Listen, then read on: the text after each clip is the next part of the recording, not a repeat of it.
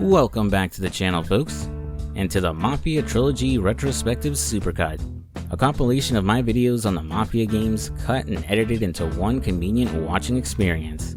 Timestamps down below along with links to the individual videos.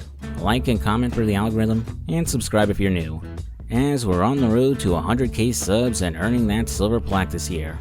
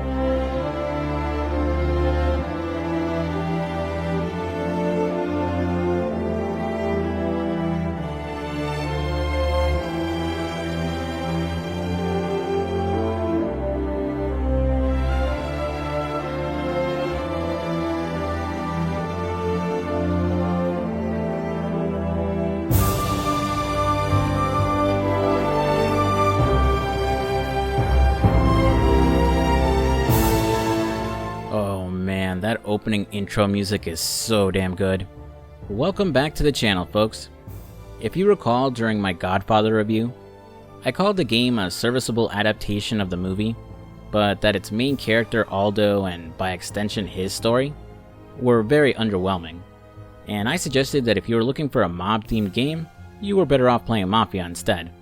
I still stand by that statement, but Mafia, the original version, is a completely different beast than the Godfather. It's not cut from the same GTA-like cloth either, instead being a traditional action-adventure game, gameplay and level design being similar to Max Payne or Hitman, and as I came to realize, bizarrely enough, The Getaway.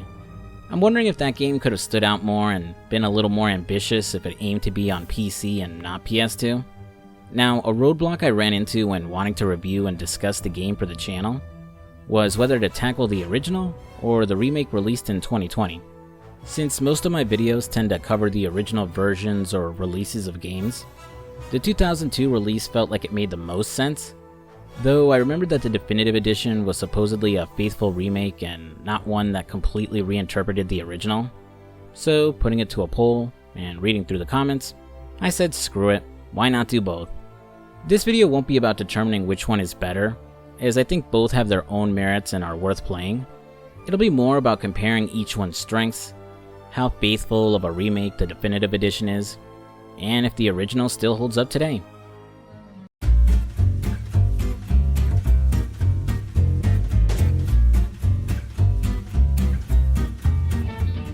Now, when it comes to reviewing older games, when possible, I like to go with the version I played when I was a kid, which in this case was on the PS2. I cannot in good conscience do that here though, as the PS2 port of Mafia is terrible and does not do the game justice. Other than the obvious graphical downgrade, and the fact most cutscenes are pre-rendered video, and not in-game cutscenes, the biggest issue is controls. Shooting and combat is awkward as all hell on the controller, with an auto-aim system that doesn't seem to function unless you're right up next to an enemy. This makes shootouts and fights much more tedious than the PC version, though not necessarily harder. I'll get into that later, but the only saving grace of the PS2 version is the driving, which, while not terrible by any means on the PC, just functions a little better with a controller, making a certain infamous mission a cakewalk. Then there's the audio mixing, which I'm not 100% sure if it's the emulator or not, but the sound effects and especially the sound of your car would end up drowning out the game's background music. And then the biggest issue with the PS2 version, the load times.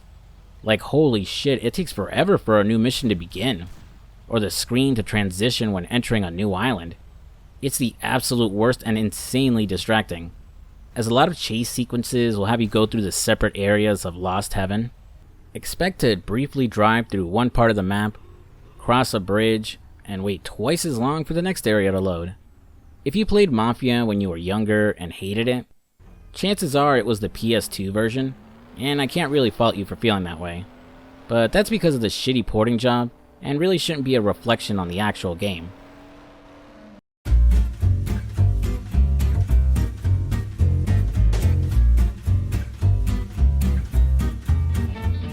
The game is set in the fictional city of Lost Heaven during the Great Depression and the final years of Prohibition. I thought it was set in New Jersey or New York, but as it turns out, it's actually set in Illinois. The game begins with Tommy Angelo, your playable character, sitting down to speak with Detective John Norman, offering up information on the Mafia family he's become a part of, in exchange for immunity and protection. This framing device shows how Tommy went from a simple taxi driver trying to make a living to joining the Salieri crime family, rising up its ranks, and how he inevitably became disillusioned with the mob lifestyle. Explaining the crimes he committed, the friends and enemies he made while working for Don Salieri, and ultimately what brought him to his cafe to try and walk away from it all. The game's story spans 8 years, often skipping ahead a few years after completing some levels, occasionally returning to the present with the interview between Tommy and Detective Norman. Both versions of the game maintain this structure, and the story follows almost the exact same beats, but it's not a shot-for-shot remake. But I'll circle back to the story later to go over the differences between the two. Like I mentioned earlier, Mafia is an action-adventure game with a fairly linear level structure that has you pick up the next mission as soon as the last one ends. There are very rare opportunities that you'll get to explore Lost Heaven at your own pace, but to make up for this, the game does offer a free ride mode. Free ride will let you hop in a car, drive around to take in the sights, get into shootouts with the cops, and steal new cars for your garage. Rather surprisingly, and refreshingly, the Definitive Edition kept that exact same design choice. With 2 decades separating both versions of the game, I think it would have been tempting to just fart out another open-world sandbox game, adding annoying quest markers, dumb and half-assed side content, or creating a bunch of filler content between main story missions. It did add some collectible comics, cigarette cards, and stuffed foxes to give you a little more to do in Lost Heaven, but outside of an achievement, there's no reason to go out of your way to find them. I dig them though, but that's mainly because I'm a sucker for these type of old comics and art style. As someone suffering from open world fatigue, it was nice to play a game that was more focused and compact. This kept both versions of the game from feeling too bloated, and I was able to comfortably beat both of them in about 15 hours each. This also made it much easier to play and record both games back to back in less than a week. Not the easiest thing for me, as I still have a full-time job and other commitments outside of making videos for the channel. Circling back to Lost Heaven, let's talk about the graphics and art style for both games. Now, comparing two games separated by 20 years, obviously the Definitive Edition would have better graphics by modern standards, but the original is no slouch.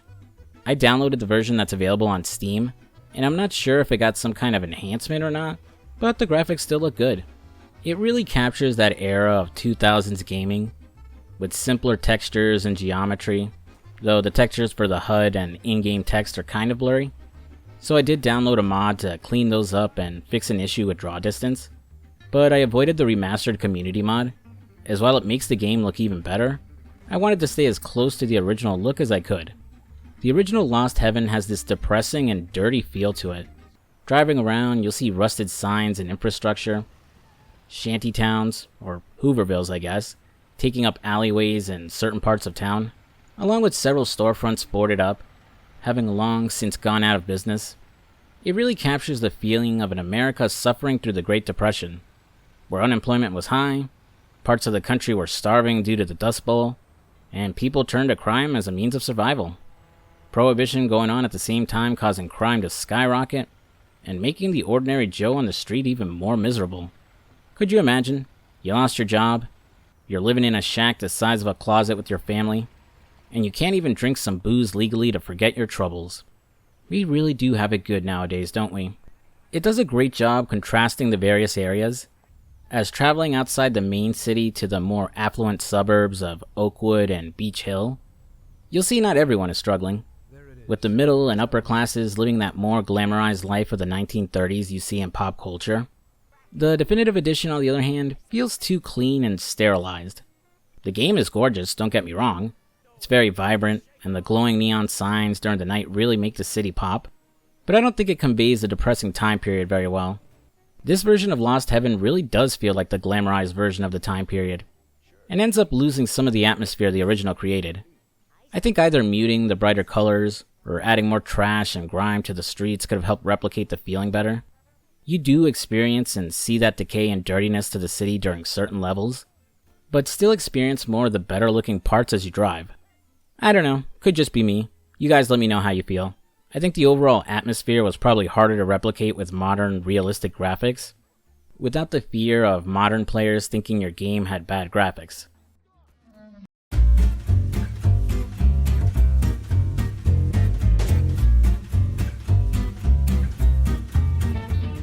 Both versions of Mafia play from third person, though the originals zoomed in much closer, only showing the back of Tommy's head and upper back.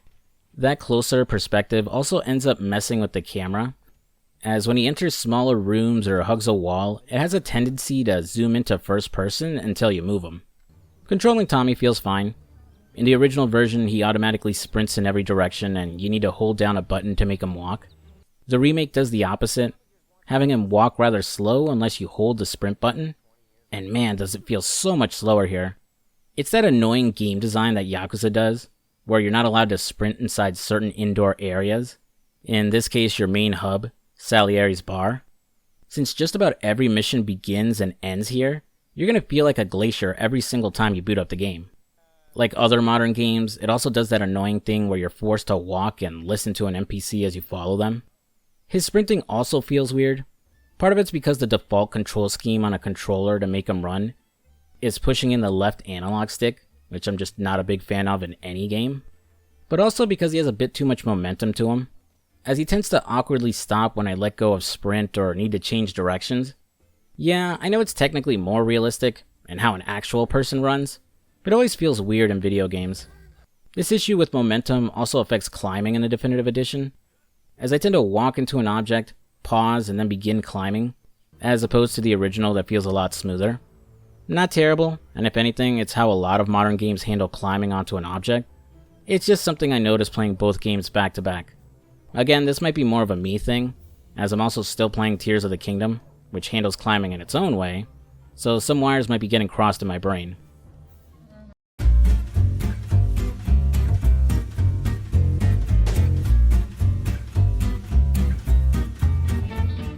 Continuing the discussion of gameplay, let's move on to the combat, which makes use of both melee and shooting.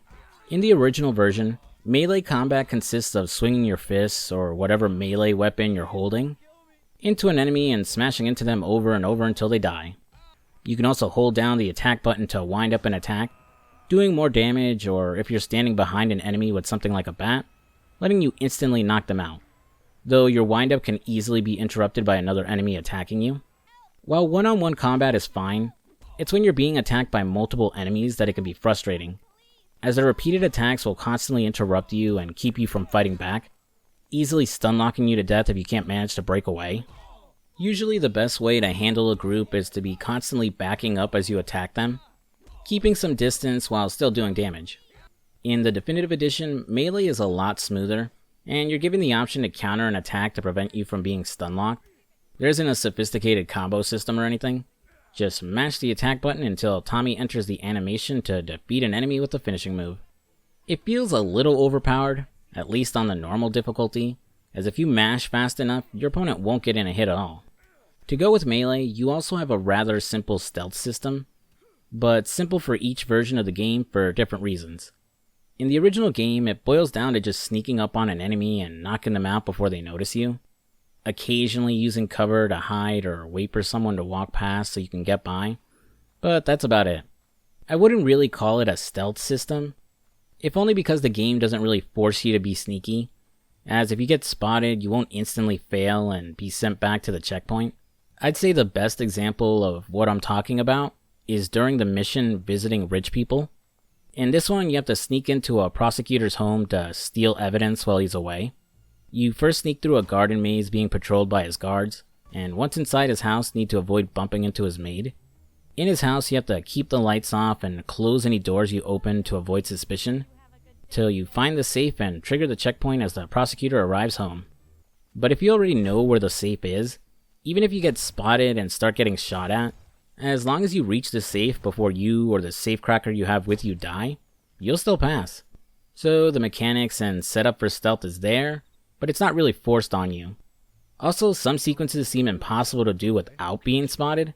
For example, a later level in the old prison, I tried to sneak past a group of guys, and even with their backs turned to me, I still aggro them.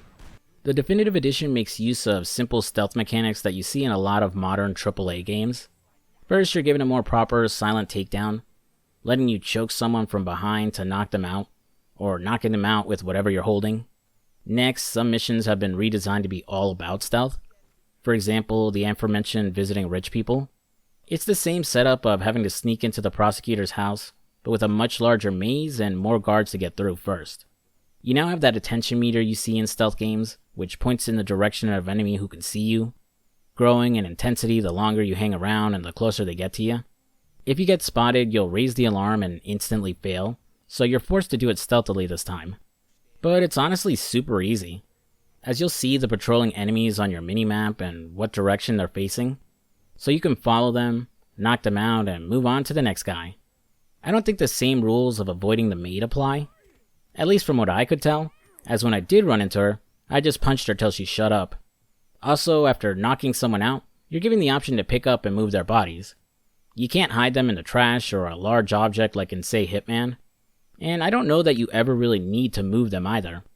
Outside of maybe visiting rich people, in most missions the guards are spread so far from each other, and rarely cross through the same patrol route, so you'd never have to worry about someone finding them. I am playing on normal mode though, so maybe on the higher difficulties they do add in more guards to force you to plan and hide bodies. Melee and sorta stealth only make up a small bit of combat though, as the game is mostly about pumping rival mobsters full of lead. The selection of guns in this game is small, mostly because of the time period, limiting you to a few pistols, revolvers, a pump shotgun, sawn-off shotgun, the Thompson or Tommy gun, and a bolt-action rifle. You can't buy weapons, and instead at the beginning of each mission, you'll visit the Salieri family's gunsmith Vincenzo. Depending on the mission, he'll provide you with the necessary loadout for the job, and occasionally with throwables like Molotovs and grenades, though he never gives you the heavier weapons like the Tommy gun or pump shotgun, and you'll always have to pick those off of enemies. In the original game, you can carry multiple small sidearms and 2 larger firearms, sorta. Due to the size of certain guns, mainly the pump shotgun and rifle, you can't actually hide them in your inventory and get a prompt saying as such. So you have to keep it equipped in order to hold on to it, risking the cops or civilians seeing it. Otherwise you'll end up dropping it when entering a car or leaving a level. While you'll rarely, if ever, start a mission completely loaded, you can pick up weapons from enemies you take out, and pick up any ammo they drop. Some levels will also place extra weapons and ammo drops to assist with the tougher fights. Shooting is fairly standard, with the usual mouse and keyboard setup we've had for so long now, with each gun having its strengths and weaknesses. Pistols hold a mid-sized clip, are your most accurate weapon, and the best for long-distance shots, but do the least damage. The pump shotgun does a lot of damage up close, and can send an enemy flying back, but has terrible accuracy at a distance. And the Tommy gun has the fastest rate of fire with the largest clip, easily able to mow down a group of goons, but it has terrible recoil the longer you hold down fire, killing your accuracy. It doesn't really matter what you bring into a shootout, as it's less about using the best gun, and more about positioning, cause holy shit are shootouts brutal in this game. Your enemies tend to be very aggressive, overwhelming you with numbers and making clever use of cover, hiding after taking their shots and avoiding reloading out in the open, sometimes even shooting blind from behind cover as opposed to peeking out completely. Depending on the level, they'll come after you to flush you out of cover or sneak around you in the more open levels. You also don't have any enemy markers on the screen to tell you where they are or how many you're fighting. Not to mention some may pop up out of a door after you just finished off their buddies. You have to play like your enemies, understand the layout of the level, and hide behind cover after killing someone, as getting too greedy can get you killed fast. Like them, you don't want to reload out in the open, as the reload animation for each gun is very slow, and can leave you a sitting duck just long enough to get killed. Also, I didn't realize this until maybe halfway through the original game, but reloading will cause you to drop all the remaining ammo in your current clip. Yeah, none of that Call of Duty bullshit of smashing a fresh clip into your assault rifle to refill 2 bullets of a clip of 30. And holy shit, was this the absolute hardest thing to unlearn. I'm so used to reloading a gun to make sure it's always topped off that it's basically become second nature. So even when I realized I was throwing away ammo, I was still accidentally reloading instead of letting my clip run out. That added realism makes the shootouts even tougher, as you might burn through your ammo too fast, but if you engage an enemy without your clip being full, you could run out at the wrong moment and get killed as you reload. The best approach I found was to switch weapons when I couldn't reload, as swapping guns is faster than reloading and can save you in a pinch. The other thing to keep note of is your health, as 100 HP is the max you will ever have. There's no body armor you can pick up to extend your defense. And while the game does have health pickups, they're usually rare, sometimes only giving you 1 or 2 at most throughout some very big levels. They take the form of painkillers that are hidden behind a yellow medicine cabinet marked with a red cross, which can be easy to miss if you don't pay attention to your surroundings or search every room. You can't hold on to them as they're instantly used up when picked up and typically only heal 1/3 of your health. So depending on the situation, you'll have to decide if it's better to heal as soon as you can or risk saving it till you absolutely need it. And we're not done quite yet, as some missions will have you working with your friends Paulie, Sam, or some other NPC who have their own health bar. While they are surprisingly competent for NPC companions, avoiding blindingly charging into fights, using cover, and even keeping aggro off you, they're just as squishy as you are, can't be healed at all, and aren't immune to friendly fire, which means you could easily kill them by mistake and fail a level. Not helped as they can easily blend in with a crowd of other mobsters. Oh, and as one last fuck you, some encounters start you right in front of your enemies, which means you're guaranteed to take some damage before you even have a chance to move. All of these factors combined created some of the most punishing and unforgiving shooting encounters I've ever experienced in any game. While it's refreshing to experience a challenging game that demands a lot of the player and doesn't hold your hand, I'd be lying if I didn't admit how frustrating it felt to get through some of the tougher levels. Now that you've got a clear picture of what the original was like, how does the definitive edition compare? Well, it basically nukes the difficulty from orbit, by adding all the modern, quality of life improvements and the usual hand-holding options in modern games. For one, while shooting, the camera will switch to a closer behind-the-shoulder perspective, making your accuracy better. Vincenzo will offer better weapons the further you get into the game, not just limiting you to a pistol, bat, or Lupara shotgun. Here, while you can switch between your primary and secondary gun fast with the press of a button, you can also make use of a weapon wheel to swap weapons. This lets you slow down the action around you, while also quickly swapping to a melee weapon, throwable, or just holstering your weapon. Though you're limited in the guns you can carry, this time only 2, 1 sidearm and 1 two-handed weapon. Throwables get more use here, with several levels having a box of Molotovs or grenades sitting around, easily marked off on your minimap to find. Also, you don't have to worry about your NPC companions anymore, and they're immune to your shots too.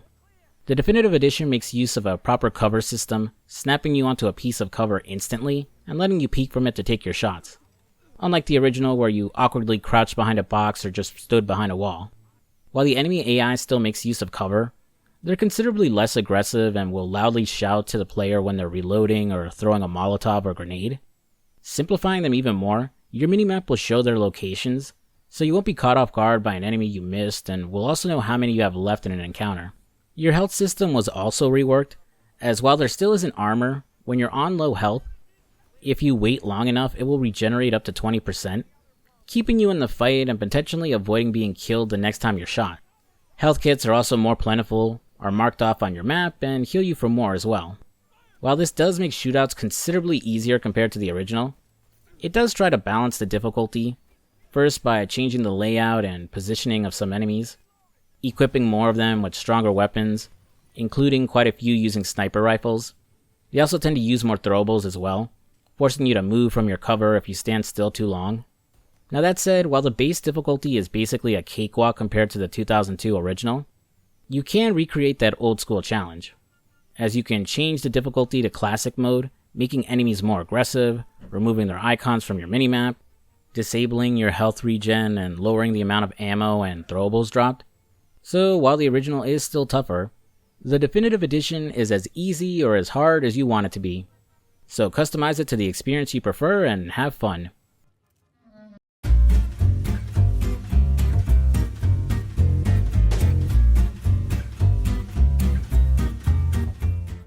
So the other big component of this game, and the one that will eat up most of your playthrough, is driving. Cars in Mafia, or jalopies as they were called back then, are all modeled and named after their real counterparts from the 1920s and 30s. At the beginning of most missions, you can visit the Salieri family's mechanic Ralphie for a set of wheels. As the game progresses, he'll teach you how to break into different models of cars, which just involves holding down the interact button for a few seconds before you can unlock the car. Seems weird, but really it's the game's way of keeping you from picking up a fast ride right off the bat. Any wheels you do steal, you can bring back to Ralphie to add to your personal garage. The way cars handle in Mafia is pretty similar to cars in the Getaway, having some decent weight to them and some realistic handling as you make turns. You have the option of using either automatic or manual controls, with automatic accelerating slower but shifting gears on its own. While manual control will accelerate your car faster, you just need to manually shift gears in order to increase your speed. You know, standard car stuff. Probably. I don't know. I cannot drive a stick shift for the life of me. Despite Mafia's reputation for its tougher driving controls, I never found them too bad or disruptive. At most I had to be careful rounding corners at higher speeds. There was this one time I got stuck trying to ascend a steep road and couldn't get my car to move at all, which I'm only just realizing is probably because I didn't shift gears. Driving stays mostly the same in the Definitive Edition, though when accessing your garage, you do get the benefit of seeing the stats of your car, so you know which has the best speed, braking, or acceleration. Like the Getaway, it's not the controls that are the issue, but the experience of driving in general. You know it's just as annoying in video games as it is in real life? Driving the speed limit. Look, I'm not a psycho advocating driving at 90 miles per hour in a school zone, but I think we can all admit that we probably never drive at or below the speed limit, unless there's a cop driving behind you. That same philosophy applies here, though much worse, as if you go just a teeny little bit above the speed limit in front of the boys in blue, they'll come after you. Now if you pull over, they'll just give you a fine. Just be careful not to reach for your wallet too fast or else it's bang, bang, bang, try to shoot him in the back. But if you fail to stop, they'll actively be out to arrest you. Commit some crimes or crash into the police trying to escape, they'll put a kill on sight order on you. At this point, just about every cop in town will be after you, and they'll set up roadblocks to try and slow you down. This is on top of the cops being stupidly good drivers. Their car is fast enough to overtake your own if you're not driving the best of the best. Since the pay and spray hasn't been invented yet, your only options of ditching the cops is switching rides, killing the pursuing officers, or making it back to Salieri's bar to finish a mission. Now, the police are a nuisance, but not completely overwhelming. This isn't like getting a 3 or higher wanted level in GTA 4. The real problem with them is, you'll never spot these assholes until it's too late. Making timed missions, or ones where you already have a group of mobsters chasing you, and shooting at you, much more annoying. You can cap the speed of your car at the press of a button, so it'll never exceed the speed limit, but you have to remember to turn it on every single time. It's not the worst thing in the world, but it does add a lot of unnecessary busy work to driving around Lost Heaven. The Definitive Edition ends up doing the same thing, but you can customize how aggressive the cops are, can see them on your minimap, and can lose your wanted level if you stay out of their sight long enough. But that's not all there is to the driving, is it? No, that's not why you're here. You want me to talk about that level, don't ya? A level so infamous that, depending on who you ask, completely overshadows everything else in this game. You want me to discuss the race. In the mission Fair Play, Don Salieri tasked Tommy with helping him rig the upcoming Lost Heaven Grand Prix by stealing and sabotaging the race car belonging to the European champ, who is heavily favored to win the race. Once the car is sufficiently tampered with, he just needs to bring the race car back before anyone notices it's gone. Outside of the mission being timed and having to avoid damaging the car, it's fairly straightforward and not too bad. Yeah, well, that's the easy part. It's the final part of this long mission that had players tearing their hair out back in the day. Despite what we did to fix the race, the Don's driver ends up breaking his arm and can't drive. So they call on Tommy to take his place. Because of his original job as a taxi driver and being the best wheelman they have, Tommy is the best chance they have of winning the Grand Prix. Now, despite what Yakuza 5 may tell you, being a good taxi driver does not translate to good racing skills.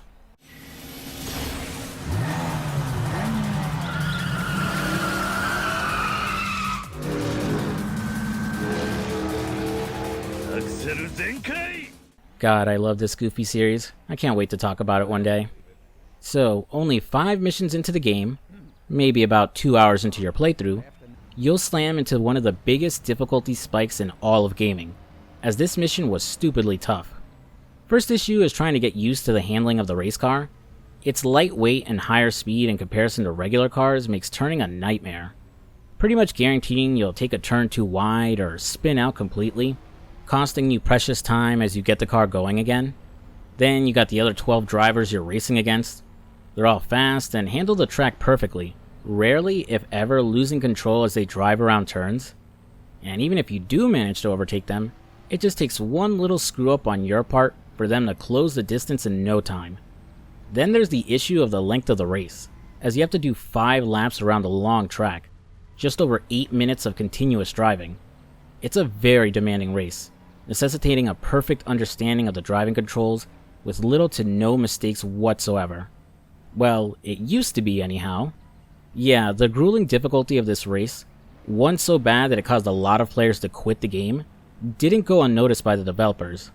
So sometime after the game's original release, the race was made easier. First by nerfing the speed of the other drivers, then by letting you set the difficulty level of the race before beginning, the only mission in the game that offers you that option. On paper, I kinda get what the original intentions for the race were. Like a lot of other things in the game, the devs wanted a realistic approach to it. You're just some random schlub who drives for the mob, put in an environment against professional drivers who have trained and raced for years. Of course you're going to get your ass kicked. It's only from repeated trial and error and increasing your skills will you be able to overcome this mountain of difficulty. The problem is this mission is so early into your playthrough, and the driving you've done up until this point is nothing like the race. So the overwhelming majority of players are going to get frustrated losing over and over again, especially since this isn't even a racing game in the first place. And since the internet was still in its infancy at its time, it was very unlikely they could go online for help or find a guide. If I remember right, there was some kind of exploit you could use on the track to cheat and take the lead in the race, but obviously not everyone would know that. If anyone's curious, I did try this race on a higher difficulty level to experience what it was like back in the day, and yeah, I got my ass kicked pretty hard. So I knocked the difficulty down because I don't have hours or days to spend on one level. The Definitive Edition rebalanced the race as well, slowing down the other drivers and shortening the race down to 3 laps. They do end up using more traditional rubber band physics like you'd see in other racing games like Mario Kart, so they can quickly catch up to you even if you had the lead. Despite playing it on normal, this version of the race did take me a few tries. A challenge, but not an overwhelming one. Though, like the combat, you can tweak your settings to recreate the original brutality of the race if you want.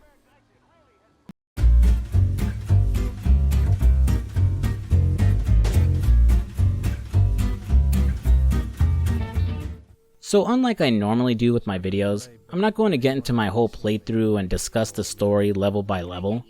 Instead, for the sake of time, I'm going to discuss some of the differences in approach to level design each version of the game has. It basically boils down to simplicity versus spectacle.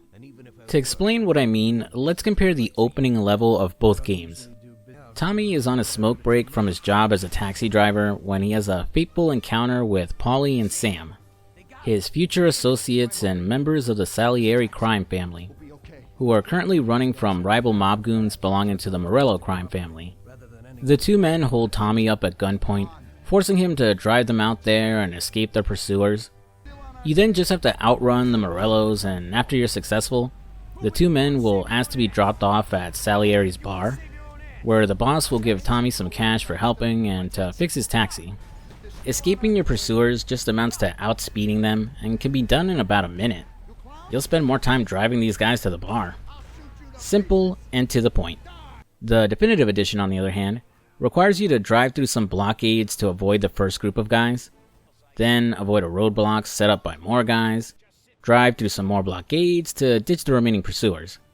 It goes on for much longer, adds more objectives to go to before ditching the Morellos, and adds some cinematic camera shots when you drive through a blockade and the other guys crash.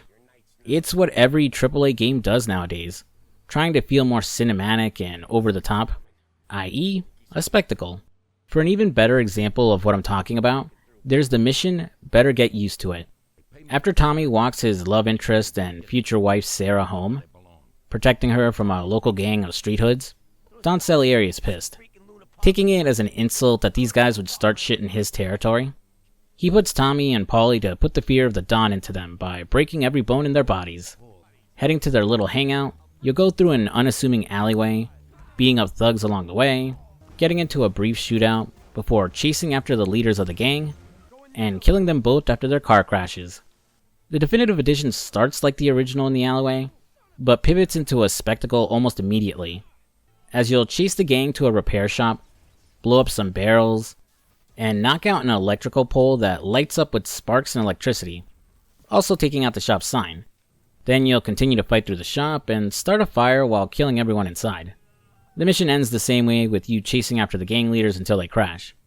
I'm not trying to say that the definitive edition leaning towards spectacle is a bad thing, more so that it's doing exactly what you expect from the AAA gaming space. Whether keeping things simple or making them more cinematic is better is going to vary from person to person. Personally, I'm getting kind of bored with cinematic games. It feels like nowadays they're all cut from the same cloth, trying to be this epic story with extended interactive cutscenes, with over-the-top characters, relatable modern dialogue, and average gameplay at best. Some do it better than others, but at the end of the day, a good game should be able to keep my attention with gameplay alone, and not reduce itself to jingling keys in my face every 5 minutes because it's worried I'm getting bored. I wouldn't say Mafia Definitive Edition is the worst in this regard. If anything, they're pretty restrained compared to your typical Sony game, but it's hard not to notice after playing it in the original back-to-back. And to its credit, it doesn't do it for every mission, though it does still lose some of the atmosphere created in the original version of a level. For one final example is the mission A Trip to the Country. You drive out with Paulie to some farm in order to meet Sam and collect some whiskey being imported from Canada. But on arrival, Sam and the guys he's making the deal with are nowhere to be found. It's dark and raining, the abandoned farm creating this foreboding atmosphere that you'd find in a horror game.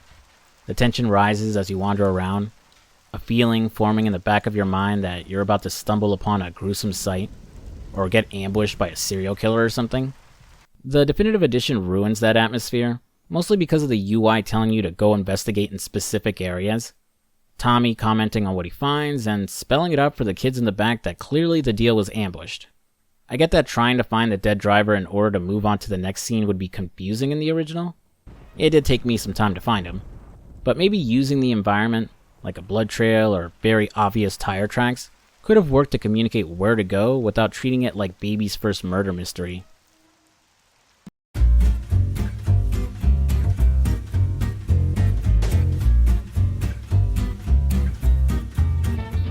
So where the games differ greatly, and will probably cause the biggest amount of arguments in the comments section, is the characterization, appearance, and voices of several characters. I'm not going to point out every single difference of every character that was changed. Instead, I'm going to focus on the 5 I consider most important. Our lead Tommy, his buddies Paulie and Sam, their boss Don Salieri, and finally Tommy's love interest / wife, Sarah. Now, because some of these characterization differences change or recontextualize key scenes in the game, I am going to have to go over parts of the story here too. I will save spoilers and discussions of the game's ending for the end of the video.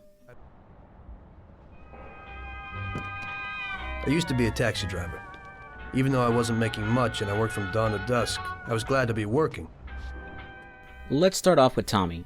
Initially, he's just another guy trying to survive during the Great Depression, keeping his head down and trying to make an honest living. It's just by pure bad luck that he runs into Paulie and Sam while he's working, forced to drive the pair to safety. While he escapes the ordeal and is generously compensated with enough cash to fix his taxi, and then some, Tommy is reluctant to take Sam's offer of more work for the Salieri family. Despite the lucrative money he can make, he'd prefer a quiet life of being poor than getting wrapped up with criminals. Unfortunately, the guys chasing them the night before recognize his license plate, smashing up his taxi and forcing Tommy to run to Salieri's bar for protection. While his motivations change throughout the course of the game, in the opening hour you really get the sense he's a man out of his depth, and just doing what he has to in order to survive. with Tommy's original voice actor, Michael Servino, doing a solid job showing off his anxiousness about becoming a criminal, being rather quiet and reserved when he's just starting out with the family. Now, in the definitive edition, he's completely different. During the initial chase sequence, instead of being a nervous wreck, he's practically showing off to Paulie and Sam as he drives through roadblocks. Hold tight, I'm gonna try something. Who were those guys? When dropping the pair off at Salieri's bar, he seems more like he's bored rather than terrified at what just happened and potentially getting killed by Sam. Then the scene that takes place after he runs back to Salieri's is completely changed. Instead of having no options but to work for the Salieri family, due to being marked by the Morellos and losing his job, here the Don offers to pay for the repair of his car again, but he rejects it. Instead, he asks for the chance to get revenge on the guys who wrecked his livelihood. I appreciate that, sir, but I'm not looking for a handout. Then what are we doing here? I just want a shot at the bastards who wrecked my cab. I wouldn't say he's eager to prove himself. It's more like he's reckless and oblivious to what it means to be a gangster. His new voice actor, Andrew Bongiorno, also gives him a gruff and more stereotypical thug voice. I wouldn't say his voice acting is bad either. In fact, in some ways I actually prefer it over the original. But it's obvious the developers wanted to change his initial characterization. Maybe they were worried a more meek and nervous Tommy wouldn't fly with today's modern gamer. I'll admit it's a bit nitpicky, especially because of how much Tommy changes over the story. But I don't know. I feel like him going from a meek guy keeping his head down and trying to survive, who ends up corrupted and blinded by the mobster life, works better than some dumb kid who recklessly leapt into the mob life. He also ends up coming off a little more brutal in the definitive edition, as he's a lot more eager to kill two characters he spared in the original. He still spares them here, but the circumstances of why are much different. Though it flips it around when this version of Tommy accidentally kills an innocent civilian, an event that haunts him throughout the game, as opposed to the original where we get this line instead. Damn, that's one hot dame. Tommy's characterization in both games can be inconsistent at times. He works better in some situations and worse in others depending on the game. I can't really say which version of the character I prefer, but I do feel like the definitive edition's ending works better than the original's, but I'll get to that soon enough. One spot I feel they did really improve Tommy was his relationship with Sarah. Sarah is Tommy's wife and is introduced in the mission, appropriately titled, Sarah. The bartender at Salieri's bar, Luigi, asks Tommy to escort his daughter home as some street hoods have been harassing her. Tommy does just that, beating up the street rats when they inevitably show up, and pressing Sarah so much that he sexes her immediately afterwards.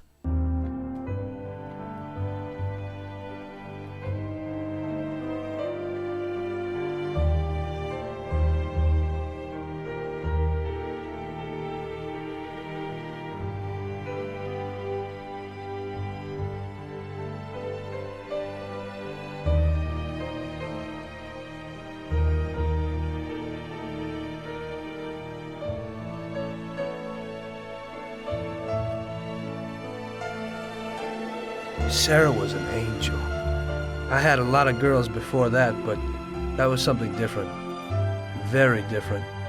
It was clear to me that if I was going to spend the rest of my life with someone, it would be with her. You must be joking, right? They then get married off-screen and have some kids together. But she's barely seen in the game afterwards. So yeah, despite a big reason he's betraying the Don and squealing to the feds is to protect his family, it's jarring how insanely underdeveloped Sarah is.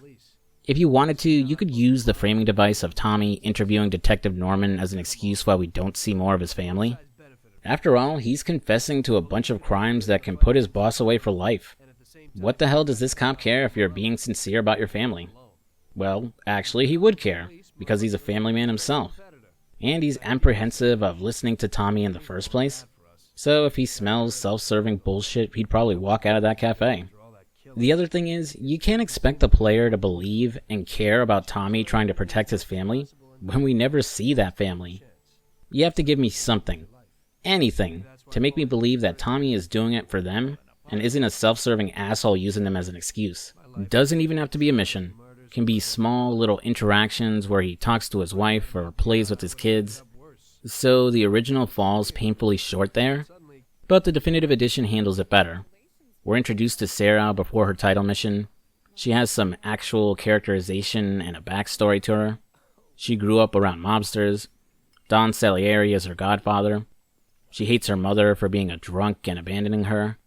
These factors have made her rather tough in her own right, so she isn't one to take shit from some street punks. So when they do show up, she gives them the business, knees one of them in the groin, and she doesn't immediately fuck Tommy because he saved her. We see them spend more time together outside her dedicated mission. Tommy ends up proposing to Sarah after a particularly traumatic mission, and we do actually see his family show up. It's not perfect, as we never see Tommy interact with his kids, or even learn their names for that matter. Best we got is his daughter popping up in the ending, but it's something. Stepping away from Tommy and Sarah, let's talk about his best buddies Paulie and Sam. If I'm being honest, both Paulie and Sam didn't leave much of an impression on me in the original version. Part of it is that there really isn't a big focus on either one until right at the end. Paulie comes off as just a generic NPC who serves the family and you're chummy with. A stereotypical mafioso that helps Tommy when he first joins, but he's not really portrayed as a mentor. Meanwhile, Sam is quiet and more professional than Paulie, but he's basically Princess Peach as you have to rescue his ass quite a few times throughout the game. There's a sense he has a bigger reverence for Don Salieri, outside of him just being their boss. But again, that's not really expanded on until the end. There doesn't feel like there's much to him outside of just working for the family. Both of them just feel way too flat for me, and it really doesn't feel like the trio are this tight-knit group of friends like Tommy claims they are.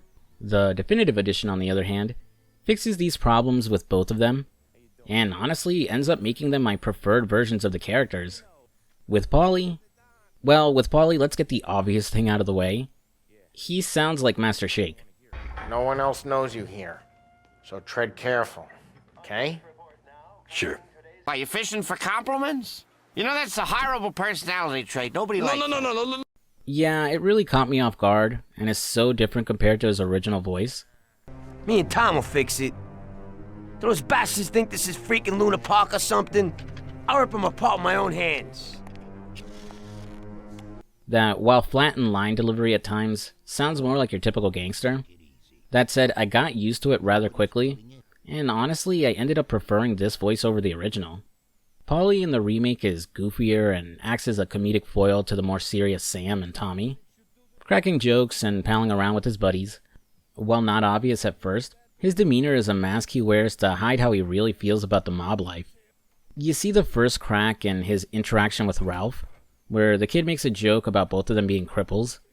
In the original game, he just laughs it off. Here, not so much. See, you're still limping. Guess we got two cripples working here. We ain't nothing alike. You got that, Ralph? Sure, Polly. Yeah. I didn't mention it before, but in both games, outside of the obvious stuttering, Ralph is portrayed as slow and suffering from some mental disability. But his gift with cars earned him a place in the Salieri family and their protection. So while Paulie likes to joke around, he doesn't like it when that joke comes at his expense, or to be compared to and looked down on like Ralph. You see another crack after winning the Grand Prix, as he ends up getting wasted and making a fool of himself at the celebration party. Cow says moo and the chicken says quack. What does the bird say? With Tommy tasked with scooping him up and taking him home so he doesn't embarrass the family. During the drive, as he drunkenly rambles, you can tell that he's proud of Tommy's accomplishments, but is also jealous of the attention and praise he's been receiving. Paulie points out that he and Sam do the heavier jobs for the Dawn, admitting that he gets nervous every time he's called to go meet him for his next mission, having done some real bad things for the family. And, unlike Sam, he isn't able to just go home and forget what he's done. As the game progresses, with the mob war between the Salieris and the Morellos escalating to more and more violence, it's obvious it's all becoming too much for him. He's treated with less respect in the family, controls less businesses and rackets than the others, and as he's pushing his 40s, feels distraught about being alone at his age, and that he still hasn't found a woman. Paulie comes to the realization that maybe he isn't cut out for the life anymore, and is desperate for a way out. That desperation is what ultimately pushes him to try and pull a bank heist towards the end of the game, even if Don Salieri would never allow it, as opposed to the original where the bank heist is just out of pure greed, with Paulie unsatisfied with what the Don is paying him. The definitive edition ends up making him a much more tragic figure, a glimpse of what Tommy could have become without his family. Sam in the remake is a little more talkative compared to the original. How you doing, kid? Dino, Lou, you got business with the Don? He acts sorta like the stern older brother to Tommy and Paulie, keeping them both in line as they work together. You see him socialize more and having fun with some girl after the Grand Prix. And later on, during a meeting with the Don, Paulie jokes about the two of them often visiting a brothel that Tommy is ordered to blow up. A gentleman's club, just down the street from St. Michael's. The Don has invested a lot of money in it over the years. So, me and Sam. Regardless. Sam's reaction is actually kinda interesting. Not embarrassed or even mad, but what I could best describe as a, bro, what the fuck look. Think like if a buddy of yours overshared something about you to a complete stranger. Sam looking like he just got exposed. Like he really isn't as professional as he wants others to think. The mask slips even further in the same scene, where on top of blowing up the brothel, Tommy is ordered to kill a call girl named Michelle who is feeding info about the family to Morello. Sam protests about making Tommy kill a woman, but it's not about protecting his buddy from doing something seriously heinous. It's about the woman, Michelle. As it turns out, she just so happens to be the girl we saw with Sam earlier. Seems to be his regular call girl when visiting the brothel. But more importantly, the information she got about the family most likely came from him.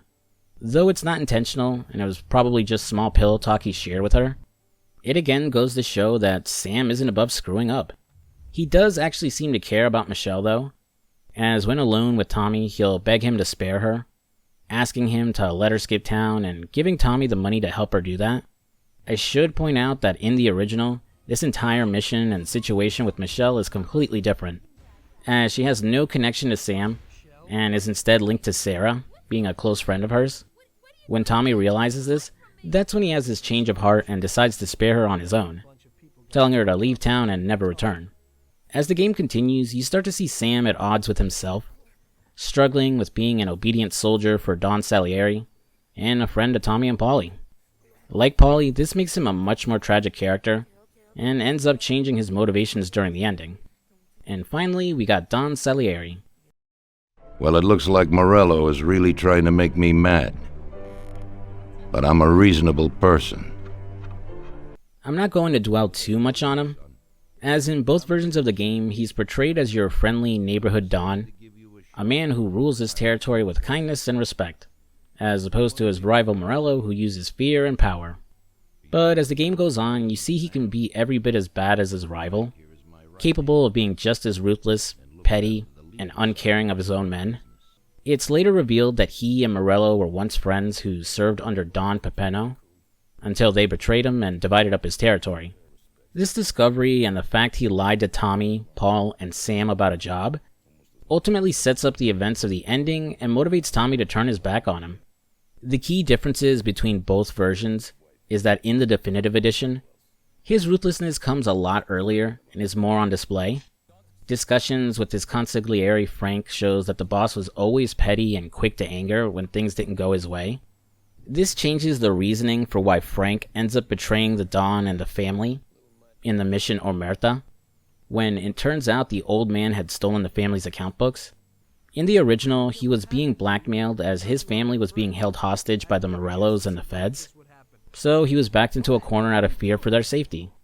In the remake, the same thing happens, but Frank had long grown tired of the life, and had expected the Don to kill him sooner or later, so fearing that even if he went to the Don for help saving his family, Salieri could end up killing them or him anyways, he chose the safer option of just trying to run away.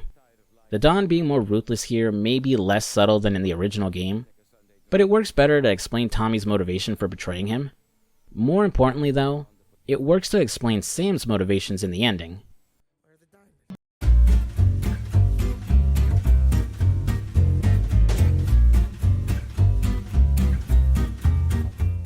Since I already went through several chunks of the story through these different parts of the video, I'm going to speedrun us to the final 3 missions and the ending. I very rarely, if ever, provide a spoiler warning, but if you don't want the ending of both games spoiled for you, feel free to skip to this part in the video. After Don Salieri won the war against the Morellos, his rival and his associates all dead now, things are much quieter in Lost Heaven. Though with Prohibition being repealed, a huge source of income has been wiped out for the family. One day, rather casually, the Don puts the boys to work stealing a large shipment of cigars, which ends up confusing them as they're unsure of his angle. He explains it's mostly because he just wants some cigars, but also that they can resell them to their clients. During their little heist, Paulie mentions to Tommy and Sam that he's been casing a local bank for weeks, and if they'd be interested in pulling a heist with him.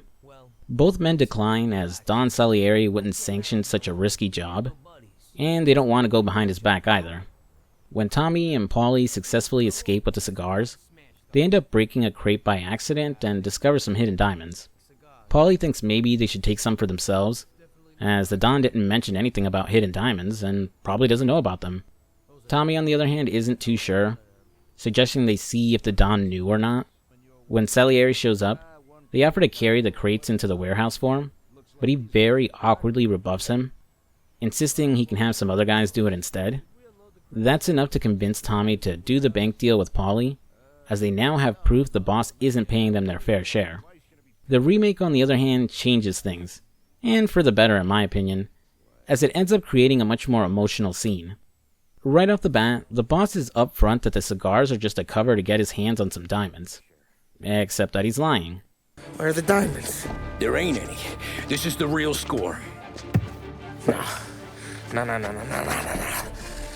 Don said we would get diamonds. You can open every box. You're not gonna find them. We put our fucking necks out on the line for this shit.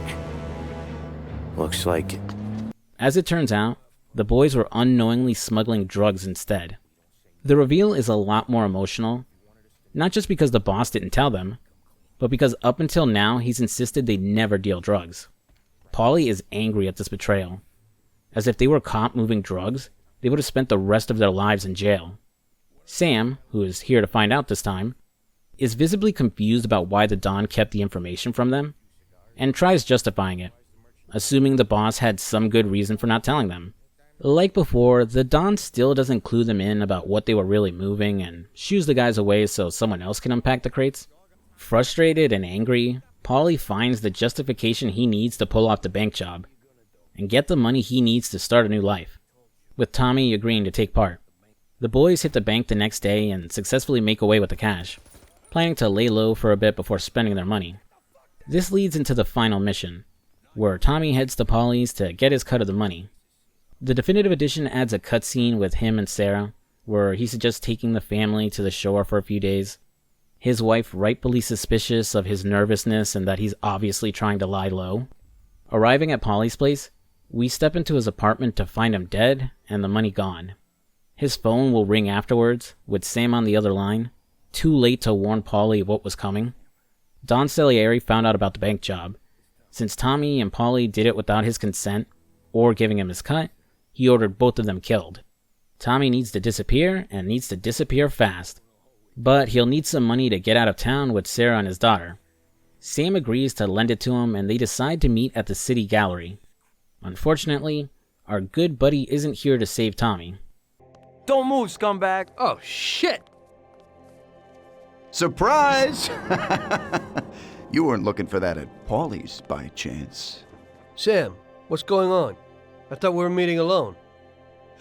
The situation's changed, Tom. Turns out it's a setup. He was the one who snitched to Don Salieri about the bank job and got Paulie killed. Now his attitude and the reasons for why he betrayed them are different in each version. In the original game, Sam is incredibly smug when you meet him at the gallery, talking down to Tommy and revealing he was never really his friend. He stresses the importance of the business, and that the family should always come before friendship, betraying Tommy and Paulie in order to look good to the Don and move up in the family. Goodbye, Tom. It was nice knowing you. Take good care of him, boys. And please, don't make him suffer. He's my buddy.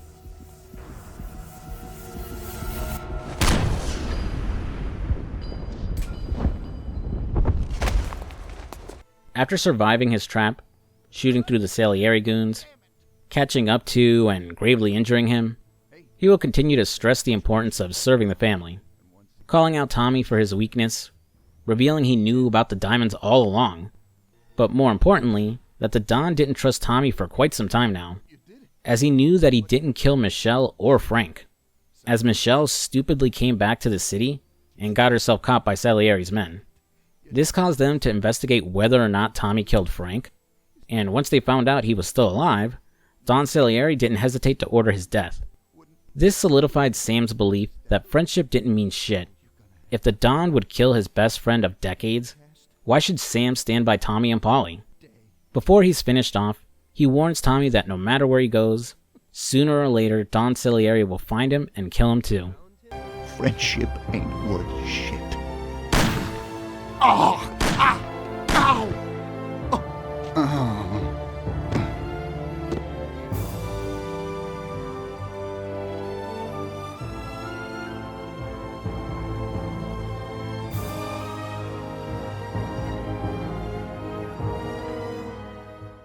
I'll be honest, Sam's betrayal here felt weak at first.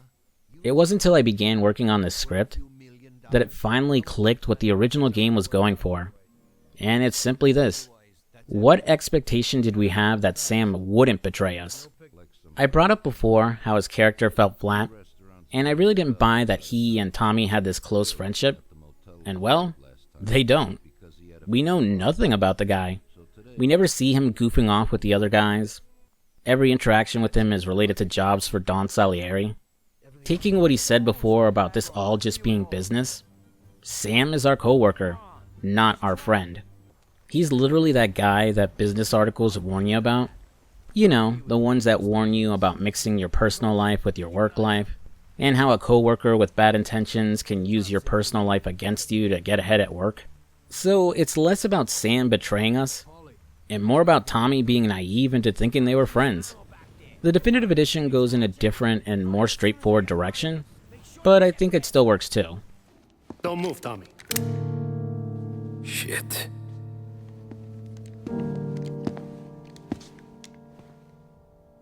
Hey, Tom. Sam. What the hell's going on? You and Polly put me in a bad spot. I know, Sam, and I'm sorry about that, but I need to get out of town. Can you help me or not? There you go again. Making me choose between my friends and the family. This is what you were looking for at Polly's. Here's your cut. It's more than you deserve. Sam. You killed him. You killed Polly. No. Polly got himself killed. And you seem real tore up about it. Sam isn't smug when Tommy shows up. Instead, he sounds disappointed and depressed, outright saying that he's being forced to choose between the family and his friends. It's also implied that he personally killed Polly this time around. He puts on this show that he betrayed his friends out of loyalty to the Don, but Tommy sees right through him and knows he only did it out of fear. Sam admits it's true, and genuinely sounds remorseful when he says goodbye to Tommy, and asks his goons not to let him suffer. Goodbye.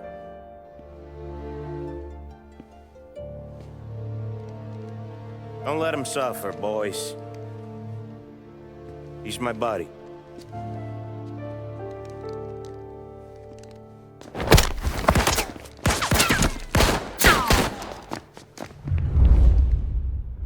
Skip to the end where Tommy has shot him several times and Sam is at his mercy, and he comes off so pitiful.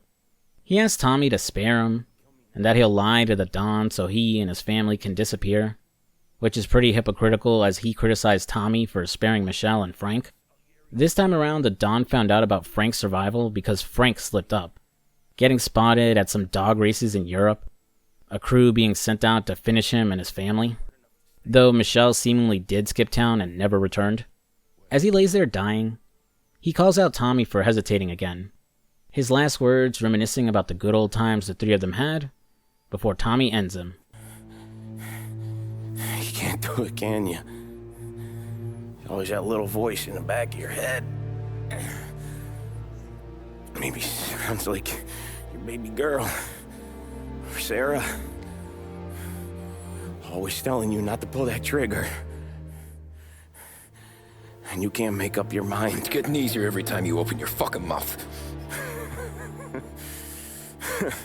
We sure had some laughs, right?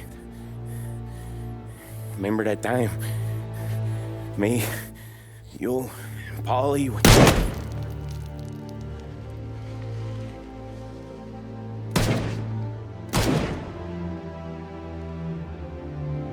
This version of Sam is a more sympathetic and tragic character. He wasn't some asshole trying to get ahead, just someone trapped between the choice of loyalty to the family or his friendship with Tommy and Paulie.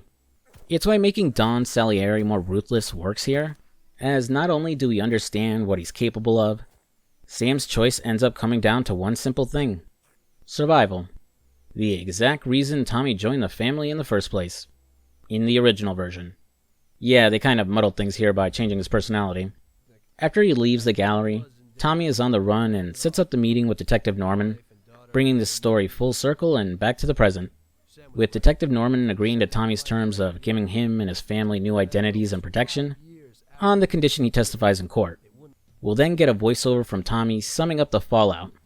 The Salieri family goes down, life sentences thrown all around, and Tommy getting 8 years in an isolated cell from the general prison populace for his own safety. The definitive edition adds a little more, actively showing Don Salieri, Vincenzo, Ralph, and the other members of the family getting arrested.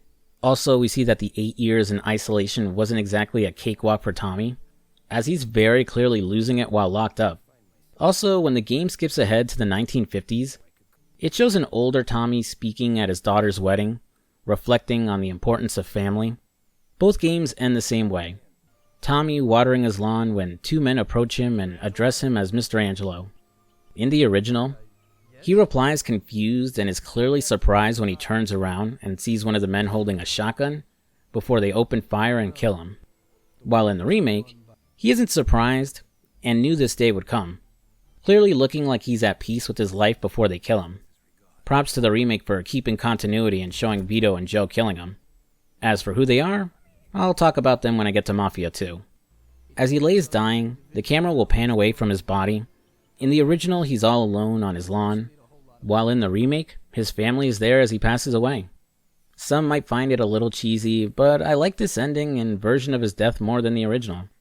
Not just because he gets to die with his family beside him, though it's probably an absolute nightmare for them, but it helps sell that he really did do this all for his family, accepting his death because he knows they're safe. In the original, it paints him as naive and like he learned nothing from his time in the Mafia, forgetting what Don Salieri first told him when he joined, forgetting what Sam said, forgetting that they found Frank, and forgetting that the life will always catch up to you. I messed up. So did Paulie and Sam. We wanted a better life, but in the end, we were a lot worse off than most other people. You know, I think it's important to keep a balance in things. Yeah, balance, that's the right word. Because the guy who wants too much risks losing absolutely everything.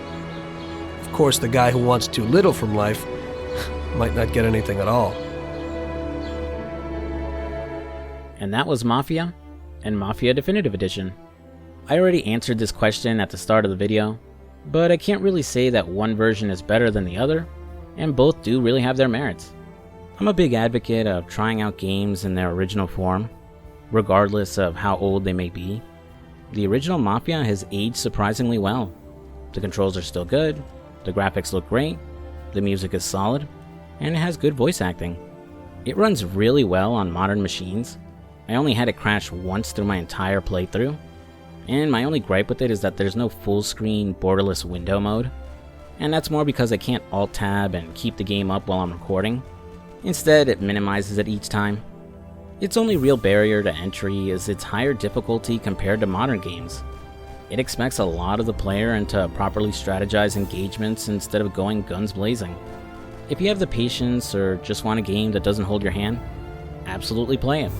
The Definitive Edition adds everything you expect from modern games, which I may have sounded dismissive about, but there's nothing wrong with wanting a simpler experience. And since it has a more compact design instead of this big open world, you may end up more invested to play and see the game through the end. Whether you decide to play the original, the remake, or both, I think you'll walk away with a great experience that will motivate you to check out the rest of the Mafia trilogy.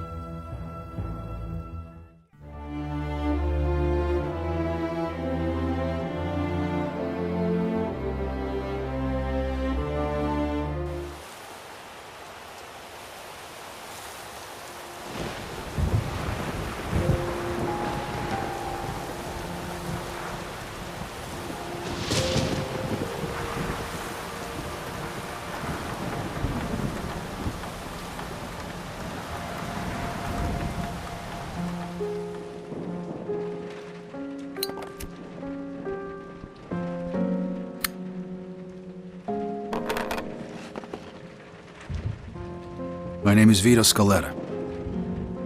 I was born in Sicily in 1925. That little guy's me. I'm standing there with my parents and my sister Francesca in front of our old house. I don't really remember too much about the old country, except that we were pretty hard up. And then one day my father decided it was time to move away. Similar to the first Mafia, the framing device for Mafia 2 has our lead recounting their history and the events of the game, though instead of talking to a police detective, he's just kinda reminiscing. This time around, we're playing as Vito Scaletta, who I didn't notice until someone in my comment section pointed it out, bears a striking resemblance to a young Marlon Brando. Vito and his family emigrated to America from Italy during the 1930s, settling in the large and bustling city of Empire Bay. However, the American dream wasn't all it was cracked up to be, and the Scalettas found themselves living in poverty, stuffed into a tiny and dirty apartment in Little Italy. Despite the backbreaking work Vito's father put in at the docks, he made very little to support his family, with a good chunk of what he did make spent on booze instead. When Vito grew older and began going to school, he befriended a loudmouth kid by the name of Joe Barbaro. Forming a dynamic duo, the pair would pull off various petty crimes as they grew older. Vito dreaming of escaping his impoverished life and avoiding the unrewarding, backbreaking labor that would send his father to an early grave. It's during one of their robberies when the pair gets spotted and chased by a cop, with Vito getting pinched as Joe is forced to helplessly watch his best friend get carted away. Lucky for Vito, or unlucky depending on how you look at it, World War II was in full swing when he got arrested, and the US was in need of people who could speak Italian and assist in the invasion of Sicily. Forced to choose between jail time or enlisting, he chose to enlist.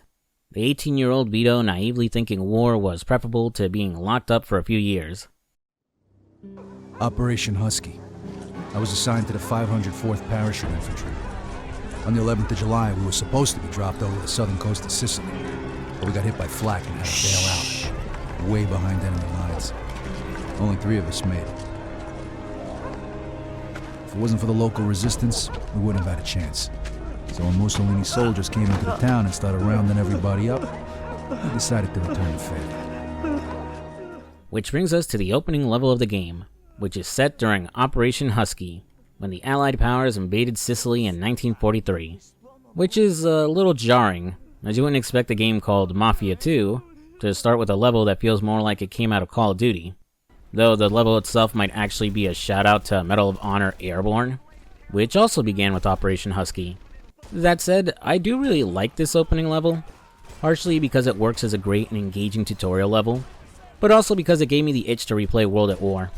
With 8 years separating the original Mafia and its sequel, quite a few things have changed gameplay-wise. First is the shooting, which now plays like your traditional third-person shooter, with the camera zooming in over Vito's shoulder when he aims and fires at an enemy. Reloading your weapon has been completely changed too. In the original Mafia, anytime you reload your gun, you would throw away any bullets you had left in your magazine.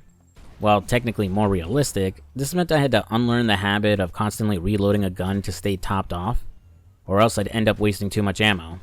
Here though, it's just like any other shooter, and you won't lose bullets when reloading.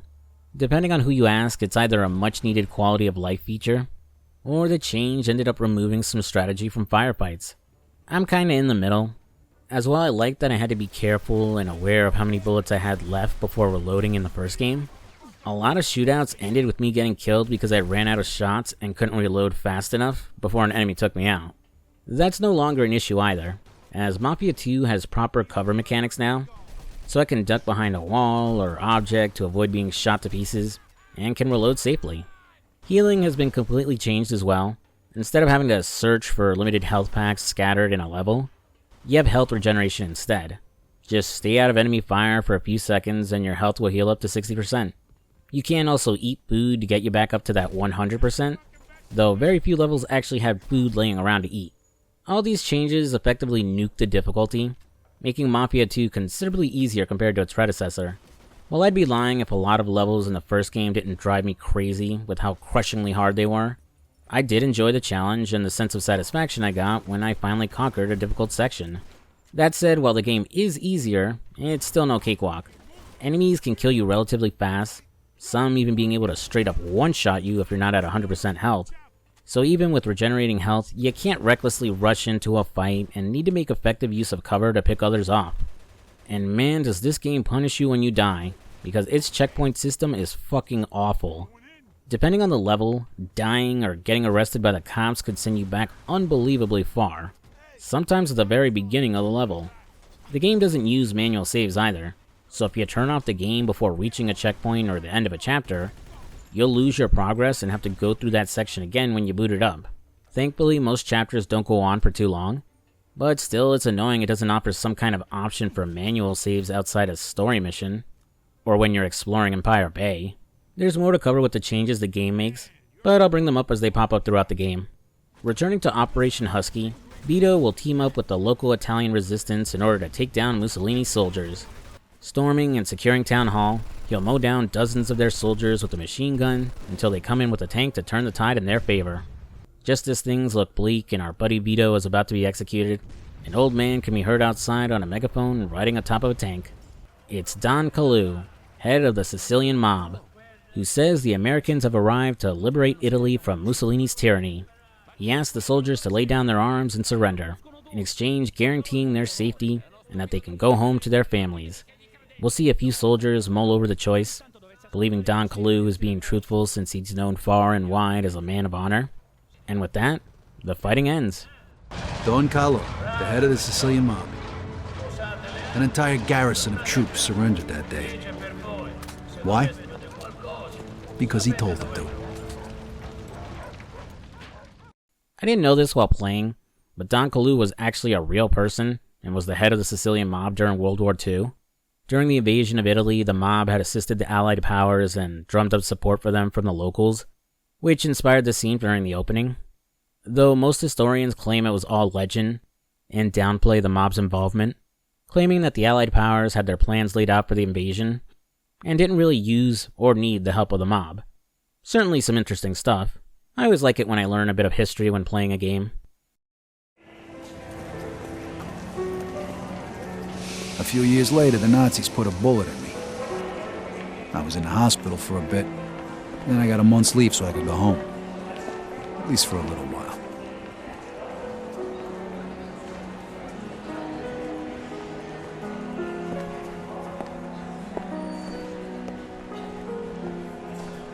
Vito! Over here! Joe! Hey! Welcome home, buddy. Skipping ahead a few years, the next chapter has Vito returning home to Empire Bay on medical leave. His old friend Joe there to pick him up from the train station. As I was playing through the game, I instantly recognized Joe's voice, but I just couldn't narrow down where I heard it before. Eventually, I caved and looked up who voiced him, and it was Robert Costanzo. And the reason he sounded so familiar is because he's the voice of Harvey Bullock on Batman the Animated Series. He was also Arnold Schwarzenegger's co-worker in Total Recall. What the fuck did I do wrong? Tell me! You blamed Quaid! You blamed about March! Are you crazy? While the voice acting all around is superb in Mafia 2, Robert Costanzo is the standout for me. He brings this boisterous energy to Joe that makes him instantly likable and his friendship with Vito feel genuine. His performance also tricks you at first into thinking he might be some dumb 2-bit goon, but as the game goes on, we see he's much more capable than we initially led to believe. Joe being able to come up with some good plans on the fly and saving his buddy's ass more than a few times. While Vito was serving during the war, Joe was continuing his criminal life, moving up to the big leagues as he was now working under the Clemente crime family. Spending his money on booze and hookers, he's earned himself quite the reputation around Empire Bay, and has made some serious connections, which he puts to use after hearing Vito was only on leave for a month, and would be returning to the front lines again. Putting in a call to a contact of his, Joe gets his old friend some fake discharge papers so he doesn't have to continue his service. While Vito is worried at first about getting caught, Joe reassures him that the documents will be clean, and that he'll personally pay for it too. Sharing a toast to his newfound freedom, Vito will catch a cab back to his family's apartment. I love this opening section of the game. Snow coming down and covering the streets, Christmas decorations being up, and Dean Martin singing Let It Snow as you explore Little Italy. Kinda regret not playing it during the holidays. Would have been a nice substitute for the lack of snow we've been getting this winter where I live. Little Italy feels surprisingly lively, with several people walking around, a few calling out to and recognizing Vito. You got a couple guys calling up to a window, asking the woman inside to let her husband out to drink. An old man is boarding up his shop, and just before reaching Vito's mother's place, a window will shatter and you'll hear a woman arguing with her husband. This game has a lot of moments like this, where NPCs are going about their own lives, sometimes dealing with a broken down car, or spying on a neighbor, or they're just drunk outside their own apartment. It really helps Empire Bay feel more immersive and alive, not just another city in a video game filled with blank NPCs. Similar to Lost Heaven, as the story goes on and time moves forward, the city will change, newer cars will appear on the road, and different music will become available on the radio. Though this attention to detail does end up exposing just how underutilized Empire Bay's open world actually is, but I'll circle back to that later. Hi, Mama. I'm back. Vito. Vito, my boy. My boy's home. I thought I'd never see you again. Francesca and me, we wait. Hey, sis, what's going on? We wait for you. Yeah. Sit down. You must be hungry, Vito. Francesca made you a special dinner, zuppa di pollo. It's good for you. While Vito was away fighting in the war, not much has been going on back home. His younger sister Frankie has been taking care of their mother, and has been working a small office job to cover the bills and pay off some of their father's old debts. Waking up the next morning, Vito fills his mother in that he won't have to return to the service thanks to Joe's help. While she's glad her son won't get himself killed in the war, she's apprehensive of Vito working with Joe again, and concerned he'll get into trouble. While he assures her that won't be the case, she does get Vito to promise to look for honest work down at the docks, and try to get a job with his father's old boss, Derek Pappalardo. Heading outside, we'll spot some shifty guy in black hassling Frankie, and get thrown into the game's melee tutorial. What the hell's going on here? Vito! You mind your business, asshole. Oh, yeah? Melee in the original game wasn't really anything special. Just mash the attack button to smash your fists or a melee weapon into an enemy, with the option to hold down the attack button to charge up a stronger, heavier attack that could instantly knock someone out if you get behind them. Here in Mafia 2, melee consists of scripted sequences where you'll basically trade blows and box with an opponent 1v1.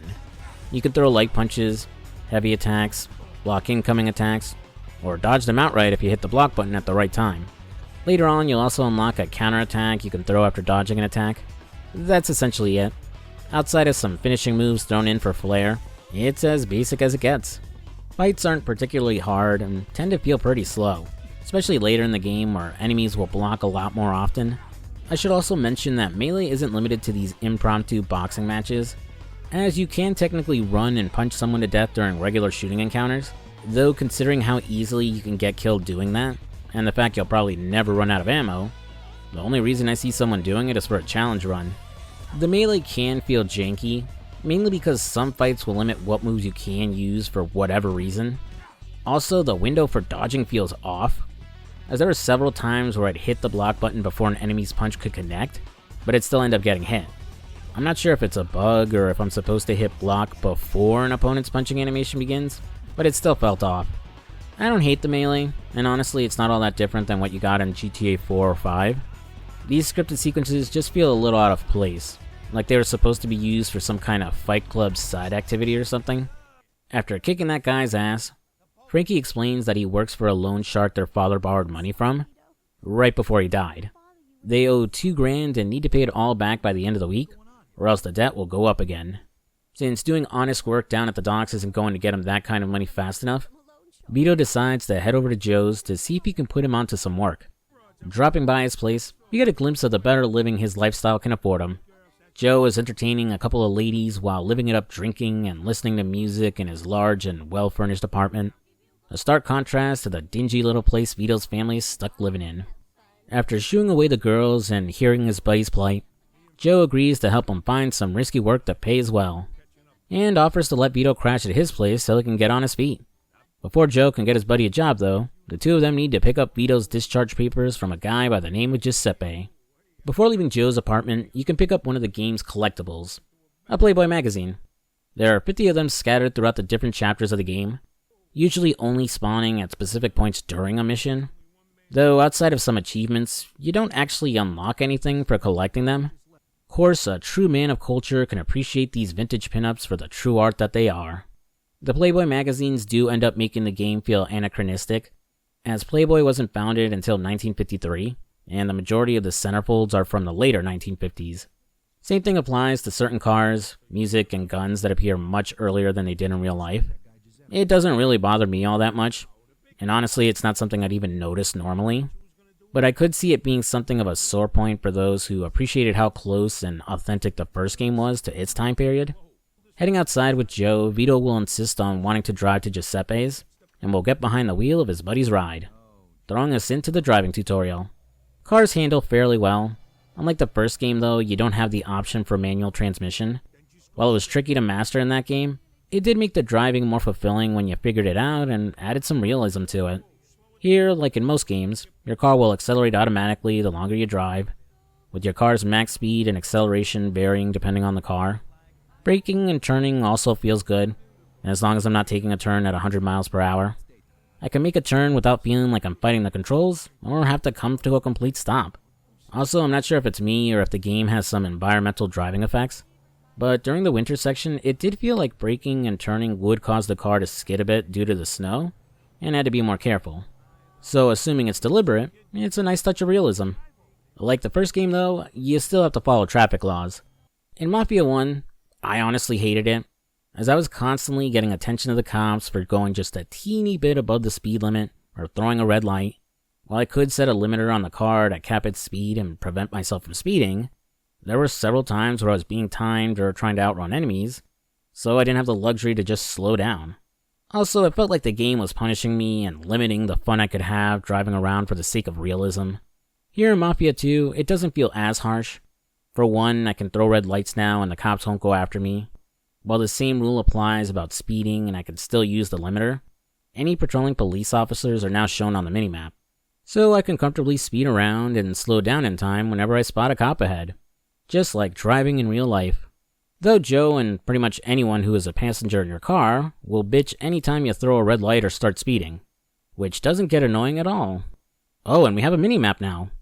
In the first game you had this radar thing, I guess, which didn't show you what streets you were driving through and only these dots representing other drivers. So as I was driving around, I was constantly pulling up the map to figure out where I was and where I needed to go.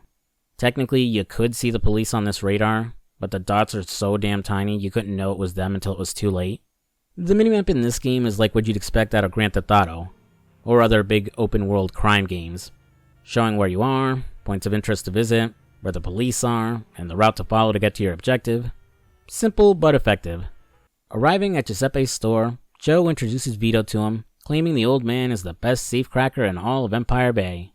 At first I thought he might have been the same safecracker that helped Tommy during that one mission in Mafia 1, but in the original version he was just some random guy.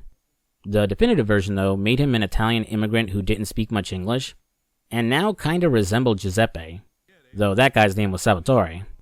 Don't know if the developers wanted to retcon him in the definitive edition in order to merge the two characters and tie the two games closer, or it's just meant to be a passing reference alluding to Giuseppe. The old man has come through and delivers on the phony discharge papers. Giuseppe also sells Vito a set of lockpicks, taking us through a brief lockpicking tutorial. It's pretty much the same as the one in Sleeping Dogs, where you have to lift a pin to a certain point, set it when it turns green, and do the same with the rest in order to unlock a door or a car. While we're done with the old man for now, later in the game we can return to his store to purchase Molotovs to use in fights. Heading outside, we're thrown into a couple more tutorials. When Joe eggs on Vito to steal a nice car they spotted when walking in, and the cops spot them. Stealing cars in Mafia 2 is a little more involved in the first game, or similar games like GTA. In the original, outside of the long animation, Tommy could let himself into and steal any parked car on the street, though certain cars were unavailable to him to steal until you regress the story enough, and learn the proper technique to break into them from Ralph. This was basically the game's way of gatekeeping you from stealing a super fast car too early. Here you aren't limited in what type of car you can steal, and you can either use a lockpick to slowly but silently break into a car, the difficulty of breaking in depending on the car, or just loudly smash a window to let yourself inside. While this method is much faster, the noise is more likely to get the attention of others around you, and can alert the cops. Assuming you stole a car without the cops noticing you, once you get it back to your garage or your apartment, it's yours to keep. You're limited to only storing 10 cars in your garage, though I think the cars added through the DLC don't count towards that number. Conveniently, if you took a car out of the garage and had to abandon it during a mission or whatever, you can instantly reclaim the car from your garage instead of having to hunt it down. Something not so convenient though, is that any damage your car took when driving around doesn't get instantly fixed when parking it in a garage, like in GTA. Instead, you have to take it to one of the Charlie's service and repair body shops scattered around Empire Bay. Working similar to the pay and spray, you can take any cars you steal to them to repair it, repaint it, change the rims, improve the engine, or legalize the car by changing the license plate, and even customizing the plate number too if you want. This will also help you get rid of any unwanted police attention, though you can't enter the body shop if the cops followed you there. While it can be pricey to fix your car, especially if it's pretty banged up and at the beginning of the game where you don't have a lot of cash, I like all the options for customization. I pretty much never improved the performance on a car, and really did just use this place as a pay and spray, but still, not a bad thing. And I might as well put this here, but your car does take gas, and it can run out of fuel unless you take it to a gas station to fill it up. Though that only ever happened once during my playthrough, and that's because I intentionally let it run low to see if I really did need to buy gas. Now that the car stealing and customization tutorials are out of the way, next is the one on the wanted system. There's 3 different elements to your wanted status depending on the severity of your crime, and how much you push back against the police. First is the standard wanted levels, consisting of 1 to 4 stars. At 1 star, the cops will only issue you a fine, and will leave you alone after you pay. At 2 stars, they'll pull out their weapons and automatically stop you when you get close enough. You can either give yourself up, bribe them, or try to resist. At 3 stars, cops will open fire on you and you either need to fight them, flee, and stay out of their sight until they give up their search, or bribe them by calling them from a phone booth, which I didn't know was an option while I was playing the game. And finally, at a full 4-star rating, they'll use stronger guns, set up police blockades, toss spike strips at certain spots on the map, and the spawn rate for cops will increase. The other 2 elements to the police chases are the wanted person status and the wanted vehicle status. Signified by a wanted poster icon, when you're a wanted person, even if you lose the cops and your wanted level, the cops will instantly pounce on you again if they spot you walking around. The only way to lose the status is to change your clothes or call in a bribe. Wanted vehicle status is when the cops are actively looking for the car you're in, signified by the license plate. So you need to ditch it for another car, change the plates at Charlie's, or again call in a bribe. While I never found the police in Mafia 2 overwhelming, or all that difficult for that matter, I dig the idea of sometimes having to change cars or clothes to avoid them. It adds a little more realism to chases and incentivizes you a bit more to buy new clothes at shops. You know, outside of the need to just customize Vito's look. Overall, I think the wanted system has a nice balance to it that keeps cops from feeling like an afterthought, or making the player feel untouchable after a certain point. After ditching the cops and getting Vito's new car a fresh paint job, we'll drive out to a junkyard to meet a contact of Joe's, Mike Brewski. Hey, look who's here. Hey, Mikey boy, what's going on? Shit, Mike, you can wash your fucking hands once in a while. Now I need a fucking bed. Hey, I've been working. Working people occasionally get dirty, you know? Besides, I just wiped them off. With what? The same f***ing rag you used to clean the toilet, you filthy Running a scrapyard, Mike is as dirty as they come, and not just because of his work as a mechanic. He does a lot of work in stealing cars, selling stolen car parts, disposing of incriminating evidence for the mob, and a whole lot more. He needs parts for a Walter coupe and asks Vito to steal and bring one back to his junkyard. After he teaches us how to shoot a car, we'll head down to the Lone Star bar to nab the car we need. Unfortunately, it belongs to one of the members of the Bombers gang, who don't take kindly to Vito trying to run off with it. After a brief shootout, we'll outrun the remaining bombers, return to Mike to drop off the car, and collect the payment of $400. Though Joe takes a cut since he's the middleman. Mike says he'll have more work for Vito in the future, which led me to assume he'd give side missions to steal certain cars, though that's not actually the case. Instead, there's a large car crusher beside his office where you can park any cars you bring back, and then crush them for scrap to make around $400 for each one. Though the game doesn't actually tell you this until a later mission needs you to use the crusher.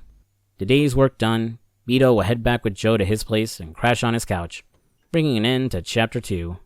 The following morning, after Vito talks to his mother over Joe's phone, he'll do as he promised her and head down to the docks to meet with Mr. Papalardo in order to find some work.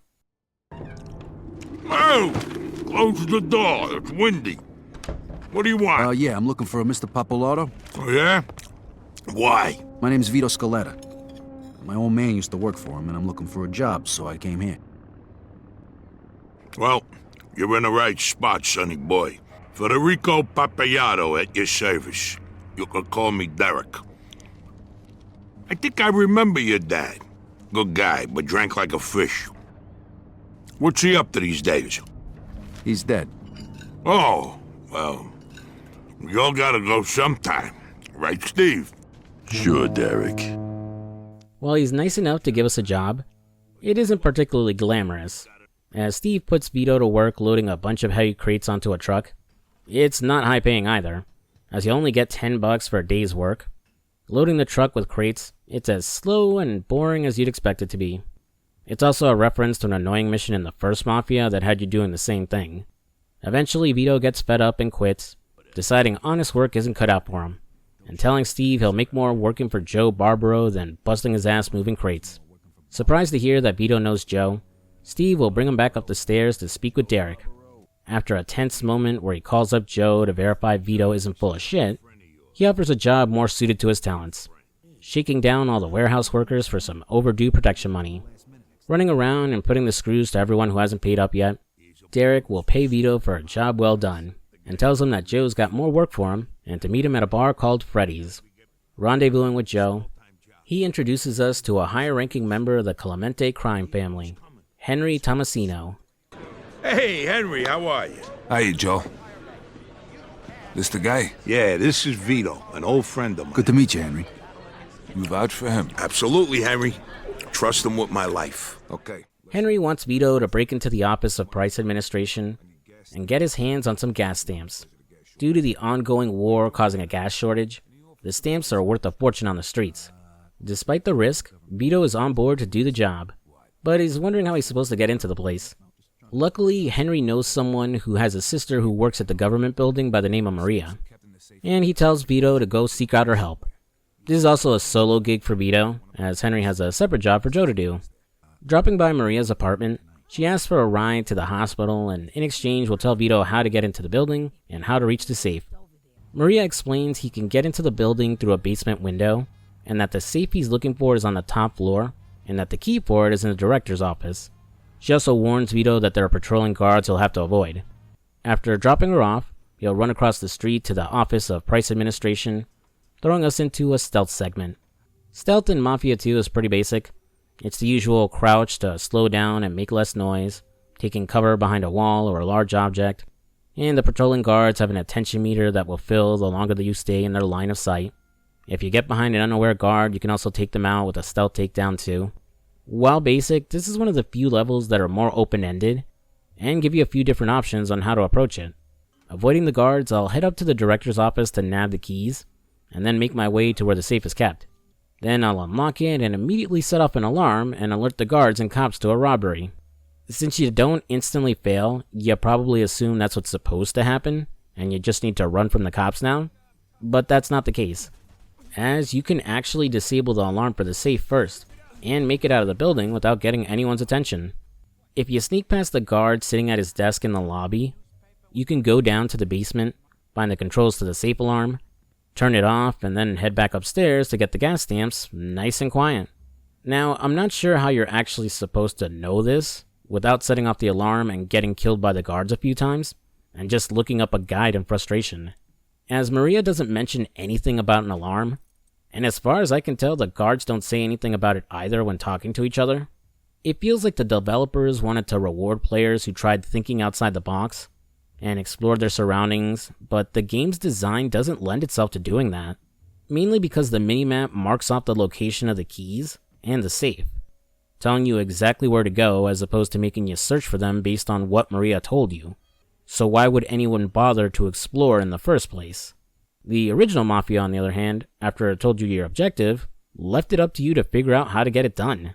Due to the majority of levels being open-ended, after some trial and error, you could figure out where to go or find a better way to approach an objective. Like when you need to sneak into a building to save Sam, or when you need to take out the guys trying to kill Don Salieri. Granted, it wasn't always intuitive, as some objective had solutions that were way too obtuse to naturally figure out. Now, I like it when a game forces me to think for myself and figure something out. The only reason I'm even going on about it right now is that this is pretty much the only instance when the game ever needs you to think outside the box. As just about every level is a fairly linear set piece, the only reward you get from deviating from the path is either nothing or Playboy magazine. I'll circle back to this later, but this does feel like something the developers failed to capitalize on. Getting out of the building and heading back to Henry, we've hit a snafu. The gas stamps we stole are set to expire at midnight, making them worthless. However, Henry has an idea, as if we get them to the gas attendants before the night ends, they can still stamp and redeem them. Now on a timer, Vito will have to sell to at least 6 gas stations before time runs out. Thankfully, most of them are fairly close together, so it's easy to plan a good route that will let you sell off all the stamps in time. Once the job is done, Vito can head back to Joe's place to crash and bring an end to Chapter 3. The following morning, Vito will wake up to find a letter from Joe, telling him to meet at Freddy's for their next job, and to make sure to bring a gun and lockpicks. Not sure why the game tells you to have lockpicks, as it's basically a key item with infinite use that you'll always have with you outside of one chapter. Maybe during development they were supposed to have set uses and had to be repurchased often. As for the gun, assuming you didn't take one off an enemy or a cop, or didn't buy one beforehand, you'll have to go to a gun shop and do it now. Like clothing shops and places to eat, there are several of them dotted on the map, each one carrying different firearms. As long as you can afford it, you can get yourself armed and stock up on ammo. Unlike the first game, where instead you'd have to visit Salieri's gunsmith, Vincenzo, at the beginning of each mission, and have him arm you instead, with any weapons you take off of enemies being lost at the end of a level. Before heading to meet with Joe and Henry, now's as good a time as ever to finally get into Mafia 2's open world. I wasn't sure when the right time to do this was, but I figure I might as well rip off this band-aid now. Empire Bay, as great as it looks, and as lively as it feels, kinda sucks as an open world. In the original Mafia, Lost Heaven wasn't designed to be this interactive city in the vein of Grand Theft Auto. It was just a setting and a place to drive through, which, seeing as the game was developed before GTA 3 changed gaming, makes a lot of sense. And I really couldn't mark that as a negative. In fact, I went on to praise the Definitive Edition for sticking closer to that design, and not filling the city with a bunch of pointless markers or filler side content. Mafia 2 is a different story though, as it feels like it did want to do more with its city, but ended up giving up halfway. You have gun shops, places to eat, clothes shops, body shops, and gas stations. However, the game's design makes it so you very rarely, if ever, have to engage with those places. Like I just brought up, you tend to keep any guns you pick up from enemies, so outside of chapters where you're stripped of them, you never really have to go buy a new one unless you want something stronger for a mission. Diners and bars sell food and drinks that will heal you, but you can just go to your apartment and use the fridge to eat something instead. That, and due to your regenerating health, there's not really a reason to go and top yourself up to 100 by eating. Like I mentioned before, while cars do need fuel, it's extremely unlikely you'll ever actually run out. Clothes shops and body shops are pretty much the only ones that get any real mileage. You can rob some of these places for cash, but usually it's simpler to crush cars for Mike, or later in the game, collecting cars for another character. However, even money doesn't feel as important as you think. There's a few times where you'll need to collect a certain amount of money, but usually the plot will handle the problem for you as fast as it introduces it.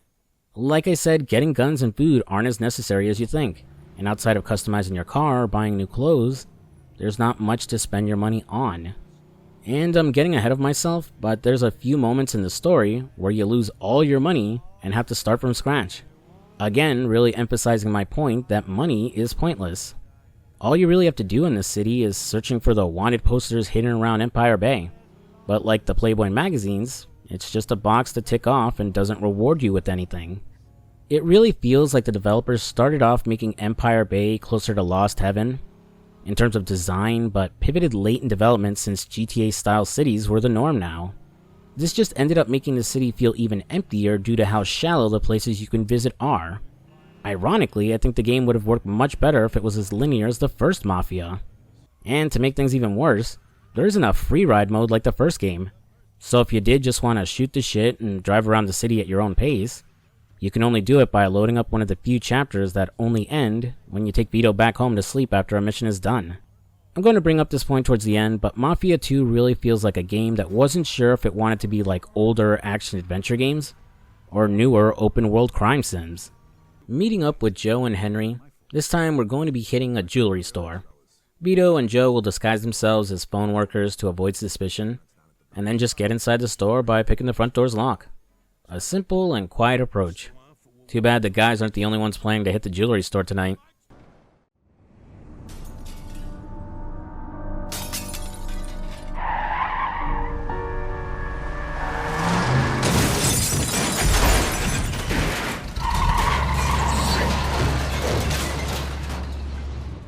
What the hell is this?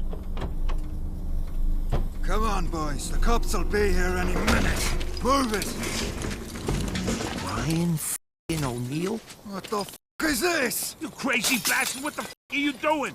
Barbaro, what the hell are you doing here, you f***? You're a little late, Chief. There's nothing left here.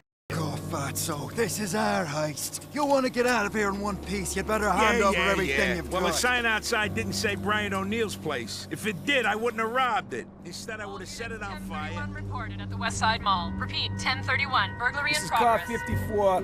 We're on it. And I suggest you get lost before the cops show up. Kiss my ass. Got it.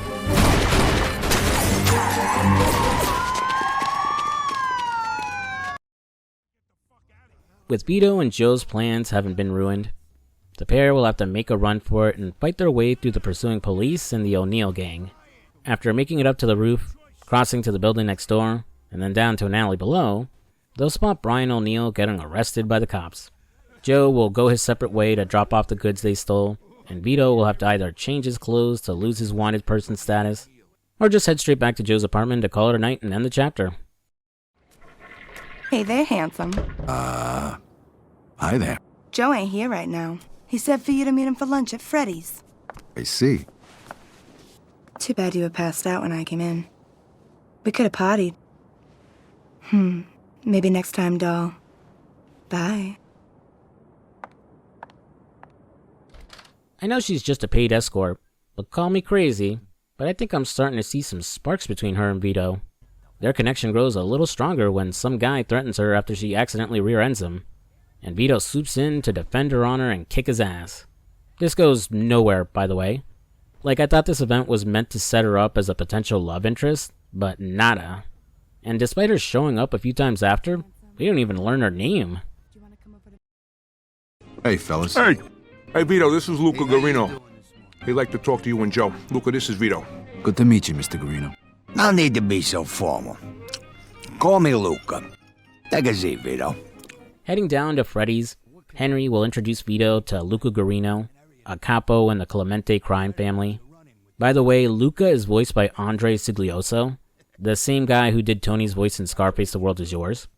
Go watch that video, by the way. Impressed by Vito's work during the jewelry heist, Luca asks him if he's ready for some heavier work. specifically to kill someone for the family, if for no other reason but because he's told to.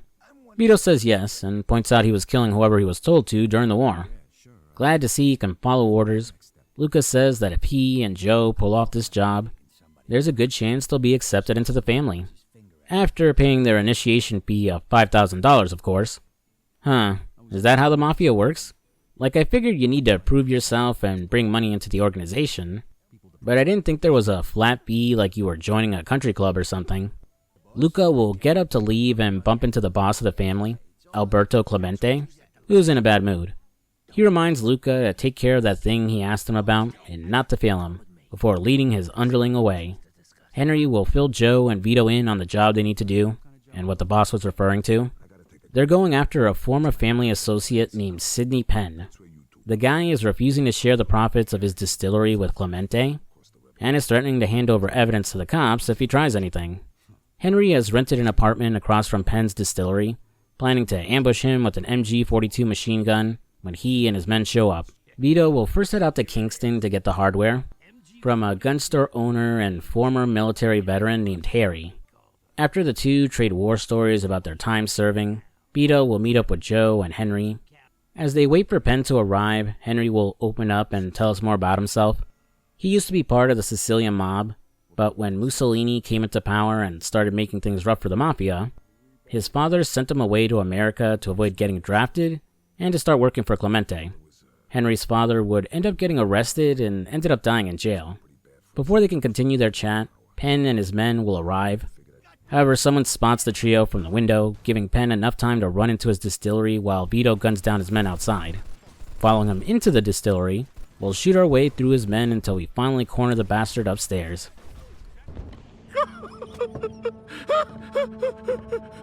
Don't kill me! Please! I got a wife! You should have thought about your wife before. Do anything you want! Just don't kill me! Oh, for Christ's sake! Don Clemente sends his regards. Oh!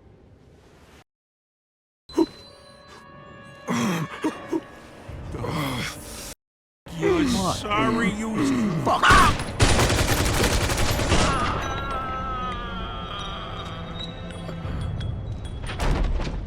Henry, you okay?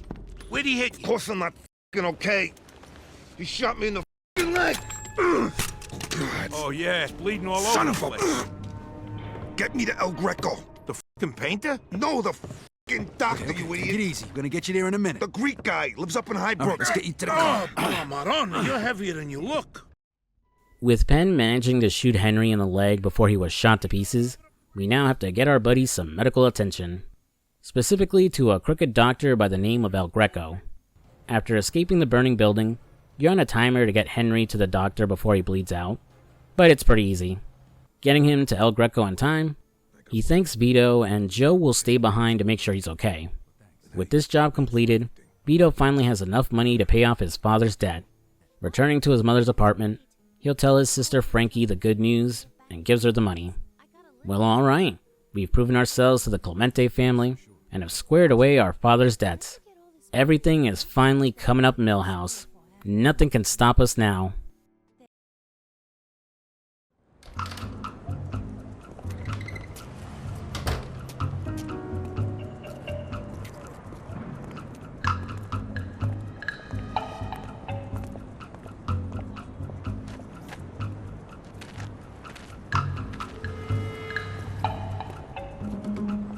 Vito Scaletta?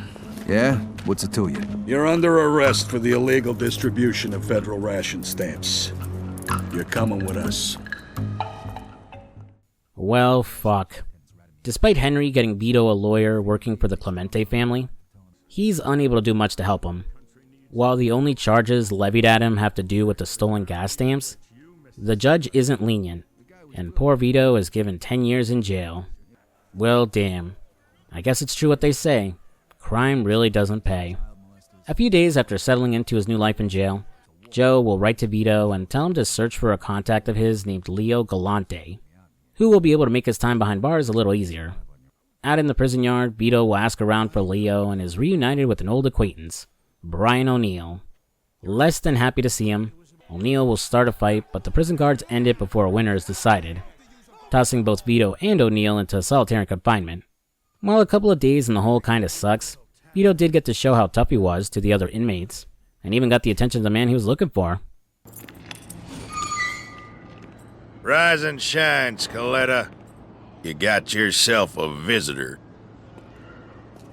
My name is Leo Galante. I heard you wanted to speak to me. Yeah. One of Clemente's guys said I should contact you. Said maybe you could help me out. Oh, fuck Clemente. I don't provide protection for his guys in here. But I saw how you handled that who's after you, O'Neill. You could prove useful. Impressed with Vito's fighting skills, Leo offers him his protection and to show him the ropes in prison. In exchange, Vito will act as a sparring partner for his fighters and become one himself. Telling Leo about his association with Luca Guarino and the Clemente family, Leo is stunned to hear that Vito has been asked to pay a membership fee to join the family. As he explains, there is no flat fee, and you're brought into the family when you prove your worth, loyalty, and that you can handle the mob life. He says this will cause trouble for the Clemente family when it gets out, but doesn't elaborate why. After a few weeks in jail and doing a few fights for Leo, Vito will get a visit from his sister Frankie. She has some good news and some bad news. The good? She got married. The bad? Their mother has become seriously ill and is bedridden, which is why she isn't with Frankie to visit Vito. He tells her to seek out Joe and to take the money he's holding for Vito to get treatment for their mother, and to keep whatever's left over as a wedding gift. Sometime later, after cleaning the urinals, Vito gets surrounded by Felice Johnson and his buddies while he's in the shower. Now, I tell you what, I like you, and I want you. Sorry, asshole. You picked the wrong ass to drill. Now we can do this the easy way, or we can do it the hard way. The choice is yours. I got a better idea. Why don't you go fuck your buddies instead? Or better yet, go fuck yourself. Okay, I see you choosing the hard way. While Vito manages to avoid getting prison raped, the crooked guard who set him up still tosses his ass in solitary. And to make things even worse, he gets a letter from his sister Frankie. Their mother passed away the day she came to visit Vito. All the money he had set aside was now going to pay for her funeral. Skipping ahead in time again, Leo's best fighter, Pepe, who was supposed to fight Brian O'Neill, got set up and jumped instead. Angry, the old man asked Vito to deal with the prick, and after finishing the fight they started back in the prison yard, Vito silences Brian O'Neill permanently. Having proven himself, Leo arranges it so Vito stays in his luxurious suite instead of his dinky jail cell, where he'd probably get shanked by the Irish. While hanging out with the old man, Vito is taught about how the Mafia of Empire Bay operate and the rules they follow. Feels a little off for only learning this now like a third of the way through the game, but okay. Leo explains that there are several Mafia families in Empire Bay, each one in control of a different neighborhood. The collective families make up the bigger organization known as the Commission. The Commission sets the rules and handles disagreements between the families. The major bosses outside of Clemente are Carlo Falcone, a young and ambitious guy who has a reputation for being ruthless, while the other is Don Vinci, a man of honor who still respects the old ways. Leo just so happens to be the consigliere for Vinci. Getting out in a few months, the old man promises to pull some strings and try to lighten Vito's sentence. Vito's prison arc lasted all of one chapter, as the beginning of Chapter 7 has him getting out after only serving 6 years of his sentence. Becoming a free man in 1951, he returns to an Empire Bay that is thriving now that World War II is over. Dropping in on our buddy Joe, he once again proves that he's a real one, as on top of lending Vito some cash to get by, he also reveals that he bought him his own apartment too. Heading over to check out the new place, he fills Vito in on what's been going on while he was locked up. Joe explains that Henry felt guilty about what happened with the gas stamps, but that he hasn't spoken to him in years. Joe also stopped working for Luca and Clemente after learning the membership fee was a lie, and now he's working for the Falcone family. Changing into a nice suit on Joe's insistence, he'll introduce Vito to Eddie Scarpo, his new business associate and the underboss of the Falcone family. Driving to the Garden of Eden Gentlemen's Club, which is owned by Eddie, he'll ask Vito if he'll be interested in working for the Falcones like Joe. Vito naturally agrees, and the guys celebrate his freedom with a night of booze and debauchery.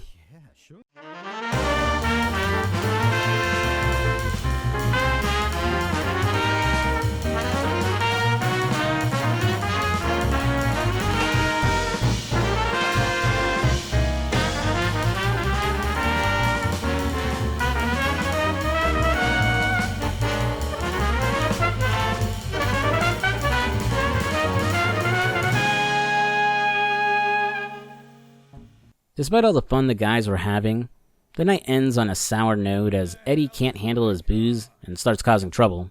Since Vito is the least drunk of the trio, he'll need to drop off his buddies back home. Don't worry, we don't need to deal with a motion sickness inducing drunk driving level where we gotta avoid the cops or something. Instead, we gotta deal with a dead body. What the hell is that smell then? Oh, yeah, I'm smelling it too.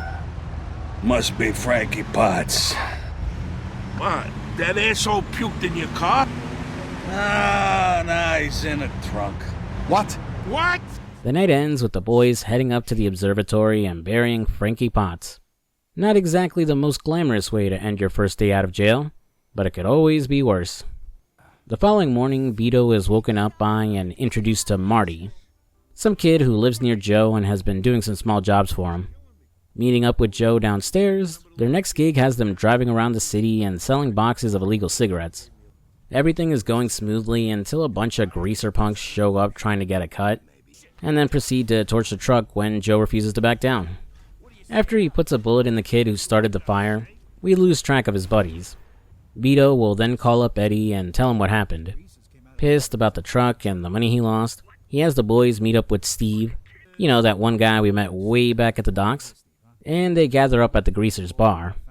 Shooting the place up and then setting it on fire, the boys then head to the Greaser's hangout to teach them some respect.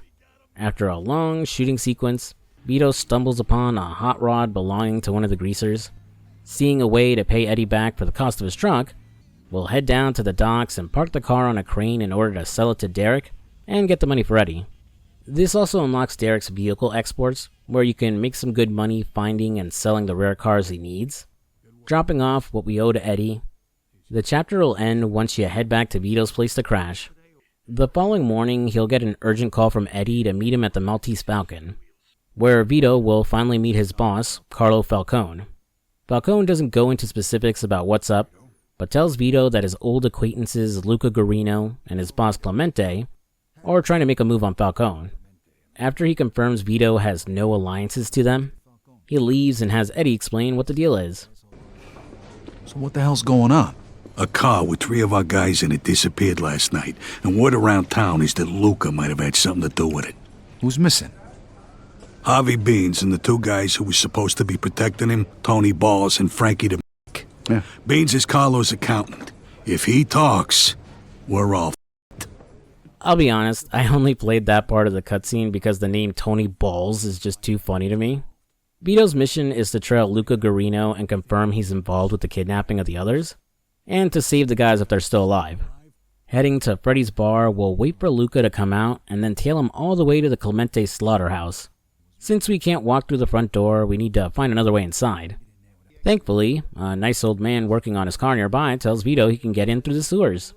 That is, if he doesn't mind getting covered in shit. Fuck!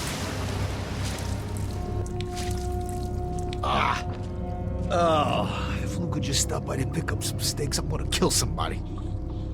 Making it topside, Vito confirms that Luca was indeed involved in the kidnapping, and after sneaking through the slaughterhouse, we'll confront him, kill his enforcer Sammy, and save Tony Balls and Harvey Beans. Unfortunately, we were too slow to save Frankie.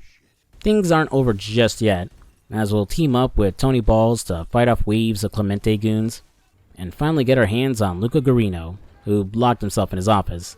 While Vito is supposed to kill Luca personally, Tony Balls tells him not to worry about it, and that he'll take care of it. Then we get this scene. This don't deserve a quick death. I can't argue with that. Okay, I'm gonna go. I stink like an outhouse. I gotta get cleaned up. And tell Eddie he don't gotta worry about Luca. Yo, Beans, open the door. It's all over. You're still alive? Yeah, what'd you expect? Look, before we go home, you want to give me a hand with Sleeping Beauty here? You know, that's not such a bad idea. So when I saw this scene, I immediately thought, holy shit, Beans was in on it. And now he's going to backstab Tony Balls and save Luca. This might be the setup for Vito's inevitable downfall because he didn't do what he was told, and didn't stay to confirm Luca was killed. But, that didn't happen. In fact, these guys never show up again after this scene. Like, the game confirms Luca was killed, and Tony Balls is mentioned later, but what I thought was going to be a betrayal wasn't. Beans just helped kill Luca instead, covering up whatever treachery he was involved in. Like, I wouldn't call this a missed opportunity, maybe a dropped plot thread, but the way the scene was staged just made it seem like something ominous was about to go down. It's just very jarring. Anywho, all the work Joe and Vito have done, along with a recommendation from our old friend Leo Galante, has finally paid off, as our boys are now officially made men. Gentlemen, this is Vito Scaletta. Vito, know that this family of ours is a secret. You are entering the Society of the Chosen, a society which does not exist to the rest of the world. Our family means more to you from now on than your own family, or God, or your country. If I ask you to kill your own brother, you must do it. Show me which finger would pull the trigger.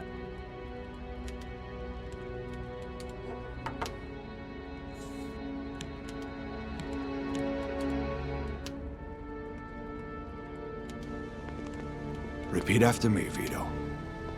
If I were to betray the secret of our way of life. If I were to betray the secret of our way of life. May my soul burn in hell, just like this saint. May my soul burn in hell, just like this saint. Amico nostra. Gentlemen, I give you our new friend, Vito Scaletta. After a quick montage showing the boys enjoying the fruits of their labor, and Vito buying himself a new home in a nice neighborhood, it's back to business as usual at the beginning of the next chapter. Heading to Joe's apartment, Vito will sit down with him, Eddie, and Falcone. Since they got proof that Clemente went after his organization with what Luca did, it's officially war and the boss wants us to go after Clemente before he strikes first. He's holding a big meeting at the Empire Arms Hotel, which is the perfect time to hit him.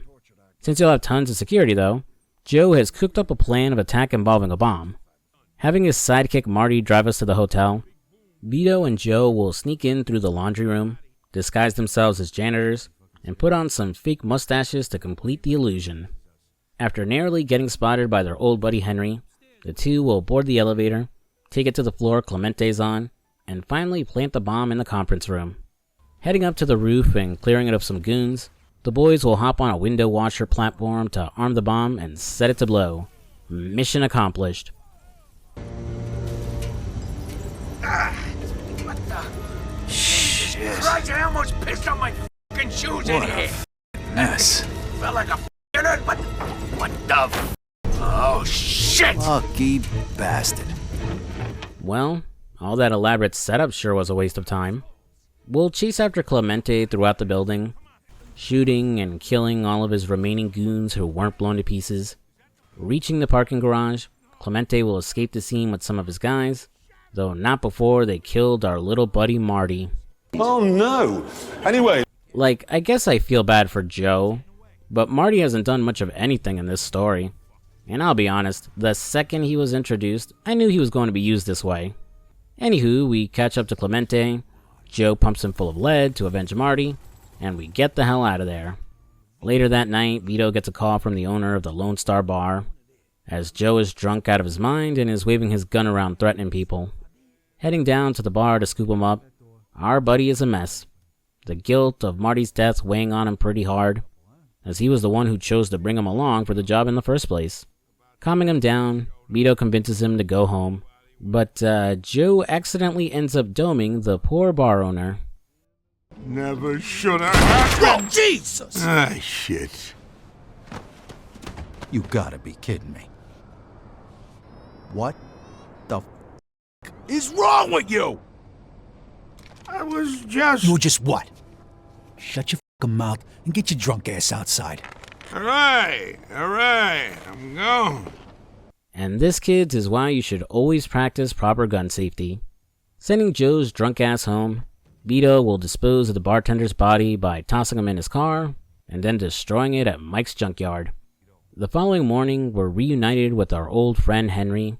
He knows we're responsible for the hit on Clemente, mostly because he saw through our disguises, but he doesn't care. Henry just wants to survive, and is willing to switch sides to Falcone, asking Vito if he could put in a good word. Dropping by the Maltese Falcon, we'll collect our payment from Eddie and introduce him to Henry. Eddie will grill him for information, and whether he knows if Clemente and the other Mafia boss, Vinci, had any other plans for Falcone. Henry spills that he was with Luca Guarino when he went to visit Leo Galante, and was going on and on about some dirty business Falcone was up to, and that something had to be done about it. Eddie suspects they were lying to Vinci that Falcone was moving drugs, in order to throw suspicion off their own drug operation. With Henry's testimony, Eddie has the evidence he needs to move on Leo, and orders his execution. Aware of the old man's relationship with Vito, he asks Henry to pull off the hit, and for Vito to just accompany him and make sure it's carried out. Still, that proves too much for him, and Vito declines to get involved as it's just too personal. He then immediately decides to get involved, as he'll have to race to Leo's mansion and get there before Henry does. And holy shit, the time limit on this mission is tight. You can't afford to waste a single second. Since Henry took the car you arrived in, you need to immediately steal one off the street. It goes without saying, but you want to just smash the window in as opposed to fumbling around picking the lock. Once you're on the road, you need to hit the gas, maintaining a high speed while also avoiding crashing into other cars, or the cops, who are no doubt chasing after you for speeding. Oh, and the gates to Leo's place are locked, so you need to have enough speed to ram through them and make it to him. This is probably the mission that took me the most retries to complete. Getting to Leo, we warn him about the hit on his life. He fills us in that Falcone really is dealing drugs, and before we make our getaway, Henry ends up catching us. Henry is willing to look the other way about what Vito did, but he has to kill Leo. It's his neck on the line if he fails. The old man tells Vito to leave and let him die. He's lived a long enough life, and isn't willing to sacrifice a young guy like him. So, it's with a heavy heart that Vito is forced to abandon his mentor and father figure.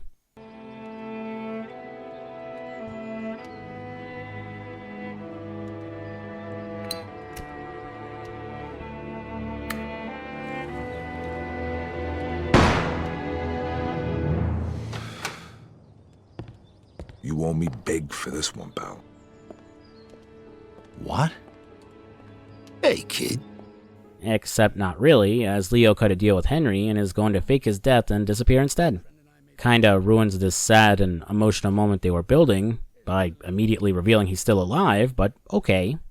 After helping the old man escape the scene and taking him to the train station, Vito's sister Frankie decides to return to the plot as she's sitting outside his house when he gets home. Her marriage is on the rocks, as her husband Eric spends all his time drinking and partying. Frankie also suspects he's probably cheating on her too. She just wants Vito's help in talking some sense into him. But after he gets Frankie to admit Eric has been beating her too, Vito decides to go full-on Sonny Corleone.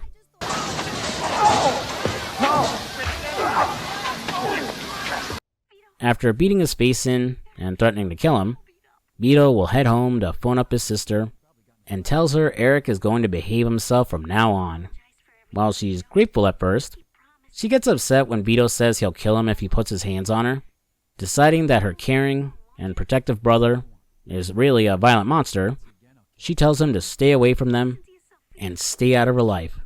Frankie disappearing from the plot yet again, but for good this time. Man, that felt a little forced.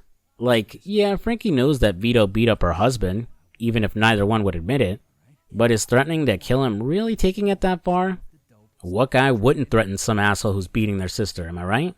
It doesn't feel all that different from when he beat up that loan shark guy during the melee tutorial.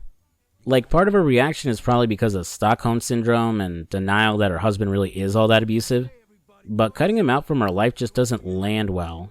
Honestly, it would have made way more sense to have Frankie walk in on Vito beating her husband to death, and then intervening, begging him to stop and trying to protect Eric.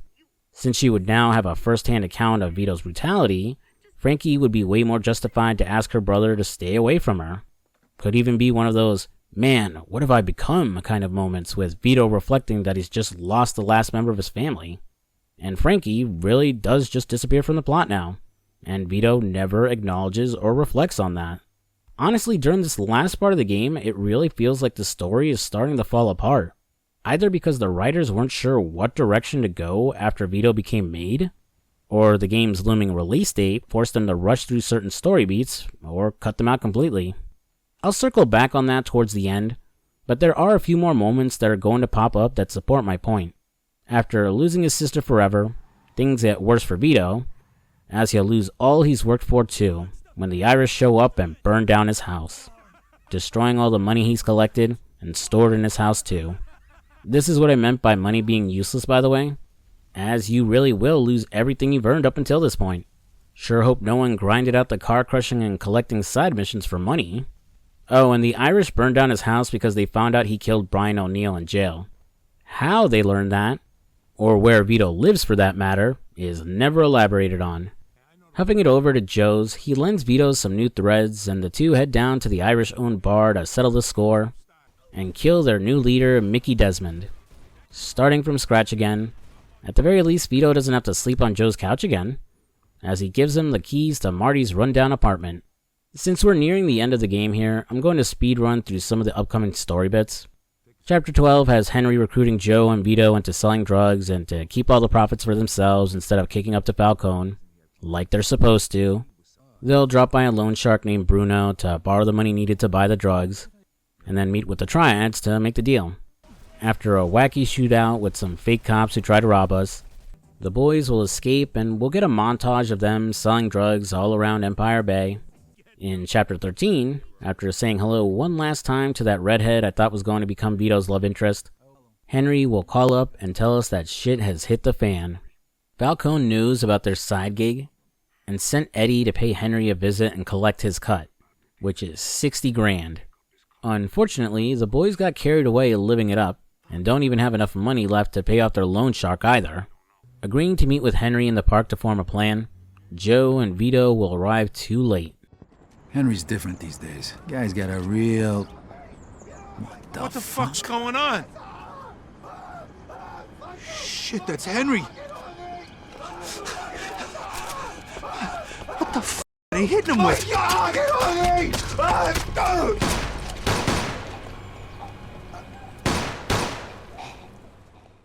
Oof.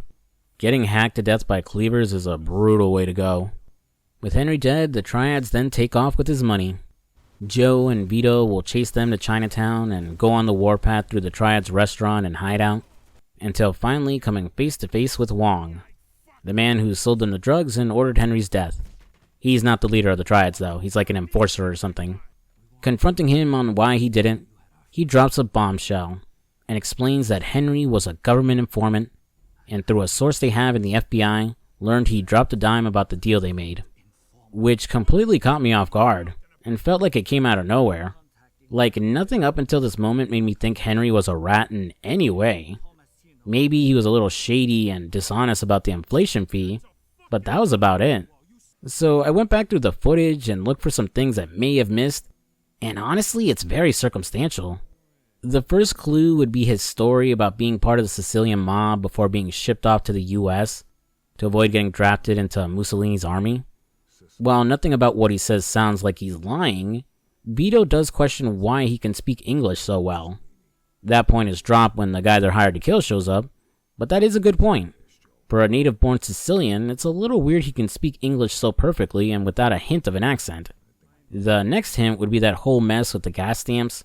While one of the gas attendants implicated Vito, it's weird that despite Henry getting him a good lawyer, he couldn't really do jack shit to help Vito, or that they didn't just, threaten the gas attendant to recant his statement, or just make him disappear. It's implied that Luca basically just threw Vito under the bus for that whole affair, but still.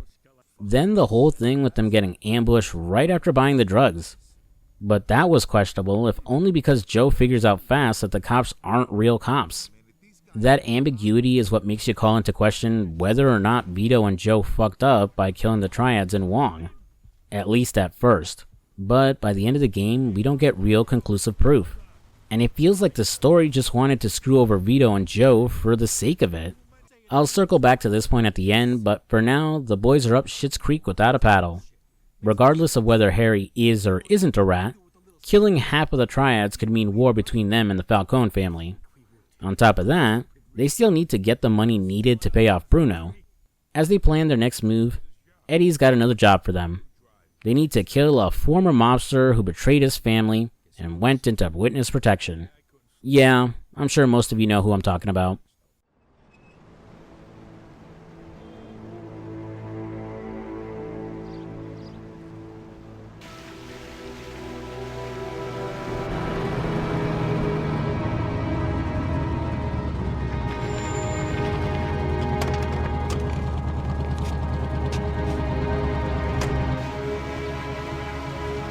Mr. Angelo?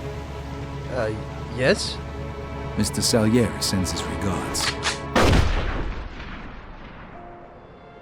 I messed up. So did Paulie and Sam. We wanted a better life, but in the end, we were a lot worse off than most other people. You know, I think it's important to keep a balance in things. Yeah, balance, that's the right word. Because the guy who wants too much risks losing absolutely everything. Of course, the guy who wants too little from life might not get anything at all. I thought I'd have more to say about killing Tommy, but yeah, I got nothing. I'm sure when Mafia 2 released, it was pretty shocking to find out Vito and Joe killed him, but it's not really doing anything for me. Probably because I didn't really connect with Tommy, and because I always knew he was going to die, and because technically you just play a cutscene and don't get to pull the trigger yourself in a QTE or something. Oh well. Arrivederci, Tommy.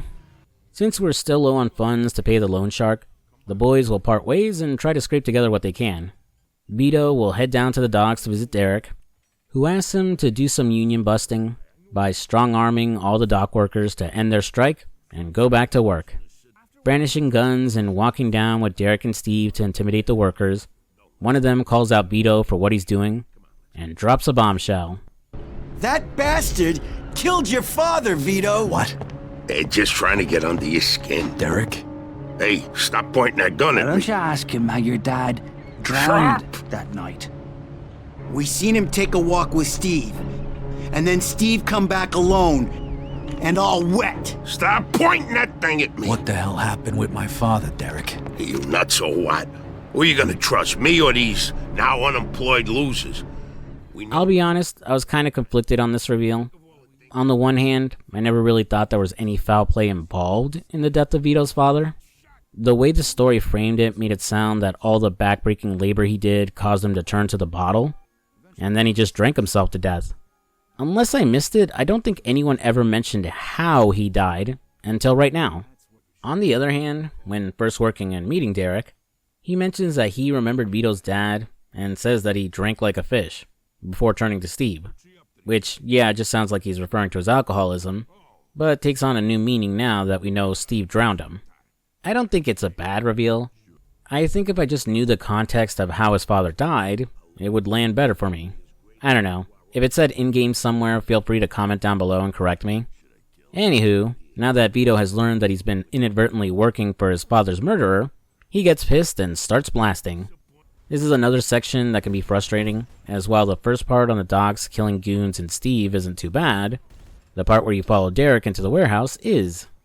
Derek is on the second floor of the warehouse, and has several guys flanking him above and below. He's constantly tossing Molotovs down at you, and with stupidly good accuracy too. So even if you found a good spot to protect yourself from the shooting, he'll almost always hit close enough to your position and force you to move. Because of where you are, it's impossible to hit Derek from your position, especially as, unlike every enemy in the game, he's the only one smart enough to constantly be moving. So you have to pick off everyone on the ground floor around you, and find a way upstairs to Derek. But the only staircase doesn't offer any cover, which means you're very likely going to die on your way up if your health is too low. And if you do die, because of the game's terrible checkpoint system, you need to do the dock section with Steve all over again. After a few tries, I finally made it to Derek, and sent that asshole off to hell. As a final fuck you, we also rob his safe of all his savings, which is almost enough to pay back Bruno. Since there aren't a lot of options for making cash, you basically have to go around stealing cars to scrap at Mike's junkyard, or rob a few stores. Once Vito finally has the cash, he'll head to Joe's apartment, but his buddy isn't there. After driving around Empire Bay, and asking around trying to find him, Vito learns that Joe got picked up by Vinci's men. Rather stupidly, he goes and confronts Vinci's men about it, and gets his ass captured too.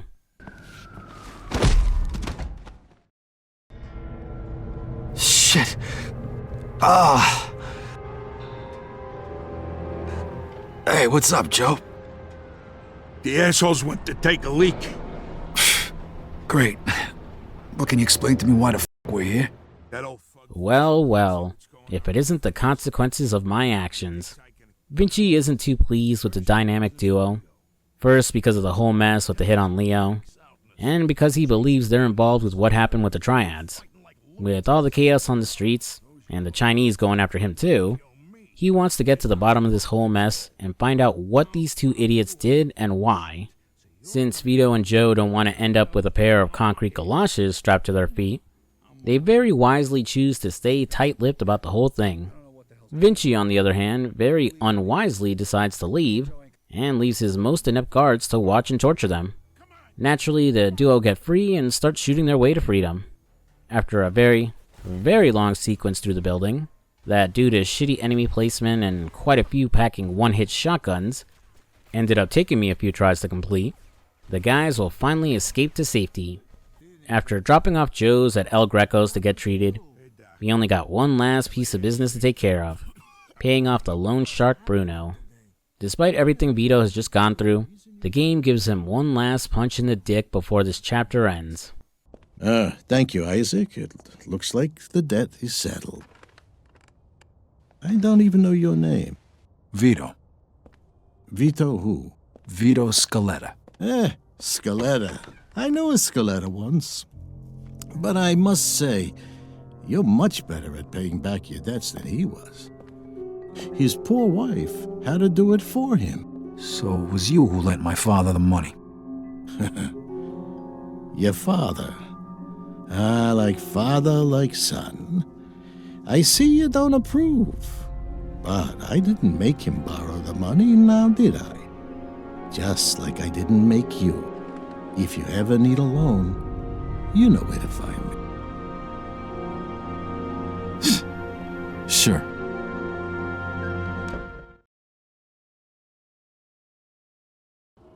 I couldn't sleep. Things were bad, and they were only gonna get worse. The truth was gonna come out sooner or later. And then we were gonna have Falcone after us, along with the Chinese and Vinci. This wasn't how I imagined it when we were starting out. I dreamed of money, cars, women, respect, freedom. I guess I ended up getting all that, more or less. But along with it came prison, living in constant fear, and the blood of my friends.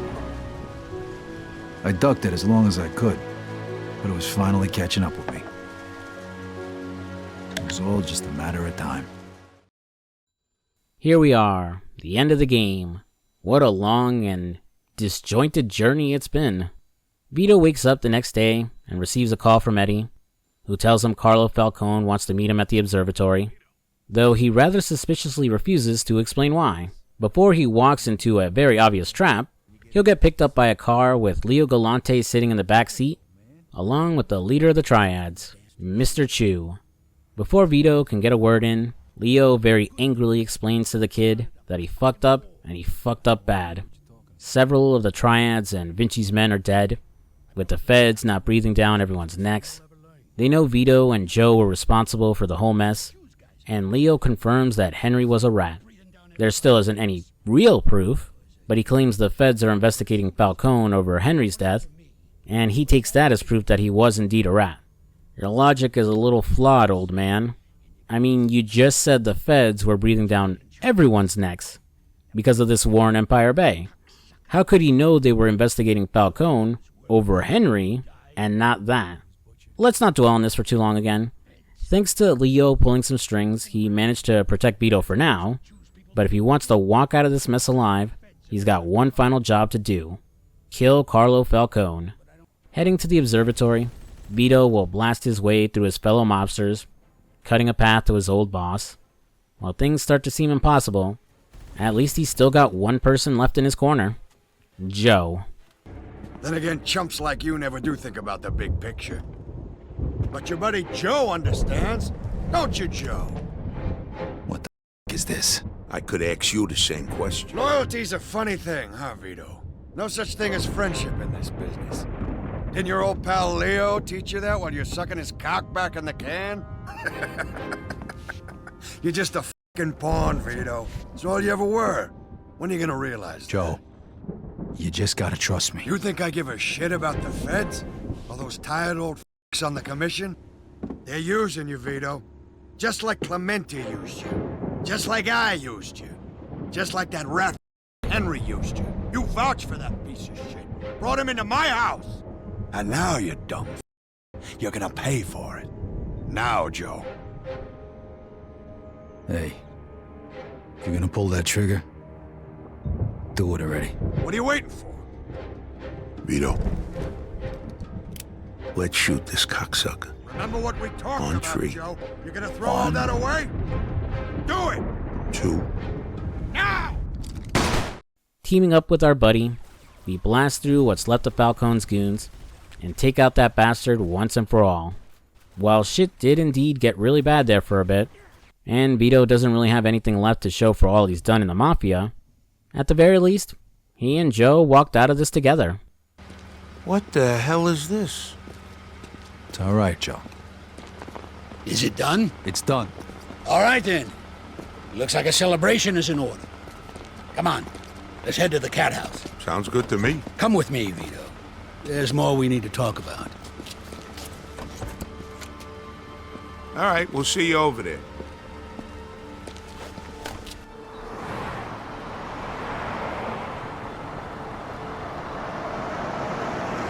All right. So what's the big secret?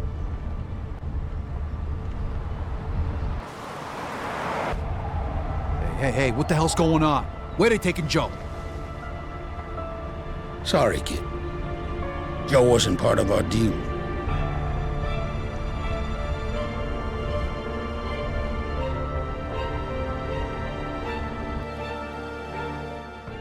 Despite everything that happened to Vito in his life, from being arrested, the death of his father, being shipped off to fight in Italy, getting shot by a Nazi, coming home and being arrested again, losing his mother, his sister, everything he made as a mobster, he still had one thing. One person who always stuck by him. Joe Barbaro. However, the world felt like punishing him one last time. And took him too. And that was Mafia 2. Okay, before I unpack that ending and go over my feelings about it, let's very quickly get through the DLC. I'm not going to be very thorough because honestly, I didn't enjoy the DLC at all. There's 3 pieces of DLC to go over. The first of which is Joe's adventure. Set during Vito's time in jail, we get to play as his buddy Joe Barbaro. This DLC starts off strong, like insanely strong, showing us Joe's perspective as he watches Vito get arrested by the feds. Like the Chad best friend he is, he immediately gets to work trying to help his buddy.